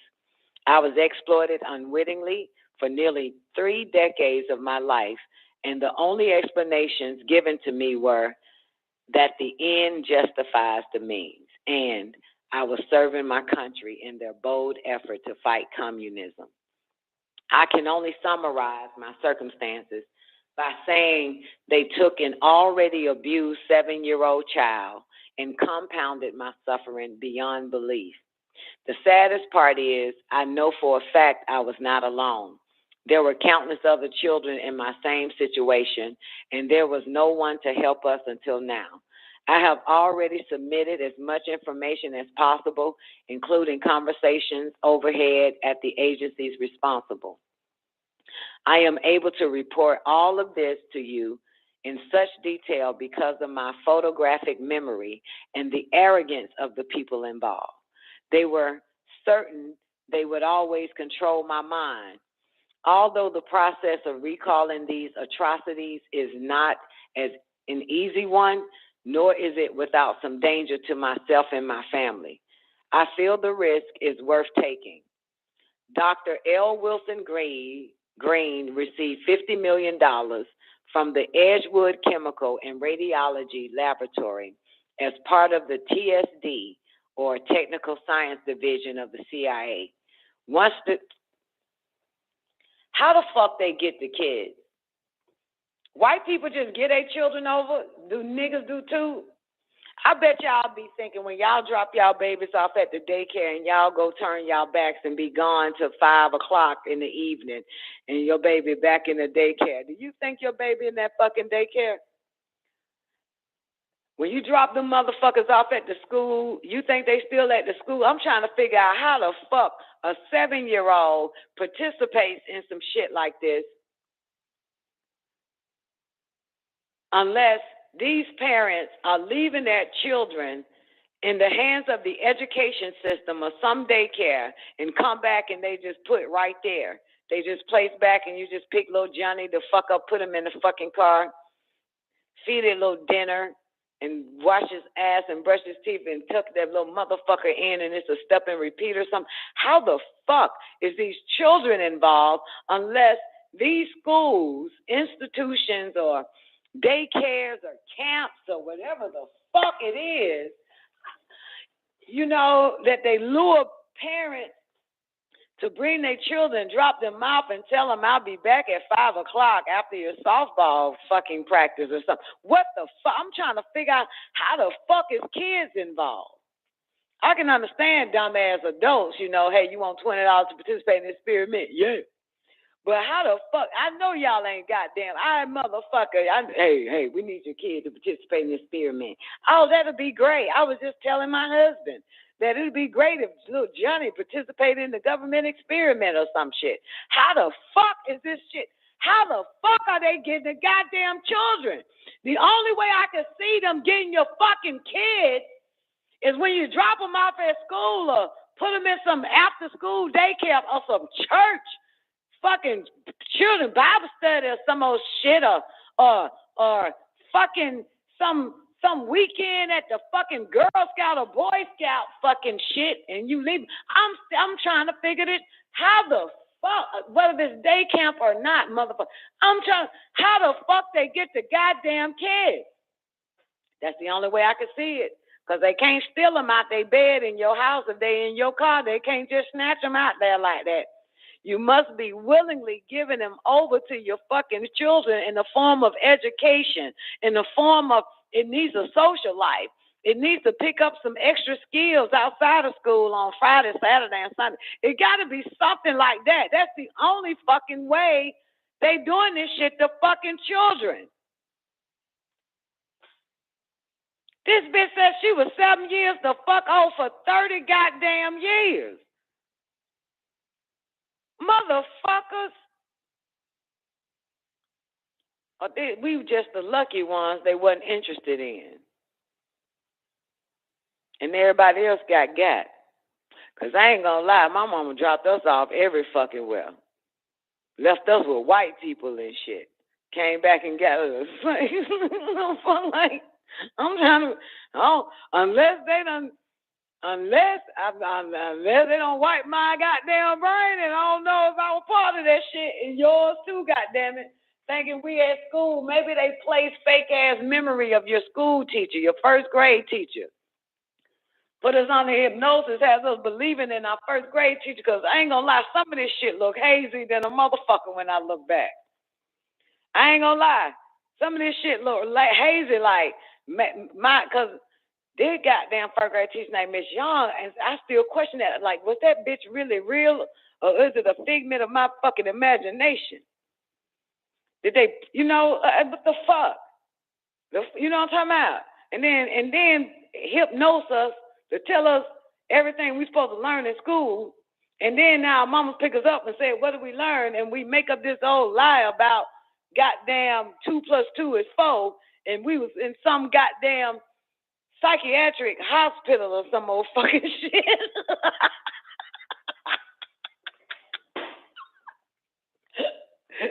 You never fucking know. You're like, what the fuck? For 30 goddamn years. The fuck? Some of y'all swear y'all went to college. You ain't go no goddamn college. They mind fucked you for 30 goddamn years, hypnosis your ass, then planted another personality that your ass was a school student and shit, and you never was it. That's why you notice that student motherfucking loan ain't never goddamn stopped you from having shit. That student fucking loan ain't never stopped you from having shit. Because you never did fucking go to that motherfucker. They lie. And you under hypnosis. Now I got you thinking. You better, motherfucker. Personality A and personality B. Personality B is under hypnosis as well as personality A, but personality B knows all that has took place with personality A, but personality A knows nothing of what happened to what personality B knows. Motherfucker.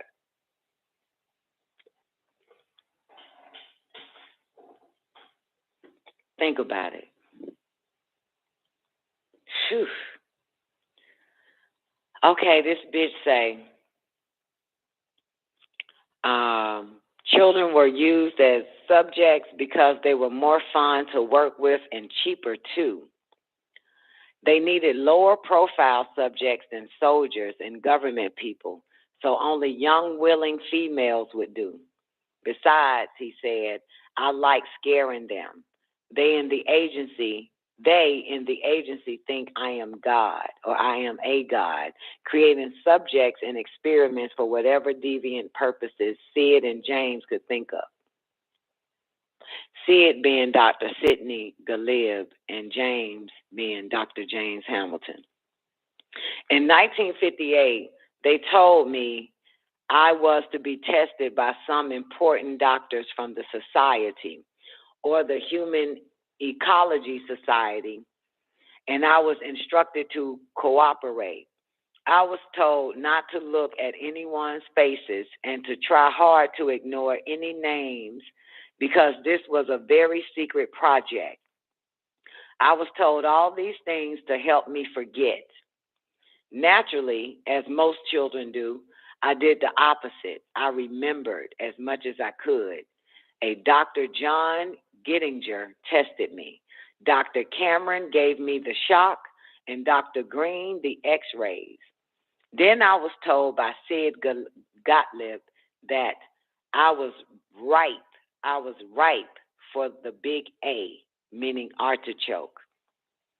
By the time I left to go home, just like every time, see, they leave, because the bitch go home. The parents think the bitch in school. See that shit? See that shit? They got a whole classroom, they staged the whole shit. Bitch thinks she dropped her baby off at Eleanor Elementary School. Had this, you don't fucking motherfucker. This that shit. Mama come pick her ass up and don't even know. They set the shit up like a fucking school. And you see the fucking kids. When you drop your children off at school, you see other children. They wait till every last child is dropped the fuck off, and they, boy, what the fuck? You hear this shit? Could that happen to us the whole fucking time? Did they supplant a memory in our fucking head that never existed? Like we were literally have a teacher writing on a chalkboard and we got students called friends next to us. They put that shit in our mind. I went and tried to find some of them motherfuckers and they don't even exist. White boy Jim, he doesn't even exist.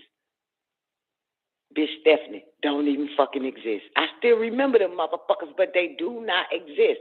All their fucking names, first and last. I swear. Don't even exist. Fake as fuck. You should do the same goddamn thing and see what the fuck happens. And then you believe they exist because you find their ass on Facebook. Motherfucker, they're bots. They're fucking chatbots. You think you're having a conversation with a goddamn high school friend. Motherfucker, they got you too, just like they got me. Any fucker believe that any of this shit is fucking real, that you talking to them motherfuckers. You have lost your maggot ass mind. Telling you. They still playing mind control with us. Still doing it. Telling you. A fucking chat box, bitch. Wait, they're fucking chat box. Fake ass profile, like they done grew up and all of that. Hey, how you doing? Congrats. Congrats you on your little Facebook page. Them motherfuckers, they keeping the fucking hypnosis going, bitch. What the fuck? I ain't reading no more of this shit. I'm about to go. Yeah, damn, this is too much. This bitch testimony as a victim is long as fuck. And then Miss Nicola, she'll fuck. Okay, I'll read the rest. I'll start off the victim testimonies on Monday because I only get to do this MK. Okay, Sugar P. God, dog. Your old ass ain't sleeping yet, Miss Sugar P. God, dog.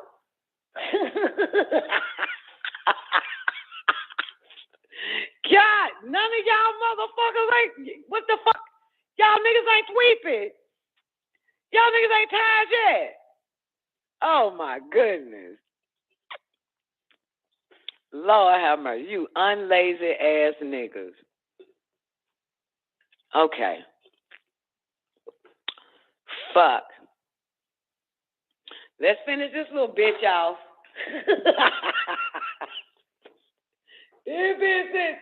Let me find that part. I done scrolled down to see how much was left with this whole testimony.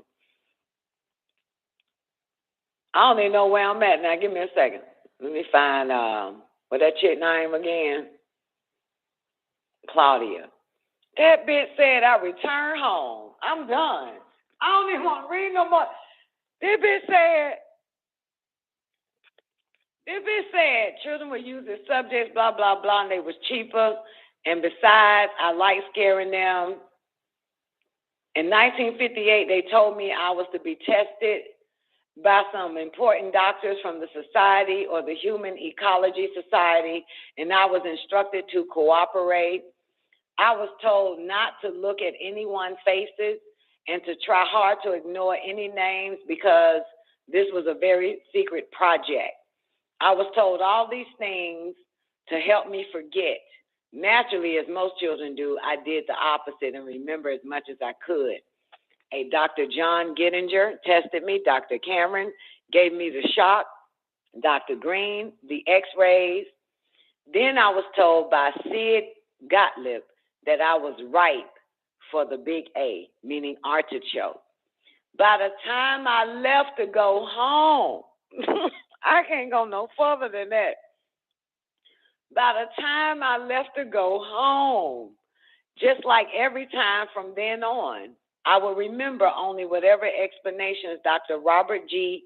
Heath of Tulane Medical University gave me for the odd bruises, needle marks, burns on my head, fingers, and even the genital soreness. So, MUFTI, you hear this shit?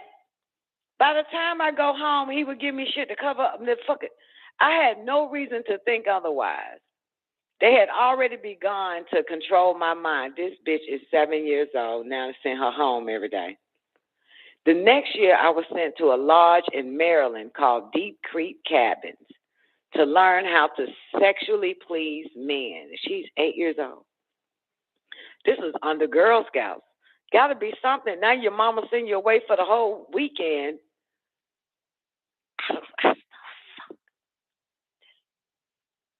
I can't do it at the 1:30, 2:45, or however many time. What time is it right now?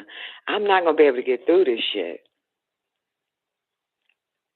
If y'all doing anything like I'm doing, I am going backwards in my fucking mind, in my memory, to figure out some shit right now.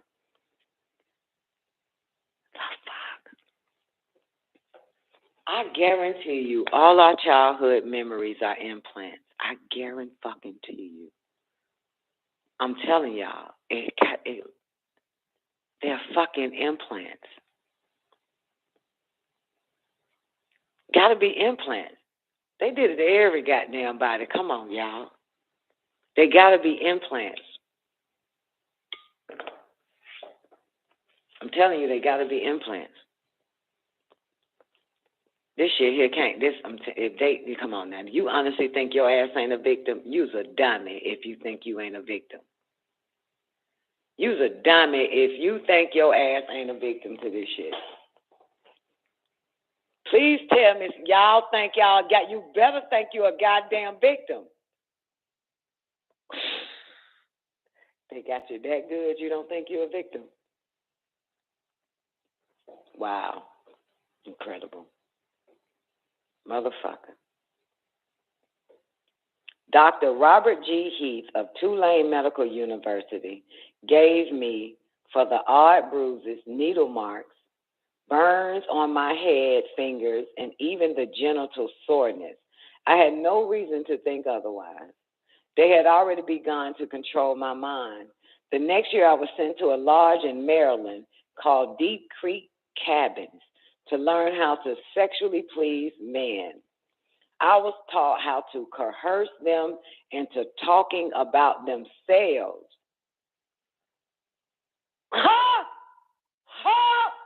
Which every last one of you mind-fuck men do today.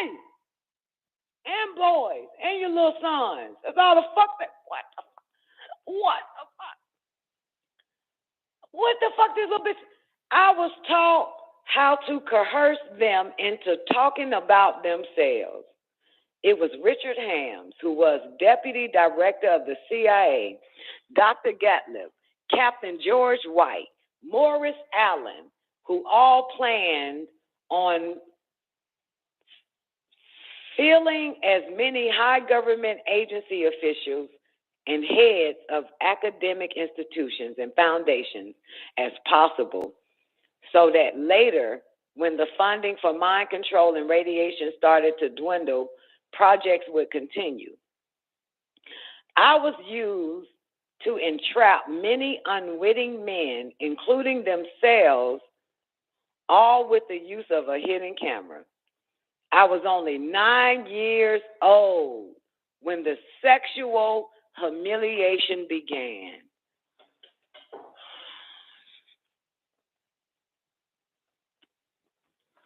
Oh, my goodness. I overheard conversations about part of the agency called ORD, which I found out was Office of Research and Development. It was run by Dr. Green, Dr. Stephen Aldrich, Martin Orney, and Morris Allen. Once a crude remark was made by Dr. Gottlieb about a certain possible leak in New Orleans involving a large group of retarded children who had been given massive doses of radiation. He asked, why was Wilson so worried about a few retarded kids? After all, they would be the least likely to spill the beans. That's why they open up all them fucking schools for retarded children, and these dumbass parents think the school is there to help them, bitch. They fucking experiment on them fucking kids, you stupid motherfucker. Why would you have a school for retarded kids? What the fuck are they there to learn? And they can't tell you shit. This is still happening right the fuck. What the fuck? I'm so done. I'm so done. Then they bust them. They bust them. They put them on this fucking bus while your ass somewhere the fuck else and take them somewhere the fuck else. They always on this fucking bus.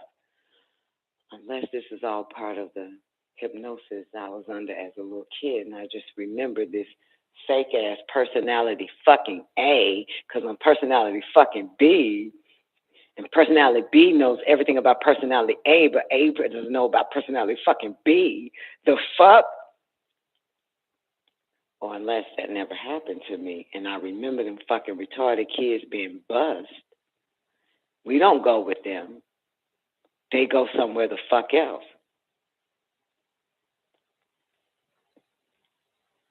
Where the fuck do they go? Make you think, man. They disappear and they come back to school. Where the fuck you take retarded kids at? Now, I know families who take their retarded-ass kids, like, to family reunions and to Disney World and shit, and I still wonder, why the fuck you take the retarded-ass child to Disney World? That makes no fucking sense. Why you even bring the motherfucker to the family reunion? It don't make no goddamn sense. But what does the school take? That we need to know what makes sense.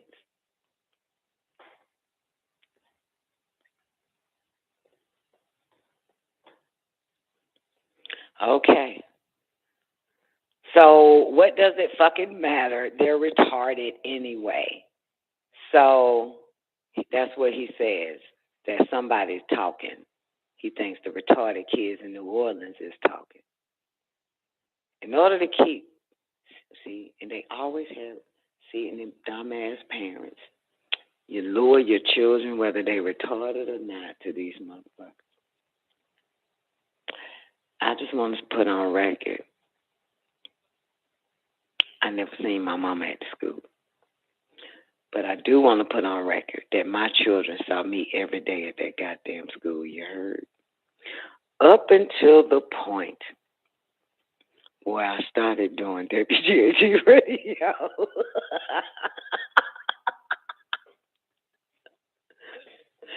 I was at that fucking school, shout.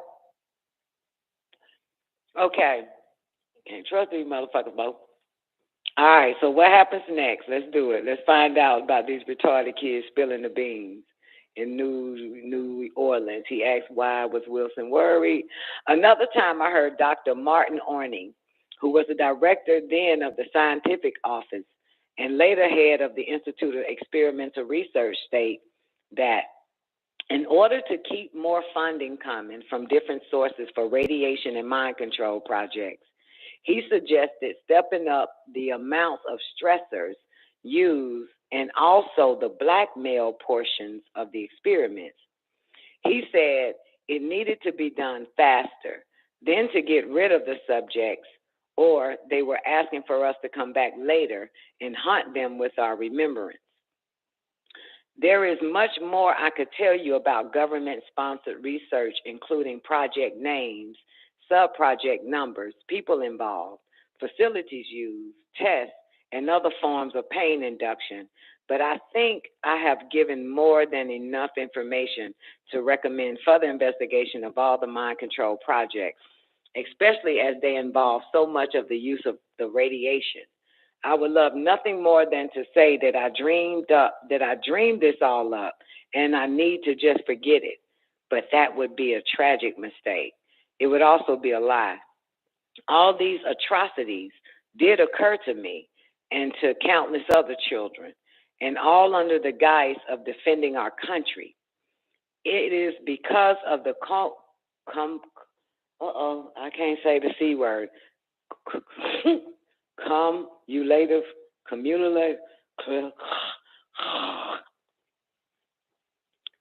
It is because of the cumulative. I know this word, but I can't say it. It is because of the cumulative effort. Oh, no, the word ain't effort. Let me try it again. It is because of the cumulative effects of exposure to radiation, chemicals, drugs, pain, subsequent mental and physical distress that I have been robbed of the ability to work and even to bear children of my own. It is blatantly obvious that none of this was needed, nor should ever have been allowed to take place at all. And the only means we have to seek out the awful truth and bring it to light is by opening whatever files remain on all the projects, and through another presidential commission on mind control. I believe that every citizen of this nation has the right to know what is fact and what is fiction, It is our greatest protection against this ever happening again. This bitch believes it doesn't happen anymore. In conclusion, I can offer you no more than what I have given you today, the truth. I thank you for your time. Ooh,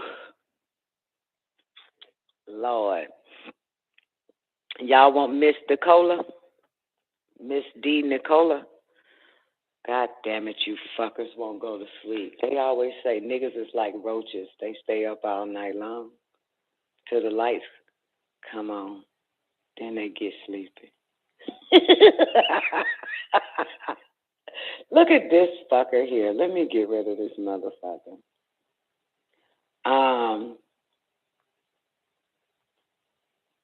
Okay. Shit. All right, here we go. Let's continue. All right. You want Miss D. Nicola? Good afternoon. I'm Christine D. Nicola, born July 1962, rendering me 32 years of age. I was a subject in radiation as well as mind control and drug experiments performed by a man I knew as Dr. Green. My parents were divorced around 1966, and Donald Richard Ebner, my natural father, was involved with Dr. Green in the experiments. That's why you don't trust no man. I was a subject. Twain, did you ever watch that goddamn video? The one that Neff was playing? Did you watch that shit? Yeah, I watched it. Mm-hmm. Oh, shit, you just scared the hell out of me. What the fuck? I'm waiting. I gotta get my laptop. You scared the Jesus up out of me. Yo, the fuck? Look, I just literally had my ass handed to me. I mean, it's like, my bag, duh. I ain't mean to scare you. This is your ass. Please watch that first episode, goddammit, and pay attention to that part. That is the most incredible part right there. The acting is immaculate. He delivered the best line on goddamn Umbrella Academy. Okay. You hear this shit? My natural father was involved with Dr. Green in the experiments. Umbrella Academy. It's a series on Netflix. It's in season 3 right now. I was a subject from the Umbrella Academy J1. We in season 3. You know, I feel bad because I've known you for such a long time. You is supposed to know about the Umbrella Academy, huh? Since we're in season 3 now. You're not like Twain. That's the problem. Twain be like, huh? What? Y'all ain't tell me about that. What's the name of that? Bet that. Watch it. Like, sorry. So. That's exactly. Years later and shit. Twain what's the name again? Twain catch up quick, fast, in a hurry. It'd be 2 years later. She ended up goddamn on the 3rd season. We still on the 2nd. She done caught up quick, fast, and past us. But, look at this motherfucker. I hate this goddamn motherfucker. I can't stand them people on and them fucking spammers. It's season 3, episode 1, where he says that at. But you need to probably, well, fuck it. Just get to season 3, episode 1, and hear their part. Right? And then if you like it, then go back to season 1, episode 1, if you like to. But that shit, if you only want to hear their part, you can just hear it from me. I think I'm delivering in the line really good. Listen, I'll do it again. It's like I literally just got my ass handed to me. I mean, like, it's like someone said, here, this is your ass. I say it good, too. Yeah, that big-ass white dude. Yeah, that's that motherfucker fan. Yo, that is the best line ever. Okay. Where am I? I was a subject from 1966, Netflix, J1. I was a subject from 1966 to 1976. Dr. Green performed radiation experiments on me in 1970. The bitch was born in 1962. That makes her 12 years old. Right? Wait, no, Dr. Green performed. No, this bitch was, damn, this bitch was 4 years old. She was born in 1962 in July. She was a subject from 1966 to 1976. She was 4. Right? Right? Come on, you math motherfuckers. She was 4 years old, right? Come on, Doc. You answer quick. 62 now. She was 4 years old. The other chick was 7. They end up having her doing prostitution at 9. This is your government. And y'all think that come on, your government ain't the biggest prostitute nurse on the planet? Come on. You think that shit stopped? Them prostituting fucking children? Get the fuck out of here. Y'all better wake the fuck up. Quickie. Hey, Mr. X Black, how you doing, baby? The fuck? You know they still doing that shit. That's why they don't give a fuck about the missing children, because they got the fucking missing children.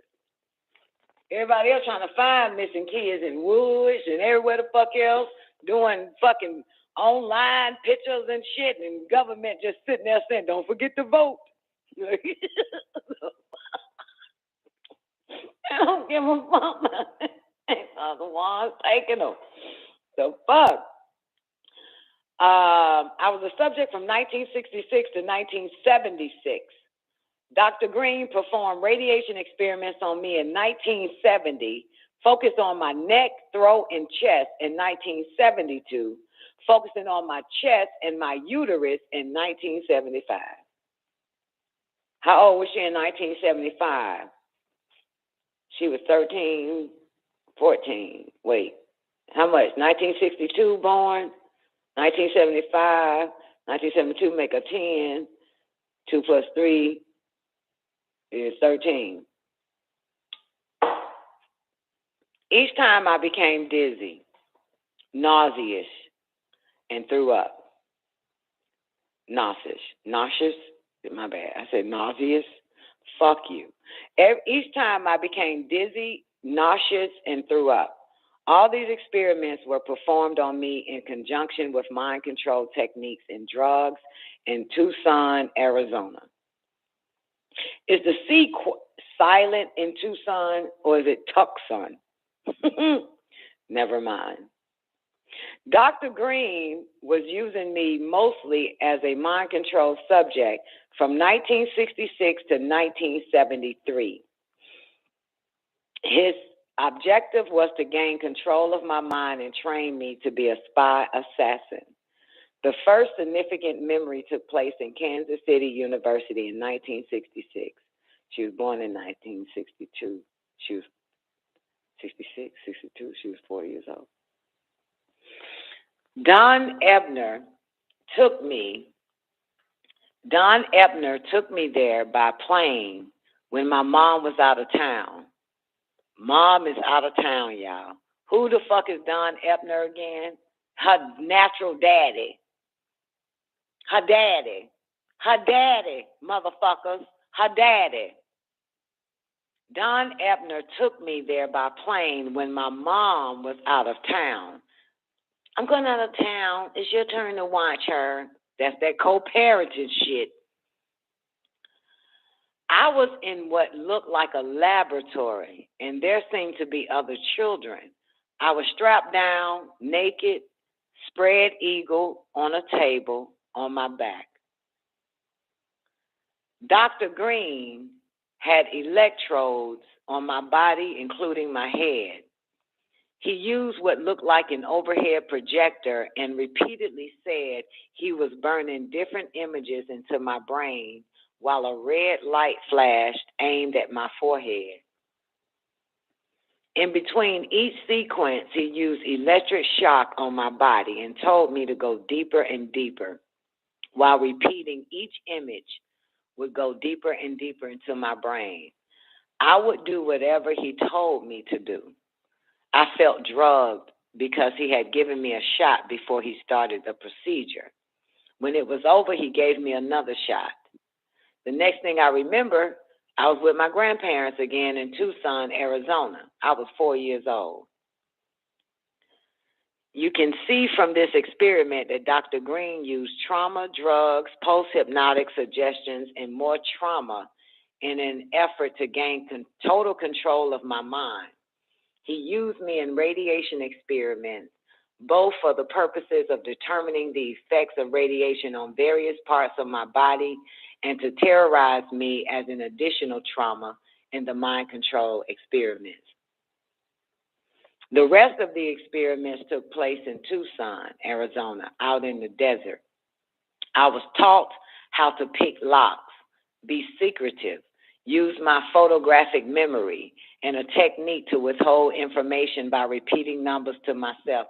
This make you think that the Black Widow shit is real, ain't it? Where y'all brothers at? You sisters ain't into this shit. But look, remember Black Widow? Remember our girl, Natalie? What's the bitch name? What that whole name? On the brothers sleep, they can't hang. Come on, help me out. Damn, I can't stand you females. The Black Widow shit. The bitchin' motherfucking, the fuck?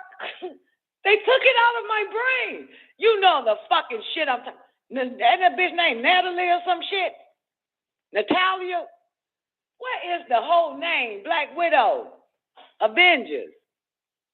You know what I'm talking about? That shit. That's what they were doing. That shit. What, is this art imitating life?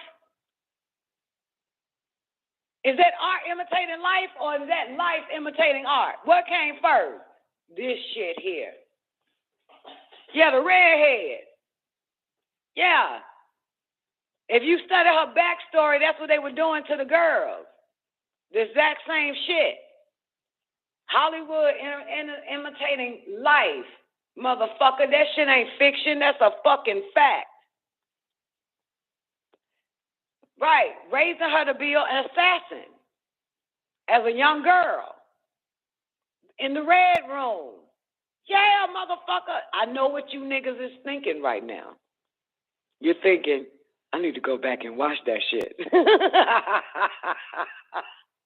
And remember, the first lady, the first chick, the first victim I just read, she can't even have children. That's the same shit they did to Natalia or Natalie, whatever the fuck the bitch named Red Widow and them girls when they was 13. They took the fucking ovaries out. They took the shit out, sterilized the bitch. Yeah. Yeah. Yeah. And you see the story where they use these girls to get in with these men. And they remember the girl was 9 years old and she with grown ass men getting them to tell everything about themselves and shit. You know what I'm saying? All you niggas do that shit. You talk more than you should listen. And that white bitch, see, that they use that for white bitches. They ain't use black bitches for that shit. You don't know what that white bitch is sitting next to you, motherfucker. Oh, my God. All them white girls been groomed. That's why they can't have babies. That's why they use them goddamn adoptions and foster shit ass motherfuckers. And your dumb ass think goddamn motherfucker. Boy, you better watch out there now. There's some strong ass shit here. Boy, they ain't do no black bitches like that. Because if you look at Bob Marley, that motherfucker got a white bitch after he became popular. They sent that bitch and sent a white man to be his best friend. And that nigga was C.I.A. Trusted him. Yep. Gave him a brand new pair of shoes. Nigga get happy. Pair of shoes. I got a pair of shoes for my white friend.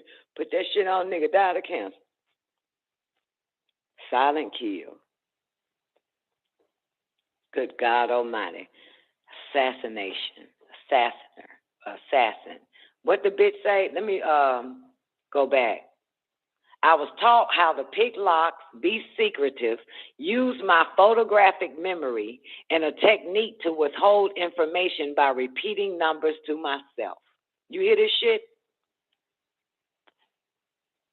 Motherfuckers. Dr. Green moved on to wanting me to kill dolls that look like real children. I stabbed a doll with a spear once after being severely traumatized, but the next time I refused. He used many pain induction techniques, but I got older. But as I got older, I resisted more and more. He often tied me down in a cage, which was near. Oh, fuck! That other one, too, they did that shit, too. The one y'all fuckers sleeping on. I'm talking about you bitches in this motherfucker. I don't know why y'all ain't watching that shit. Do you know the one? Come on, Ethereum. Come on, Bar probably knocked the fuck out by now, and I know Taekwondo, that motherfucker on that Celsius. So wait, and Brian gone, he out of commission. Look, the one I watched, man, it's on season 3, and it's on Amazon. They did a movie about the bitch. They did the movie about it and turned the shit into a series, and your government took all these young-ass girls, Natasha fucking Romanoff. That's the whole name. What the fuck I get Natalie from, IB? I said, Natalie, goddammit. The fuck? Okay, that ain't the point. The other one. Come on, y'all. This bitch was, okay, I'm going to help y'all out. The first season, the first episode, she with her daddy. Her daddy is the nigga that played RoboCop 2. Her daddy also the nigga that played the first Ultra Carbon shit. That's her daddy. They in the woods living from the ground, living off the ground and shit. What the fuck is that shit? Come on, help me out. What's the name of the shit? They did a movie first and turned this shit into a series. Come on. I just gave you that. The RoboCop 2 is the daddy, and the motherfucker that played in Ultra Carbon, the first one. Hannah! God damn it, Zena, you made me out to be a liar. I said, you bitches ain't in on this shit. Zena, Hannah, fuck yeah. Goddamn Hannah. See, I watched that shit. That's why, you know, you tell I ain't on the MKUltra. They wanted me to see this shit because later on, I was going to read this shit here. Motherfucker, ain't no art imitate, ain't no life imitate no fucking art. Only niggas imitate art. Motherfucker, these crackers knew all about this shit and started making movies about these motherfuckers taking young girls. It was in Hannah. Your government. It was the Pentagon involved, all them motherfuckers, CIA, another secret intelligent goddamn part of it. Fucking Hannah. So we got Hannah and we got Black motherfucking Widow. What the bitch name again? Natasha Romanoff. The Russian motherfuckers, the Germans the Nazis were doing the same shit to the fucking girls. Okay? All right? They government, they all got together in the United States to pull this shit off on the white goddamn bitches here as they were doing to the motherfucker. And they had the nerve to call them mail order brides. Fake left, go fucking right. Fake left, go fucking right. They were little girls. Do y'all understand what I'm trying to say here, where I'm getting at right now? Motherfuckers, do you see this shit? All right, back to this shit here. Let's go. So what the fuck the bitch say? He often tied me to a cage. I did that. Okay. He often tied me down in a cage, which was near his office between 1972 and 1976. How old is she, Doc? This the bitch that was born in 1962. Between 1972, that makes her 10. In 1976, 10, 13, 14, 15, 16. So now she's 16. Between 1972 and 1976, he and his assistants were sometimes careless and left the cage unlocked. Whenever physically possible, I snuck into his office and found files with reports and memos addressed to the CIA and military personnel. Included in these files, that's why they say these bitches ain't loyal. Females ain't loyal. You can mind fuck the hoe, do all that type of shit. But motherfucker, you can't trap the bitch. This, you can't get her. You make her do what you want to do, but she can do whatever she want to goddamn do too. This bitch done went and got the fucking reports and memos addresses to the CIA and the military personnel at 16 years the fuck old. Included in these files were project, sub-project, subject, and experiment names with some code numbers for radiation and mind control experiments, which I have submitted in your written documentation. I was caught twice by Dr. Green ruthlessly.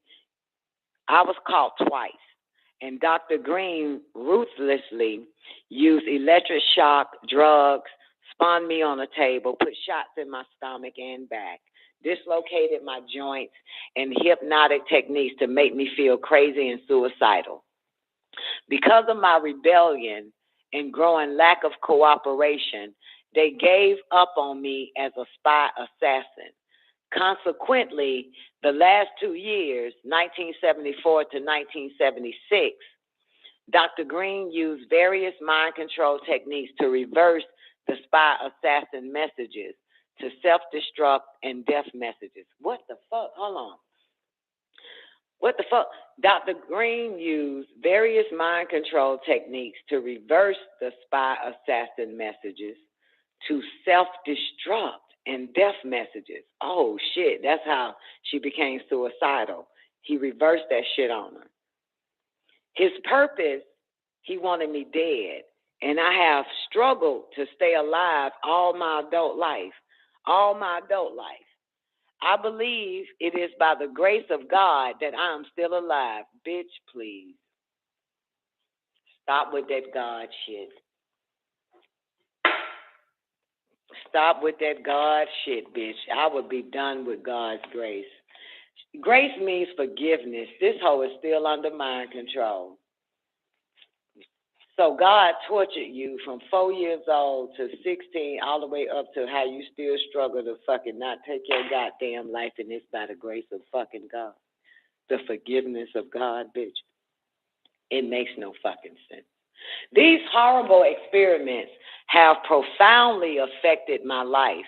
I developed multiple personality disorder because Dr. Green's goal was to split my mind into many parts as possible so he could control me totally.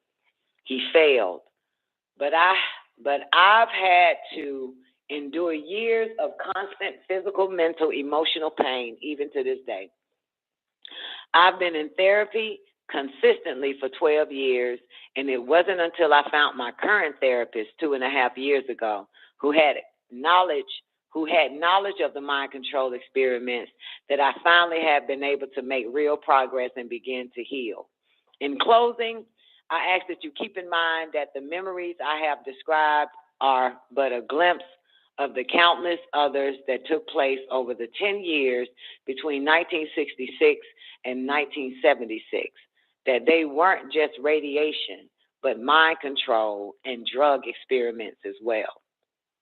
I have included more detailed information of what I remember in your written documentation. Please help us by recommending any investigation and making the information available so that therapists and other mental health professionals can help more people like myself, which they never did. That was 1995, that fucking committee hearing that these motherfuckers showed up to when that bitch-ass nigga Bill Clinton was president. They never did. Go to a therapist right now and tell them you was a product of the mind control experiment. The motherfuckers ain't got shit for your ass. Unless you identify as a male and you're a female. That's the new narrative for this dumbass, sick-ass shit. They'll write you off as a conspiracy fucking theorist with that bullshit. I know I can get better.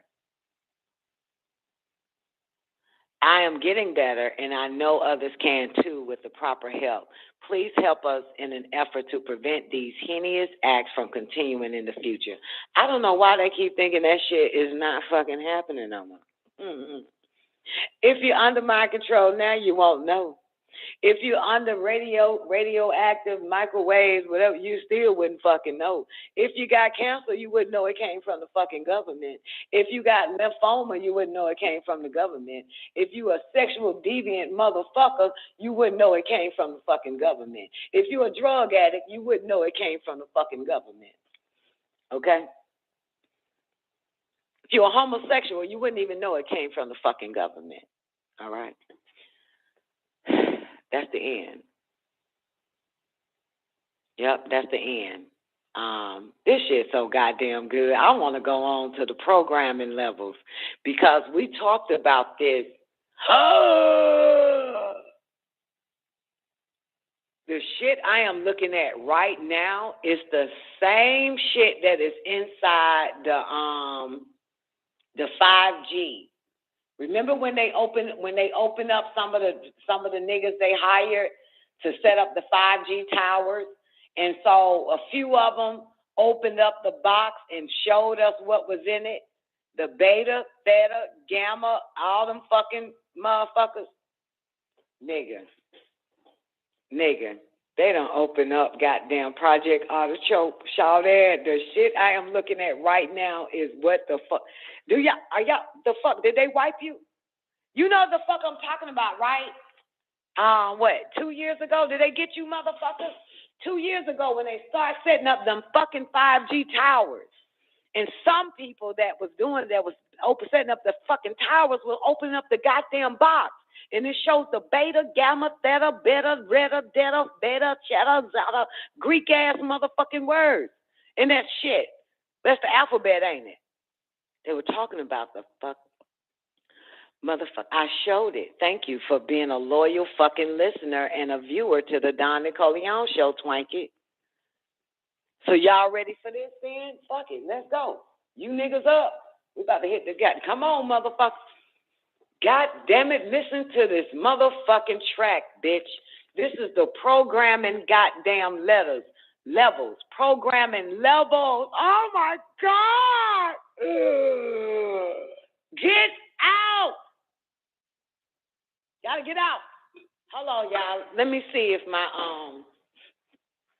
smooth is done unfroze. I believe you niggas is taught the word defrost. I am taught unfroze. Or defreeze.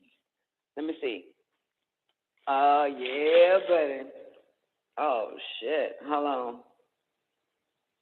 Condensation has took place. Give me a second. Give me 1 second. Oh, shit. Hold on. God damn it. Condensation. Y'all know what condensation is? No, you do not know what condensation is. Hold on. I got to wipe this damn thing down. This motherfucker done. Condensation. All right. Hold on, wipe my cup. Gotta wipe it. It done defroze.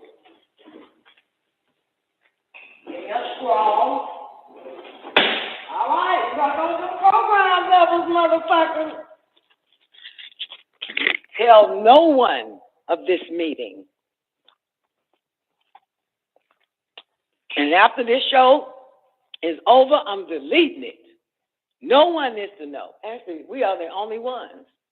The rest of the people are not sent here because they're under motherfucking mind control. All right, here we go.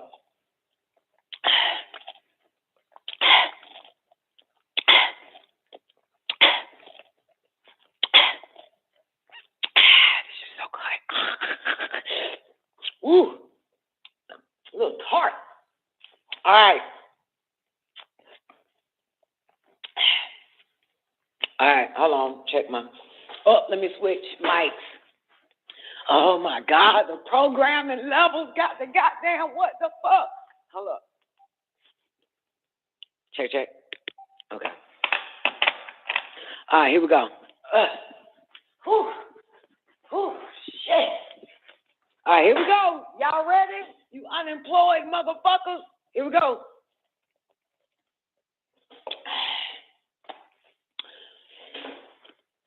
Programming levels. Let me light up.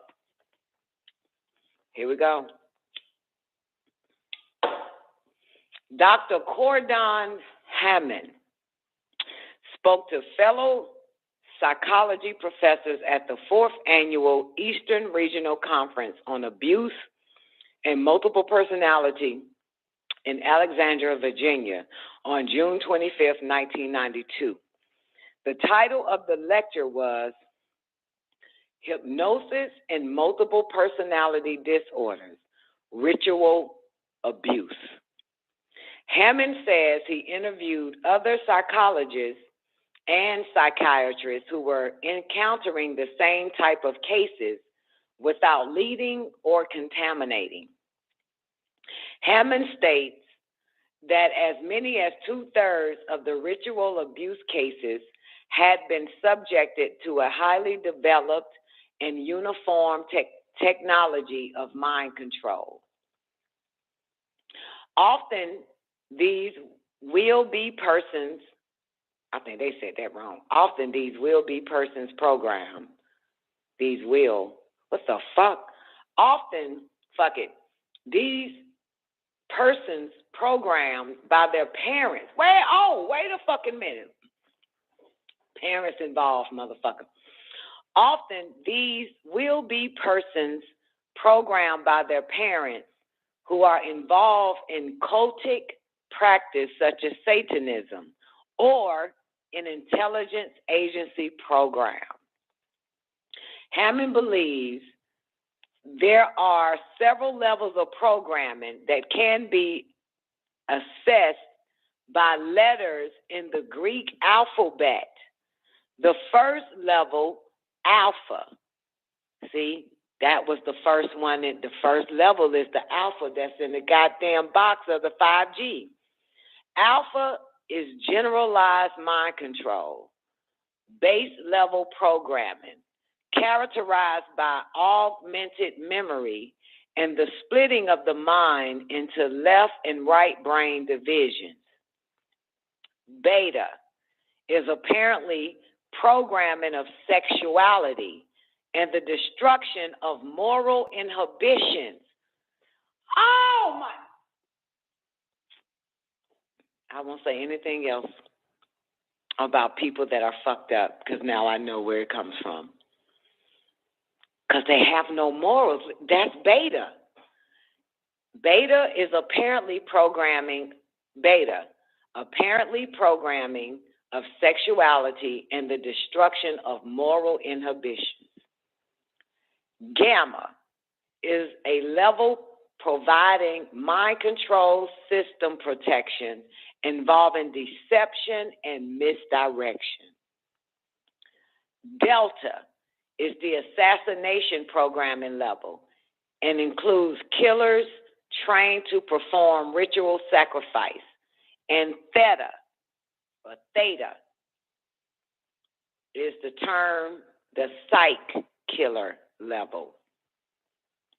Omega is the level of programming dictating self-destruction and is intended to cause the subject to commit suicide when they are interrogated or begin therapy. All this sound familiar now? The results of the Greek alphabet? Isn't this happening? That's them towers. It is difficult to substantiate that a vast mind control underground exists, but the reports of people who believe that they have been victims of mind control coincide with Dr. Hammond's information. That came from Dr. Colin Ross. Now we have the 5 non-lethal weapons. I'm going to stop there. I'm not going to give you so much at one time. You motherfuckers, you need to fucking marinate on this for a second. God dog it. Look at Nanya. You motherfuckers need to sit. Let that shit goddamn marinate for a minute, boo. All that shit I just motherfucking read for the past 2 hours. 2.5 hours. 3 hours. That's a motherfucking, what the fuck? That's a lot right there. Especially what the fucking alphabet, the goddamn Greek alphabet, motherfucker. That shit is happening. These motherfuckers have no idea why. We know why. We was trying to tell them about that shit, but they under a whole nother fucking control. You calling off work now, you'll be up and at them, baby. You'll be up and at them. You'll be up and at them. Girl, that motherfucker said all the time, and space is collapsing, and you two are talking about getting married. I'm on the motherfucker.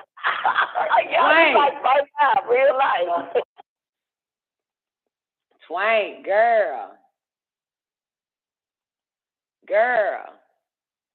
that part there was so goddamn strong, because that is exactly what's still going on right now. They got all these motherfuckers distracted.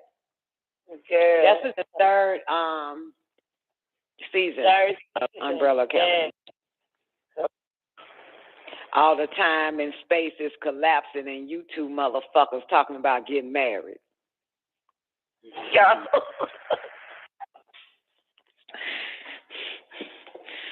Oh my goodness, Lord have mercy. You going crazy, Ty? You going crazy in a good way or a bad way? Good way? You been crazy, motherfucker. You ain't telling me again, dog. You been crazy. It just hit you. Well, welcome to the crazy. Hey, Zena, what Dr. York say? He said, call me crazy if you want to. I don't care. I'm in good company.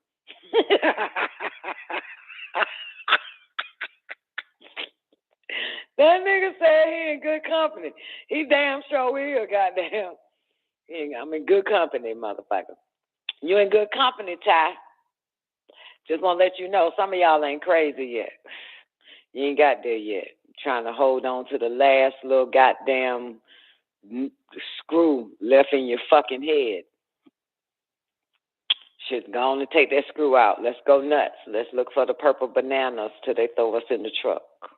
Let's go. God damn it. Nah, them motherfuckers outside of us has went crazy, motherfucker. But, yeah, you crazy because you're not acting like them real crazy motherfuckers. They don't even know it. They just think they are just as normal as possible, ain't it? That's some serious mind control.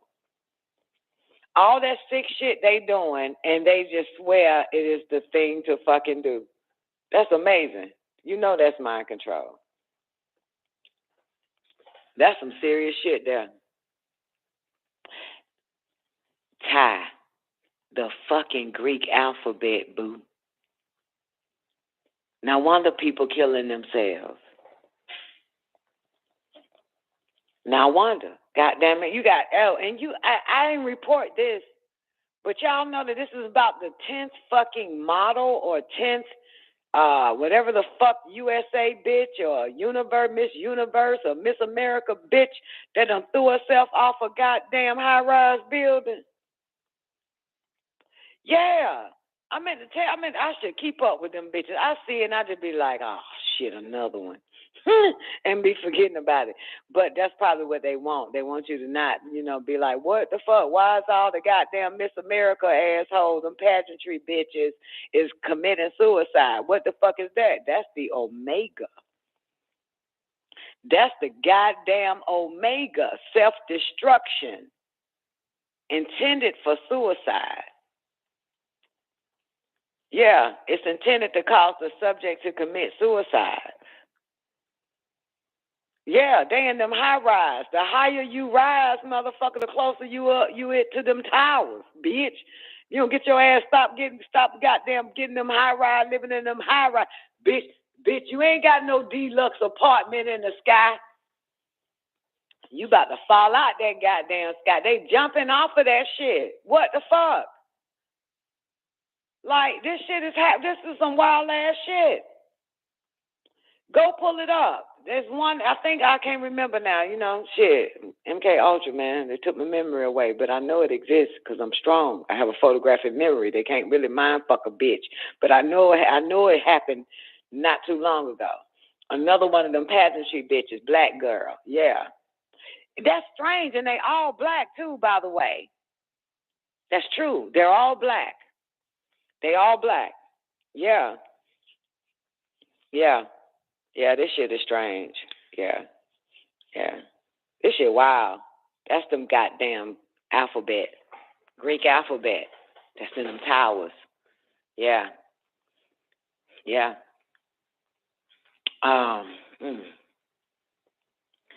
I'm skimming through this post-Cold War shit. The silent kill. All of these are silent kill. All of these. It's all silent kill, man. They own the 6G now, Metro. Yeah. They on the 6 now. I saw it. Yeah. It's wild. It's wild. So it don't have an effect on us. That's why they need the mosquitoes, Metro, to come bite your ass. Take your blood, download it, send it to the lab, and figure out why the fuck a few of us, the 5%ers, are not mind fucked or brainwashed or participating in that shit. You know? Participating. Why we don't,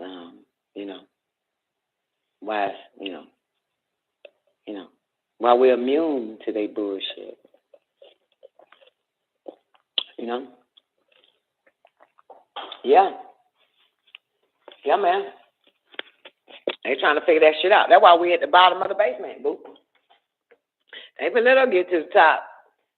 If we get to the top, motherfucker, be a whole bunch of chat bots disturbing us like they send this one chat box every fucking time, don't they? There's one goddamn chat box coming in this motherfucker. There'll be a whole bunch of chat bots. We get to the top, but we have to change our conversation. You know what I'm saying? We have to change the topic and pretend we like one of them motherfuckers and shit. Start talking about who dressed the best at the fucking BET Awards and stupid shit like that. And how many babies goddamn Nick Cannon got on the fucking way and shit. And how it's important that we vote these fucking Republicans out and shit. You niggas need to vote.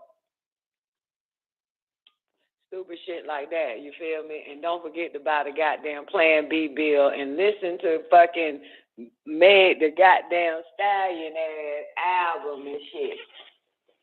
Stupid shit. Celebrity gossip. Stupid shit. But nope, we in the basement, baby. You know? Did y'all watch the BET Awards? If you watch the BET Awards, don't you ever bring your goddamn ass back to my motherfucking life. You hear me? You show up and you listen to the reloaded fucking shows or the recorded fucking show.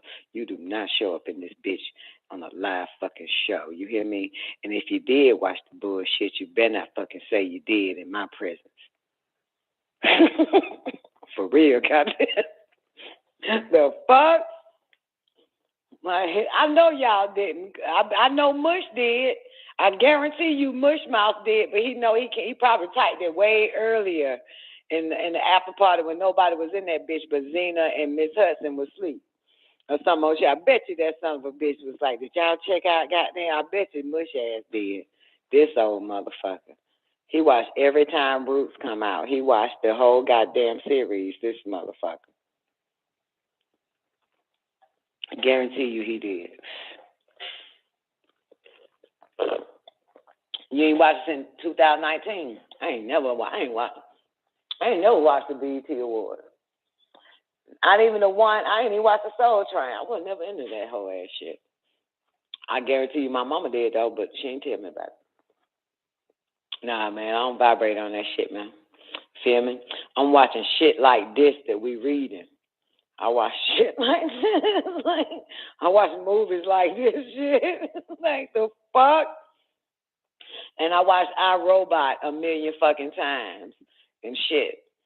And the only movie that I will watch right now over and over again other than iRobot is Olympus Has Fallen. Boy, that's my fucking movie, boy. I'm just be waiting for a motherfucker to blow up that bitch, take it over in 15 fucking minutes, baby. Boy, I get high for that shit. I love it. And London Has Fallen. My favorite scene in London Has Fallen is when they took everybody out, every last important fake ass motherfucker y'all believe in, United Nations motherfucker, all of them prime ministers, sultans, and whoever the fuck.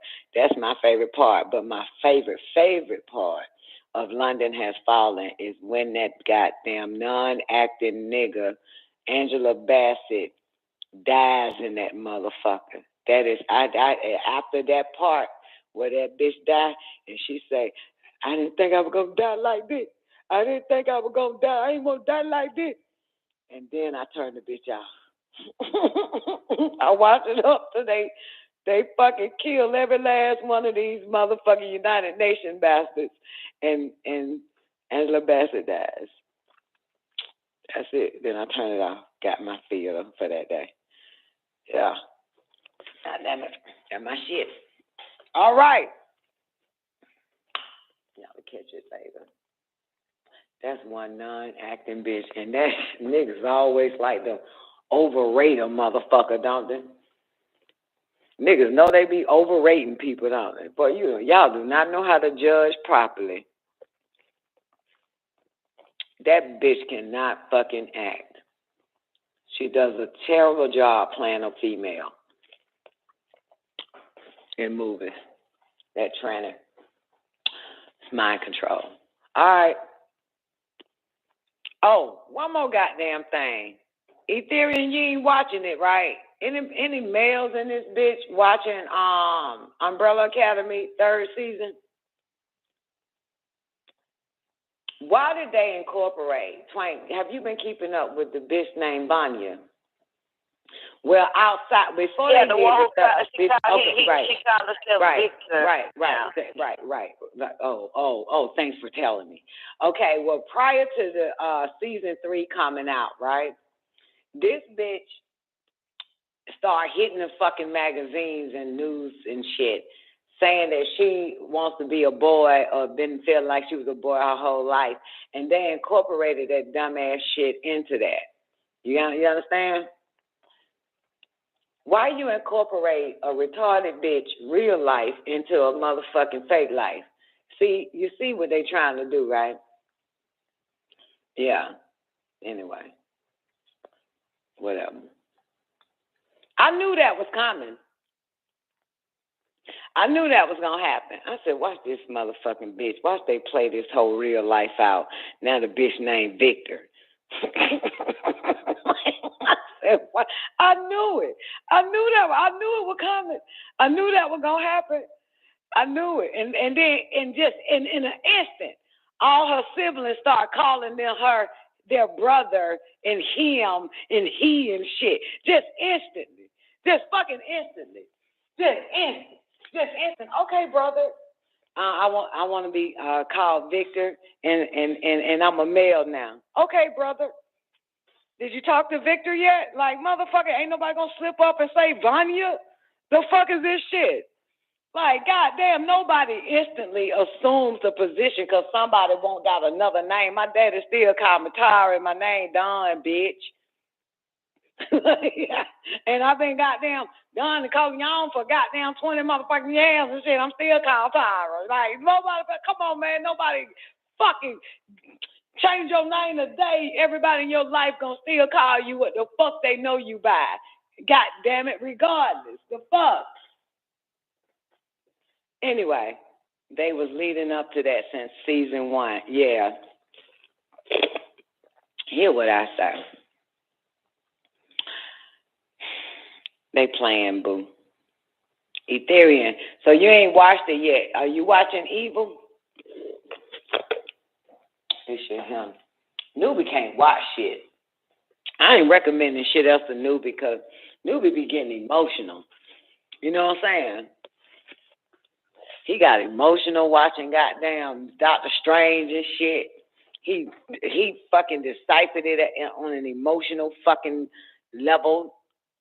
And now season 3, you on season, damn nigga, you caught up quick, didn't you, Ethereum? What the fuck?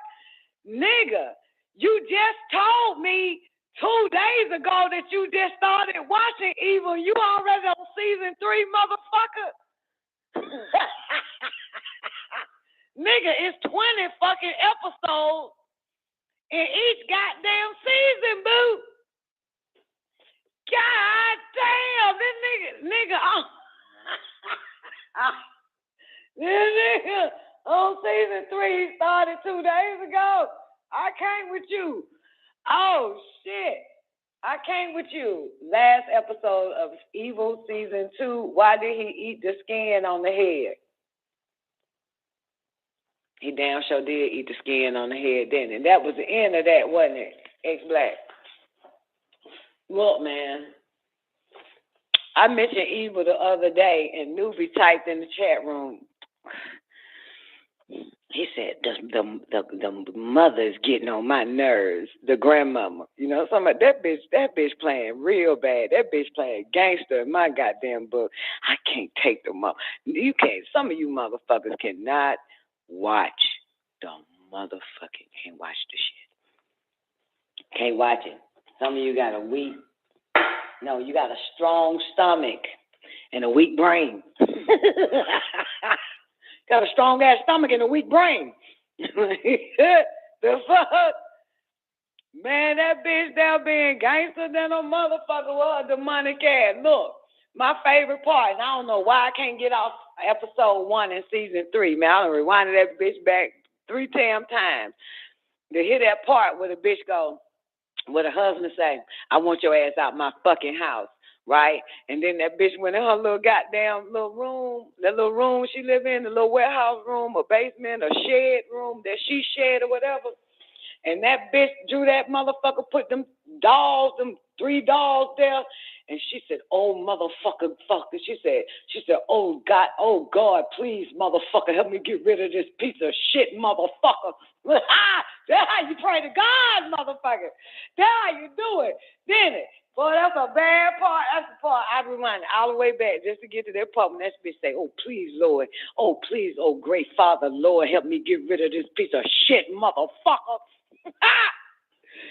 Woo, if you gonna pray, you gonna put them hands together, motherfucker, you better get rid of a motherfucker. You better not ask God for money, no shit. Oh, God, please, let me get rid of this motherfucker, this piece of shit, motherfucker. That's her goddamn son-in-law and shit, man. This here, her daughter stupid too.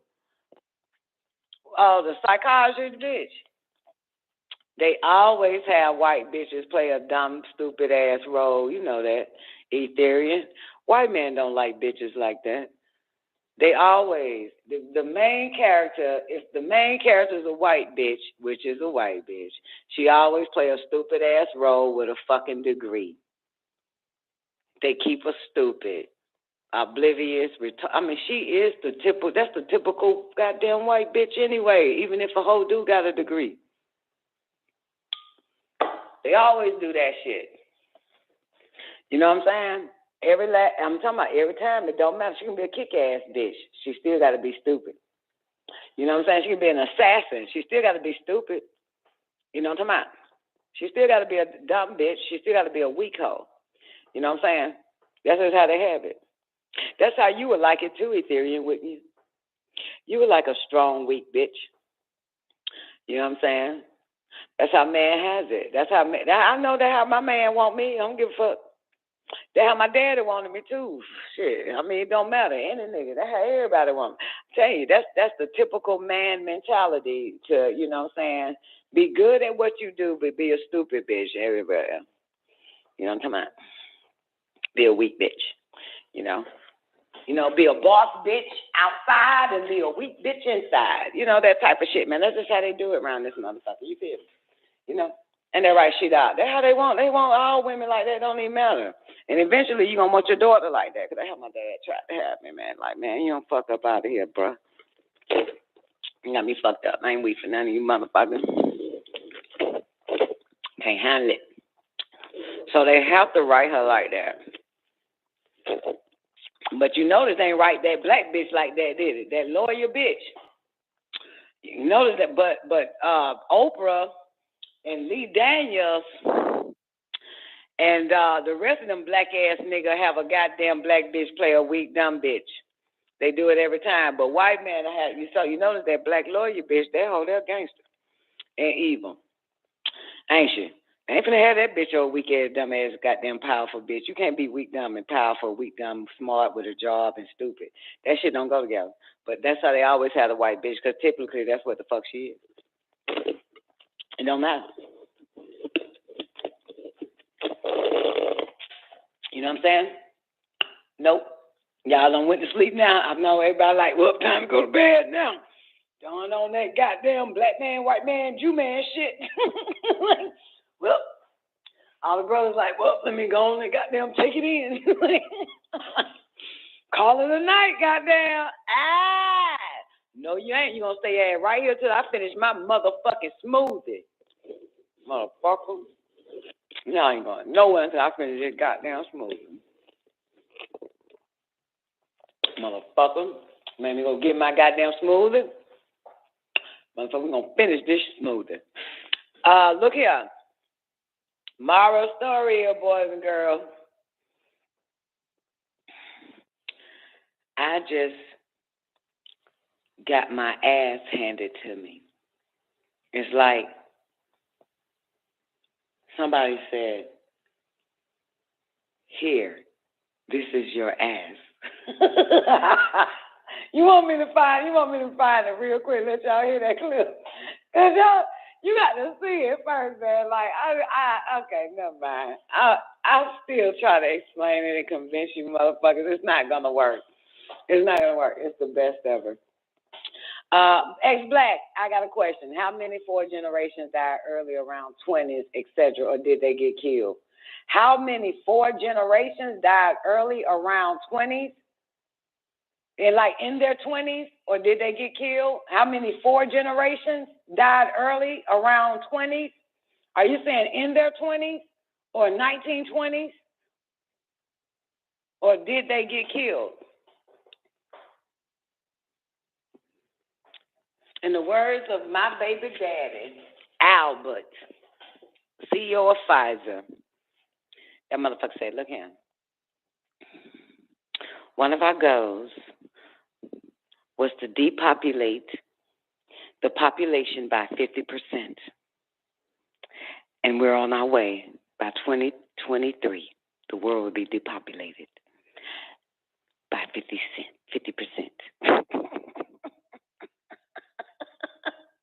That's my baby daddy right there, boo. Albert. You've been doing research. You think they got killed. Year 4 generation? Are you saying this the 4 generation? You saying people in their 20s are dying right now in this generation? Huh?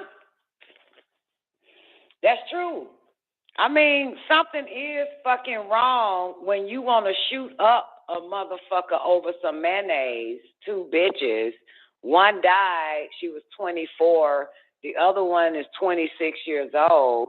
You know what I'm saying? This shit here wild. You know, at a Subway. So this shit here this shit is wild, baby. Oh, you talking about our great-grandmothers? Oh, I can't tell you. But interesting that my great-grandmother died when my grandmother was 9 years old. And to me, my dumb ass never asked my grandmother how did she pass. Maybe I should ask my mom before she passed. You call my mom right now. Fuck. Because I'll never know the answer. I'm calling my mama right now, goddamn. Hold up. I got to get the answer because, goddamn, once my mama, that'll be the end of it. I would never fucking know. Hold up. Let me call my mama real quick, find out, goddamn. Yeah, man, that shit stay in my head from time to time. It's like once a week, it pops up in my head like, how the fuck did she die? You know? But a lot of them were dying quick, fast, and hurry. I hope Brenda answered the phone. She's probably waking up now like, what did? I finally went to sleep. What the hell Tyra calling for? Oh, shit. Hope something ain't bad happened. She about to lose if she... Oh, shit. Hope something bad ain't happened. Hello? Hey, Mama. Hey, Tyra. How you doing? Okay. Were you resting? Yeah. I didn't mean to wake you, but I got one quick question.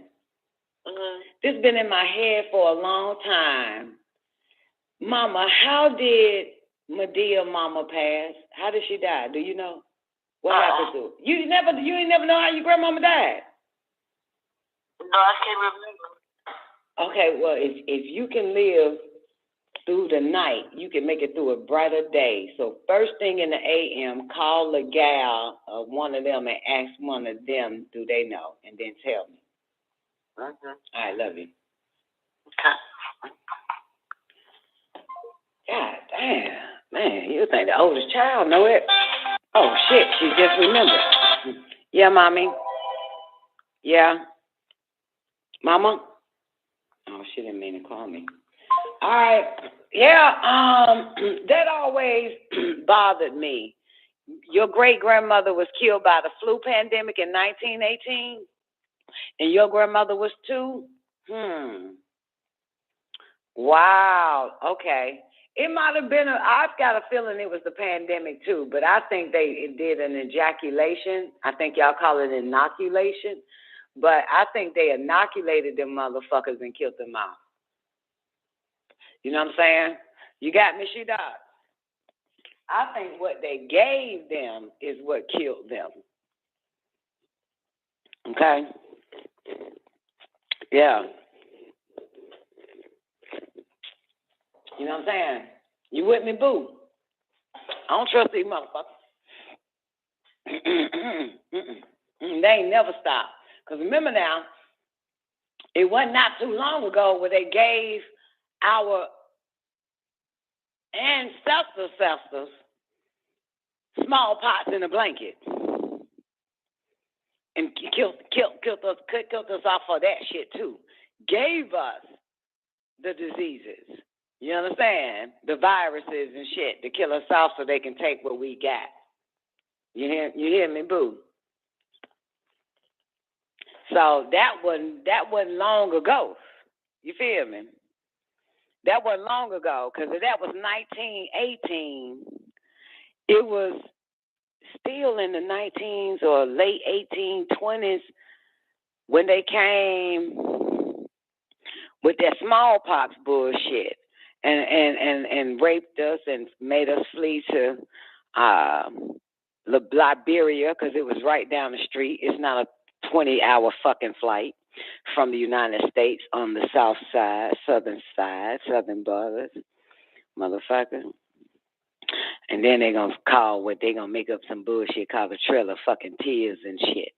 You know what I'm saying? With them goddamn ugly-ass Cherokee motherfucking sellout-ass motherfuckers and shit. Anytime you hear a nigga say he was a Cherokee, just say, okay, and get the fuck away from him. He got Cherokee in his blood, her blood. Fucking sellout. Yeah, sold us the fuck out. They sellouts. Yeah. Stay a fuck away from them. And especially if you hear a cracker say his great-grandmother's a fucking Cherokee, you already know what the fuck that is. Okay, they love to do that damn shit. You gotta keep up with these motherfuckers. You gotta understand. Cherokee, boo. And I would tell you about the Buffalo Soldiers, but I don't want to hurt your fucking feelings because you're so in love with the goddamn song. That's the problem with you niggas. You in love with shit that you know nothing about. I ain't even finna do it. I ain't even finna do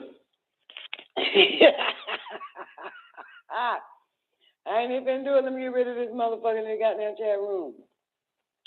Yeah. They were sellouts. The Buffalo Soldiers was the ones going to kill us. You know what I'm saying? Yeah. They were fighting for the white man, killing us off our land and shit so the white man can have it. Same shit them Africans doing right now for the white man over there in Africa. And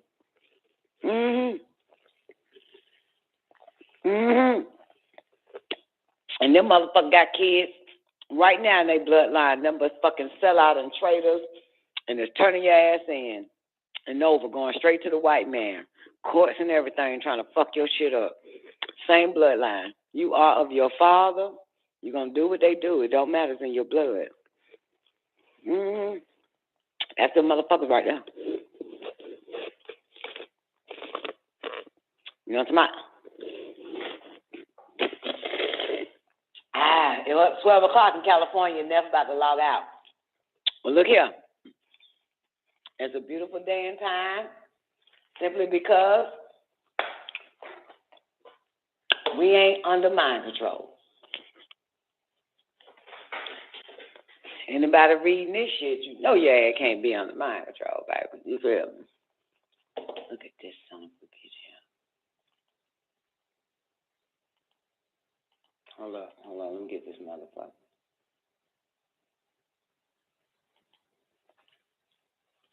All right, that's not where the milk and honey is at. It's over here.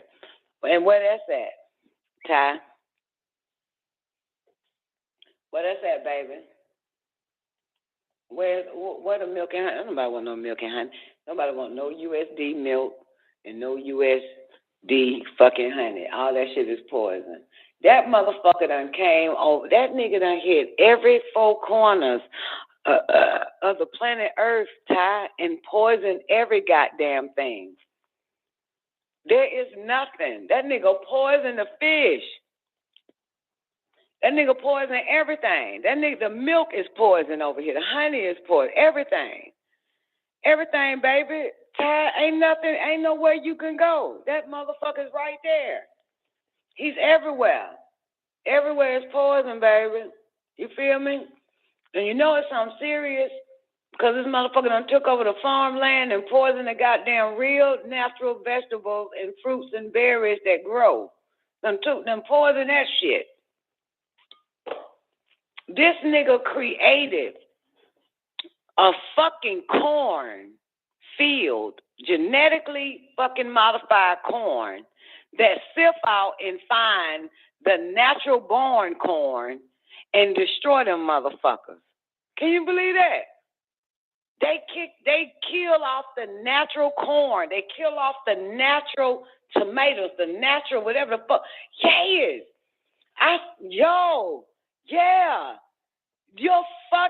He created artificial, intelligent plants to sift out natural plants that have been in their natural habitat before their cracker was born, to find them and kill them. Plants, AI plants, motherfucker, and so they can never grow again in that place. It's kind of like how they forced us to migrate, leave our place and shit. They doing the same thing to nature. Yeah, using plants against plants to force them out and for them to never come back again. That's why, sound familiar? Because plants are intelligent life form too. That's naturally is here. So they created artificial intelligence that's programmed these fucking veggies or whatever the fuck it is that they plant, they sift out and kick the other veggie ass and force them out. And they can never grow again. They can never come back. This motherfucker here.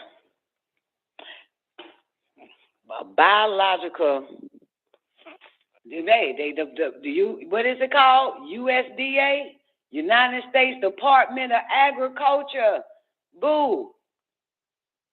The agriculture is kicking the agriculture ass, forcing them to die off and to never grow again and to seed again. They done look, motherfucker, you got sterilized fruits and vegetables now.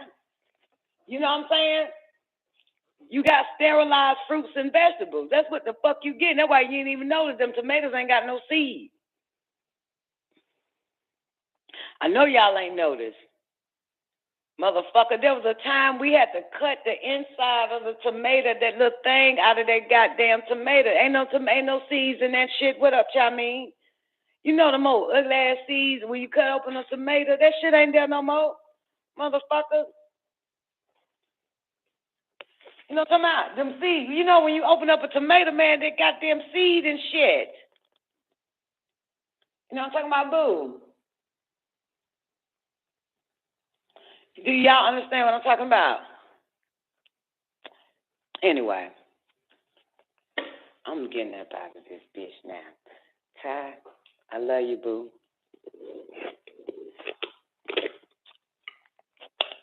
Cut open a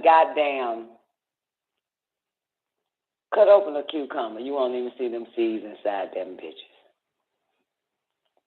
You won't even see it. You won't see it. You won't see it. Where you gonna get the seed from, She-Doc? Huh? They done sterilized it. They knew it'll work. Where you gonna get it? Where you gonna get it all from? They taking over everybody's shit. Okay? Where you gonna get the seed from? You gotta go where that son of a bitch ain't been yet. You gotta find out where that white man ain't been yet. That's what you gonna have to do, baby.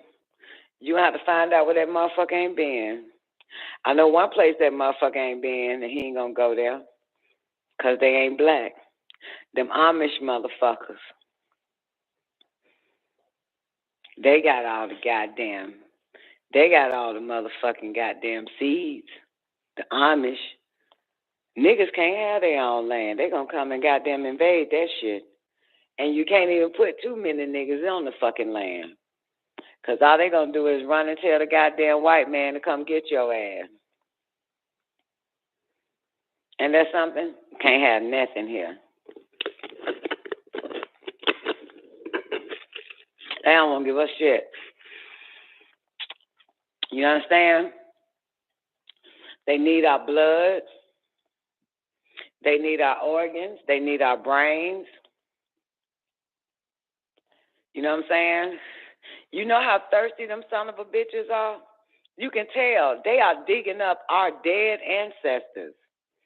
Taking their fucking brains. What do you mean, Nicole? 17,000 mummy sarcophagus was dug up about 2-3 months ago. And they're taking the brains from them in ancient Egypt. All niggas. In Egypt, sorry. Yeah. That's how thirsty the fuck they are. You know what I'm saying? That's just what it is. I mean, they dead or alive, motherfucker, they want us. You know what I'm saying? Regular niggas and, shit that predates, 150,000 fucking years ago. Digging them up. Taking everything they got. Taking their bones, extracting the blood from them, all that type of shit. And remember the little video I played with that goddamn Canadian motherfucker designer? Want the stem cells, want the blood cells, want the pussy cells, want all that shit, the placental cell, the period cell. I mean, these motherfuckers is thirsty. They're doing any and every goddamn thing. Meanwhile, have you so mind fucked under mind control that they're gonna lure you to them so they can goddamn take everything out your body. Shut your whole system down and tell your family that you died. When you go to the lab coats, take everything from you and your babies. They ain't gonna stop, man. They know that we are immortal. We just don't know we are immortal. They even named the bitch the immortal such and such of Henry Lax. They named that. No black motherfucker named it. They named the dead bitch immortal. That's why they digging up every nigga now. That's why they digging up niggas from 150,000 years ago all over to get them cells that's still growing. And you remember what Dr. York said, Medgar Evers, his body was preserved when they exhumed him. That shit did not decay. Remember that? It did not decay. When nothing. This motherfucker been dead and gone for 45, 50 fucking years. They exhumed his body. It was intact.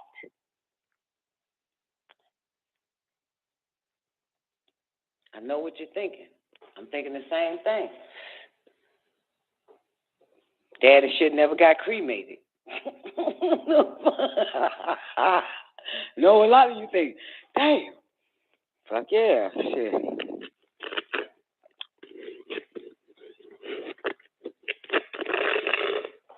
They digging up. And so, you're better off dead than alive, because your ass alive, it's going to be some problems. They got to send secret killers, side ops. You know what I'm saying? You got a nigga right now brain dead. They killed the brain and took everything else because the brain wasn't no good, the little rapper nigga. This shit here dangerous. We are in this is dangerous territory by this sick ass motherfucker. All of them. Shit ain't stopped. I don't believe there is a God. If there is a God, it's their God. I don't think nothing is for us. We're the gods that need to wake up and come together and destroy this motherfucker. We're the gods. We got to wake up and become it. Stop being conformants. Yeah, because there is no God for us, because we are the gods. There is no God. We have no one but us. Yeah. Right, J1? Yeah. And niggas still asking motherfuckers to pray to God for them and shit. This shit is not, nigga, we are. Wake the fuck up. You know? And that God that they gave niggas is a passive God, you know? A passive God, a willing to die God. The fuck? You know? Yeah, that God, either the Father God, the Spirit God, or the Son God, whatever the fuck they gave niggas is a very passive, what they say, a forgiving God. You know? That's the God they gave them, a forgiving God, a loving God, a compassionate. Who the fuck wants some shit like that? What nigga would want a fucking God like that? The fuck?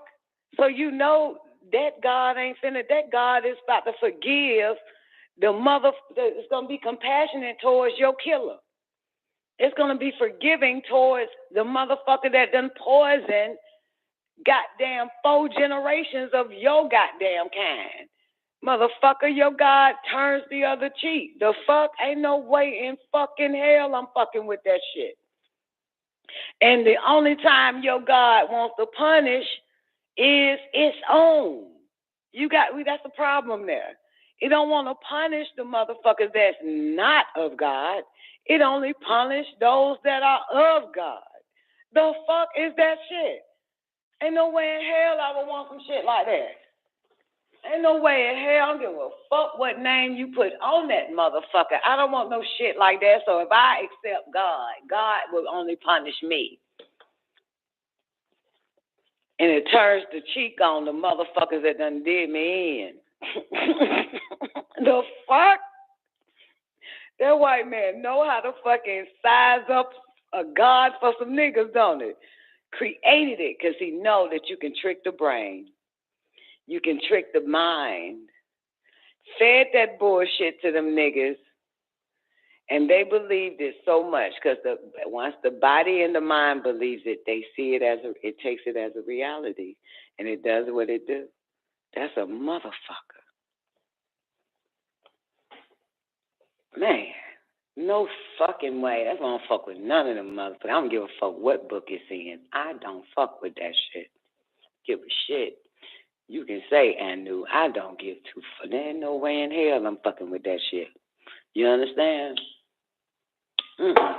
Give a fuck what name you give it. I ain't fucking with it because it still has the same attributes as Christianity, Islam, Judaism, Egyptology, Sumerianism, all that shit. I don't fuck with that shit. It's the same motherfucking shit. You got me fucked up. I'm not fucking with that shit. I don't want no merciful fucking God. I don't want no merciful fucking God. The fuck I want a merciful fucking God. I don't want no shit like that. I need a motherfucker that put his foot down, crack the fucking earth, and fuck these son of a bitches up. And me with it. I don't give a fuck but get their ass. No fuck. Like, if that motherfucker can't do that shit, then I ain't fucking with that shit. You got me fucked up. If that's the case, I'll fucking get me a sorry-ass, black-ass nigga that won't do shit but goes to the same goddamn man that looks like the God and shit and beg for some goddamn help. I'm not doing no fucking that. I'm not, no, No.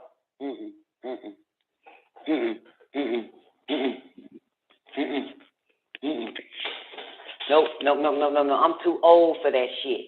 J1, the motherfucking niggas and bitches hollering they grown. I'm a grown-ass man. No, the fuck you ain't. You believe in fucking fairy tales. You believe in some goddamn white motherfucker and shit with a diaper on. Get the fuck. You ain't nowhere grown. You ain't nowhere goddamn grown. You get your dumb and hollering hands up to the ceiling like a fucking nut. He done made that cracker done made niggas look like nuts in a goddamn crazy house called a church or a masjid or a synagogue, whatever fuck you niggas did, and under a fucking tent at a goddamn revival and behind a gas station or some old stupid ass shit. No, you ain't nowhere near grown, motherfucker. I seen a meme, most important meme in my life for 2022.